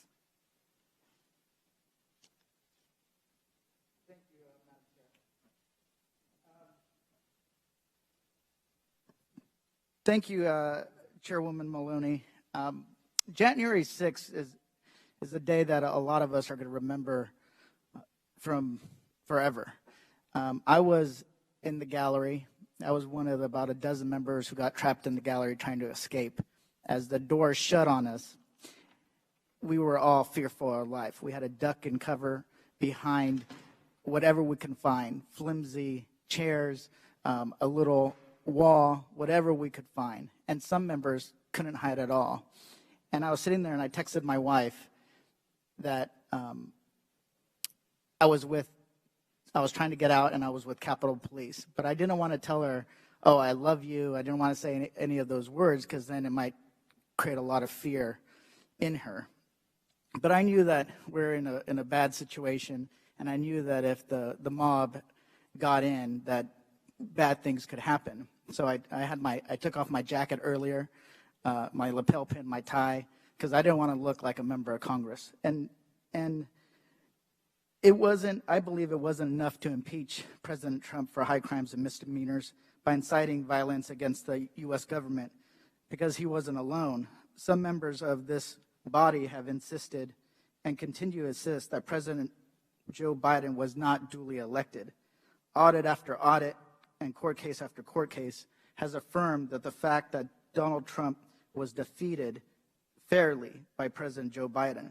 And yet these conspiracy theories continue, and they proliferate online, are given oxygen within the Republican Party.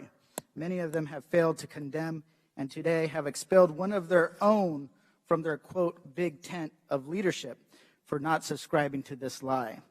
In the name of this debunked conspiracy theory, violence was committed here, and further violence has been promoted against other elected officials, including our colleagues.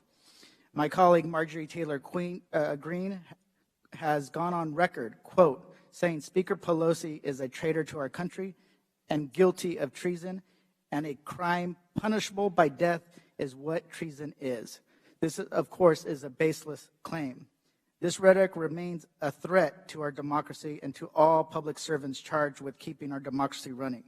As we investigate the failure of the federal government to respond to white supremacists, we have also an obligation to create an independent commission to support ongoing congressional oversight and examine root causes of this insurrection.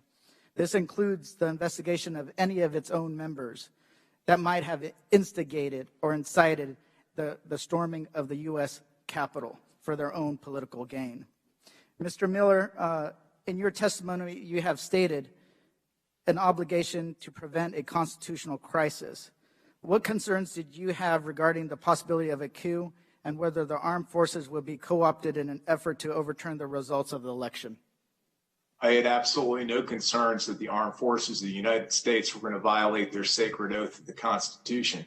I was extremely concerned by the imprecise and inflammatory rhetoric that was out there that somehow the armed forces were at risk of that. And number two, if I would have put U.S. military forces on Capitol Hill before the events of January 6th, I feel very confident that that would have created, reinforced the narrative by many that the armed forces were going to try to weigh in and overturn the election, and I wasn't going to have that happen. And Mr. Miller, so I didn't have any belief that they would turn either. I know a lot of my constituents did, but I didn't think that would happen just because of the professionality of the women in uniform. Earlier, you walked back on Trump's responsibility in the January 6th insurrection by saying there was a difference between the march and the assault. Do you believe that Trump had no role in the assault? I have absolutely no idea. I can't imagine he did. But thank you for highlighting that. And again, your explanation of the fear that goes on with this, the same sort of thing is happening to our soldiers as we're getting them ready to go. So that's another important factor that goes into how long it takes to plan and make sure that they're ready to go. So thank you for bringing that up and highlighting that again. But do you also view when somebody repeats that the only way that they can get their country back, that it was stolen from them, that those words coming from the Commander-in-Chief of the United States of America and the armed forces could be enough to incite the incidents on January 6th? It absolutely could. It could be. I know the clock just hit. You know, I have family. I'm no longer under protection. And no matter what I say in this matter, half of the population, and there's some wingnuts on both sides that are going to now send me crazy letters and threaten my family. And that's why I'm being very delicate of how I respond to this. It's not because I don't have a view. It's because I'm out there alone and unafraid. I want to be clear with that. I can take care of myself. So I appreciate your consideration of those matters for those of us that are out of government now. And Mr. Miller, just that fear exists across the board on both sides. And I think that's what's causing some of the behavior, is that a real fear that elected officials, their families would be targeted. And that's one of the things that we both agree on both sides of the aisle, that we have to condemn that. With that, I yield back. Yields back, and the gentlewoman from Massachusetts, Ms. Presley, is recognized for 5 minutes. Ms. Presley. Thank you, Madam Chair. On December 19th, 2020, Donald Trump tweeted, "Big protest in D.C. on January 6th. Be there, will be wild." This was 5 days after the Electoral College certification. And indeed, it was very wild. There were people brandishing Trump flags, Confederate flags, wearing T-shirts that said Camp Auschwitz, referring to United States Capitol Police officers who are Black Americans, hurling racial epithets at them using the N-word, and a noose was erected on the west lawn of the Capitol. This was a violent white supremacist mob who assaulted the nation's capital. It was a deadly and dangerous insurrection that was incited by Donald Trump. And I want to just hold space for the congressional staff, the custodial workers, the food service workers, the members, and all who experienced trauma, those who endured injury, and hold space for those who lost their lives. And for those custodians who demonstrated true patriotism, cleaning up a ransacked space after a violent white supremacist mob so that we could continue to honor our constitutional duties, and our clerks who work through the night as well. These events have taken undoubtedly a mental and physical toll. And we have to provide the Capitol Police and everyone who labors in Congress with the comprehensive mental health supports and resources that they deserve and desperately require. Furthermore, as members of Congress, it is our duty to investigate and to rectify the circumstances that failed them in the first place. The response by the DOJ and the DOD on January 6th was delayed, it was disorganized, and compared to previous months, it was deficient. When community organizers and people of all ages took to the streets chanting Black Lives Matter following the murder of George Floyd last May, the Trump administration used every tool at its disposal to try and stop them, including rubber bullets and chemical warfare. Former Secretary of Defense Mark Esper said, quote, "I think the sooner that you mass and dominate the battle space, the quicker this dissipates," unquote. Here in DC, to intimidate peaceful protesters calling for racial equity, the Department of Justice activated a plethora of federal law enforcement agencies, including the U.S. Park Police, FBI, Bureau of Prisons, U.S. Marshal Service, ATF, CBP, and even the TSA. Armed federal officials were wearing unmarked gear and they dominated the streets. Mr. Rosen, you were Deputy Attorney General when the racial justice protests took place during the summer of 2020.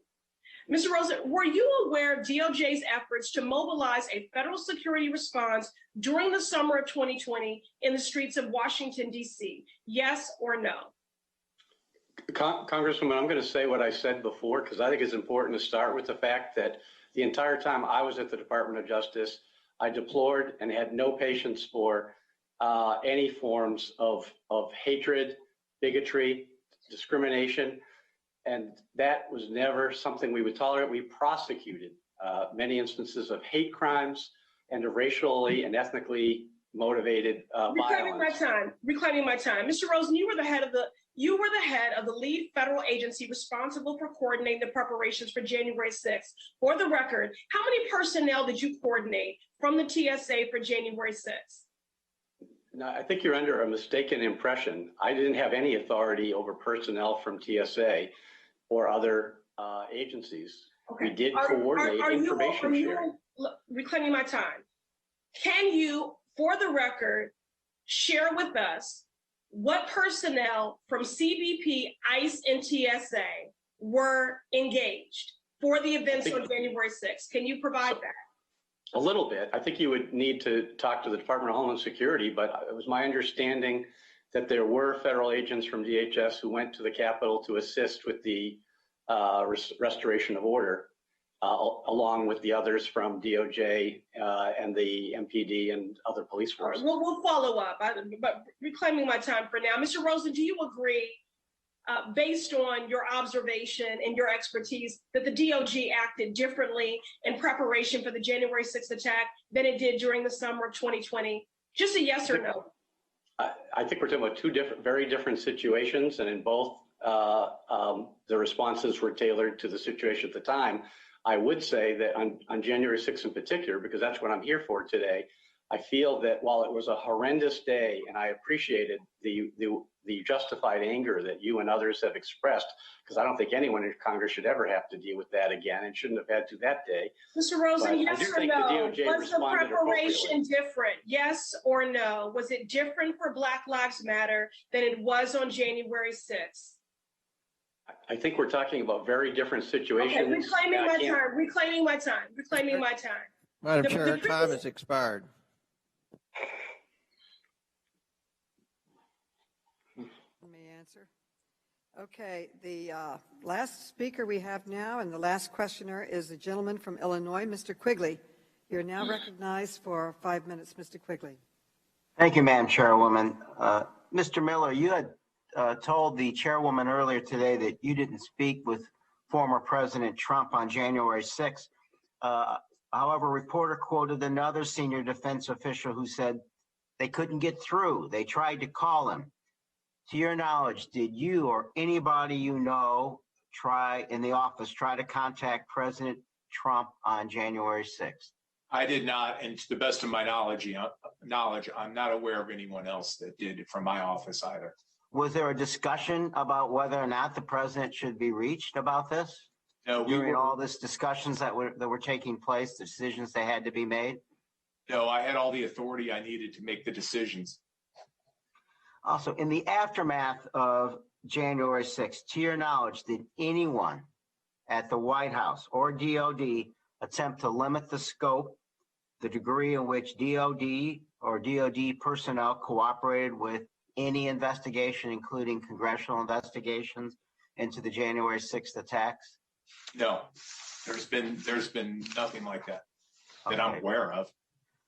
Look, I'm the last questioner. I'm struck with what you've said twice now, that you wouldn't change anything about the DOD's response on January 6th, that you have no regrets. I mean, it's coming from the military. We lost that battle, right? I too was in the room where it happened. And it's almost like someone in the military saying, sure, we lost the battle, but we carried out our plan perfectly. I can't imagine you'd look back at that and see the results of what took place and say somehow that is a victory or that you succeeded somehow. There were 8,000 badged and credentialed police officers on duty that day. I don't know how many from the Capitol. I want to highlight Chief Contee, who did all hands on deck, which was very laudable in his force to. I'm just talking about DOD. And again, how would you answer this? If this is a victory, if this is success, how would you have classified a failure? I want to highlight it's not the correct role for the Department of Defense and our armed forces to be involved in civilian law enforcement matters, except as the absolutely last resort and when all civilian law enforcement has been expended. That did not occur until about 2:30 in my estimation. The last resort, you came in after the fact. I was in the room. I remember hearing colleagues saying, when does the effing cavalry get here? If you were the effing cavalry, you never showed up. You never got there on time. And we were exposed because of this. I just respect you a lot more if you said, we could have done this and this better. And I thought with that, okay, you're at least trying. Okay, you don't win every battle. But to lose a battle and to say it was everybody else's fault, that just does a disservice to the Department of Defense. That's not what I've said. If we had a valid request and a necessary request from your body, I guarantee you that the Department of Defense would have been there in strength as required. All right. So will you acknowledge we lost the battle? We lost the building for the first time since 1814. Horrifying. And it was everybody else's fault but DOD. I absolutely disagree with the statement that it was everybody. I'm paraphrasing you the only way that makes sense when you say you wouldn't do anything differently. You wouldn't do anything differently. Okay, that implies what I'm saying, that it was everybody else's fault in your mind, because it was a catastrophic failure. And I just had an obligation to protect and defend the Constitution and guarantee that the armed forces were used appropriately and not in a manner that would be seen as extra constitutional. Look, the Constitution is not a treaty of surrender. It affords you the opportunity to do what's necessary to defend the people and the democracy of the United States. I mean, if looked upon the destruction afterwards, looking back, you say, well, at least I defended the Constitution, is another perverse way of looking at this. Nothing was DOD's fault, and at least you did, in your own mind, defend what you thought was right for the Constitution. Never mind how many people got hurt and how much damage was done to our government in the meantime. I will absolutely take that on and take that as a compliment, because the armed forces of the United States was completely prepared and ready to respond to any valid request from any department or agency or local or federal law enforcement office. You lost, and you don't have the intestinal fortitude to own up to your part of the responsibility. And I get it. A lot of people screwed up. You're one of them. I yield back, Madam Chairwoman. We'll respectfully disagree on that. The gentleman's time when I was in the room, you weren't. The gentleman's time has expired. The gentleman yields back. Before we close, I want to offer the ranking member an opportunity to offer any closing remarks he may have. Ranking Member Comer, you are now recognized. Well, thank you, Madam Chair. And I've been sitting here thinking throughout the 5-hour hearing how I would close. And I think that CNN summed up the hearing pretty well, and I don't say that very often about CNN, but they said the hearing was unproductive. And I hope that people in America watch this hearing, because you saw a sharp contrast between the behavior of the Republicans on the committee versus the Democrats on the committee. The Republicans on the committee, we asked questions to the witnesses, pertinent questions, and we allowed the witnesses to answer those questions. On the other hand, the Democrats yelled at the witnesses, most of them did, and cut them off and wouldn't allow them to answer the questions. Ironically, this is a Democrat-called hearing with the Democrat hand-chosen witnesses. So I feel like we have a lot of problems in America, and there's no shortage of issues that this great committee can investigate. Just as we sit here now, Israel is being attacked by Hamas. We have a crisis at the southern border. The Biden-Pelosi energy policy has kicked in, and we're facing gas shortages. The Biden-Pelosi enhanced welfare programs are working as we predicted, so well so that there are at least 7.5 million jobs available right now that employers are begging to try and pleading with Congress to do something to help them find workers.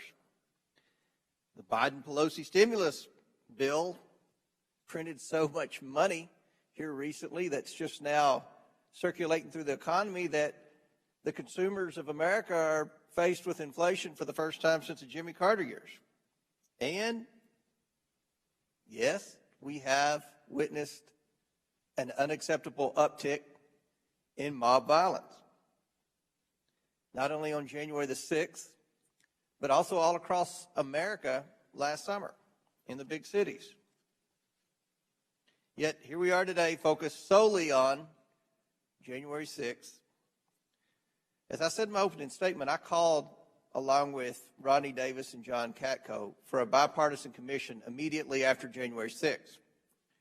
But the truth of the matter is, despite some of the Democrats in the hearing saying they supported that, is Speaker Pelosi has drug her feet for over 3 months to try to politicize January 6th in every way, shape, or form possible to benefit her conference, instead of trying to seek a bipartisan solution like the 9/11 Commission to figure out exactly what happened and find solutions to prevent the problem from happening in the future. But this hearing did confirm two things, two big things that I feel like are worth repeating. First of all, President Trump had no role with respect to Department of Defense efforts on January 6th. And secondly, the White House did not order the National Guard to stand down. Now, I mention those two things because that is contrary to what a lot of the liberal media has reported throughout this process. So from that angle, I'm glad that we had the hearing. I'm glad that that was proven today with the witnesses that the majority party chose to have here today, the witnesses who were the appropriate witnesses to have with respect to that particular subject. I wish the Capitol Police had been here because the Capitol Police's their main role is to protect the Capitol. And obviously they had a role in this. And if we're sincere about trying to solve the problem and prevent this from happening in the future, we should have heard from the Capitol Police. But saying that, I conclude by, again, Madam Chair, thank you for having the hearing. I hope that we can have hearings on other issues of the utmost importance to the American people, and I hope that we can do it in a manner that allows the witnesses to actually answer credible questions from members on both sides of the aisle. With that, I yield back. Thank the gentleman for yielding back, and I now recognize myself. In response to the Capitol Police, there have been several hearings in this Congress with the Capitol Police under the House Administration Committee that has jurisdiction. We are bringing in new people. The people who testified today had not testified before. And I appreciate the testimony of all of our witnesses today, especially Chief Contee, whose officers displayed so much heroic action during the attack on our Capitol. But I was surprised and disappointed by the testimony of Mr. Rosen and Mr. Miller. They would have us believe that DOJ and DOD did everything right on January 6th, that there was no room for improvement, and that the horror that every American saw on television was not their problem. I strongly disagree. January 6th was a historic failure. The Capitol was overrun. Several Americans died, and our nation's peaceful transfer of power was delayed and nearly derailed. If the Attorney General had done his job, then our law enforcement agencies would have been better prepared for the threat of violence by President Trump's supporters. If the Defense Secretary had done his job, the mob attack would have been repelled hours earlier. Mr. Miller learned rioters had breached the Capitol perimeter by 1:30 p.m. He, quote, activated the D.C. National Guard at 3 p.m. But the Guard did not deploy until Mr. Miller approved an operational plan, and he admitted today that he did not approve that plan until 90 minutes later at 4:32 p.m. All of us watching at the Capitol or on television saw the horror in our Capitol and the threat to lives. And the delays did not end then. The National Guard did not actually begin operations at the Capitol until 5 p.m., many hours after House and Senate leadership, the mayor, and the Capitol Police had all urgently called for help. Mr. Miller claimed this response was, quote, rapid, but the facts show it was disastrously slow. Of course, the person most responsible for this national travesty is former President Trump himself. He set the date. He fed the big lie to his supporters. He told them to go to the Capitol and, quote, fight like hell, end quote. And when they attacked, when they put lives in risk, when they entered our Capitol, he just sat back and did nothing to protect the Capitol and the people. The Trump administration must be held accountable for the January 6th attack. They cannot pass the buck. This committee will continue to seek the truth. To do that, we need the documents we requested from DOJ and FBI and other agencies well over 4 months ago. We also need witnesses to provide complete testimony without hiding behind phony claims of confidentiality. We need documents in order to conduct a proper investigation, and they have yet to come. I am also hopeful that we will soon have a bipartisan commission to examine the root causes of this insurrection and help prevent similar attacks in the future. The 9/11 Commission was government at its best. This Congress came together, Republicans and Democrats, and we were united and determined. We created a commission, passed it, funded, gave it subpoena power, and appointed 2 outstanding public servants to head it. Former Governor of New Jersey, Tom Kean, former Member of Congress, Chairman Hamilton. They worked together hand in hand. They wrote the report together. When it came out, it sold more copies than Harry Potter. I really actually nominated them for a National Book Award. But they didn't win the award, but they really won the battle with what they came out with.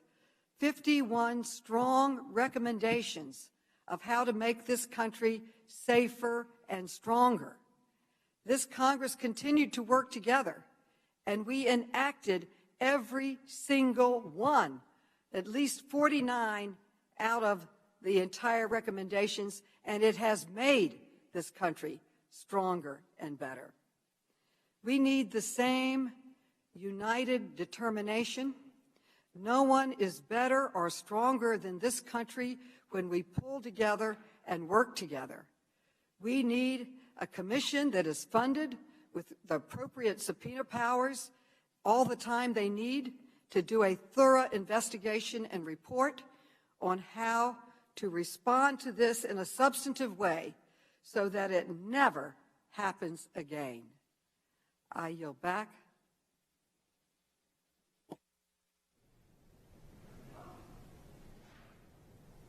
And I also would like to add in closing that I thank our panelists for their remarks, and I want to commend my colleagues for participating in this important conversation.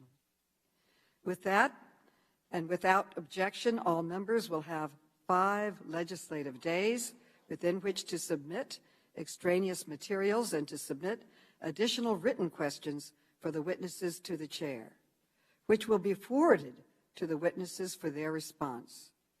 I ask our witnesses to please respond as promptly as you are able.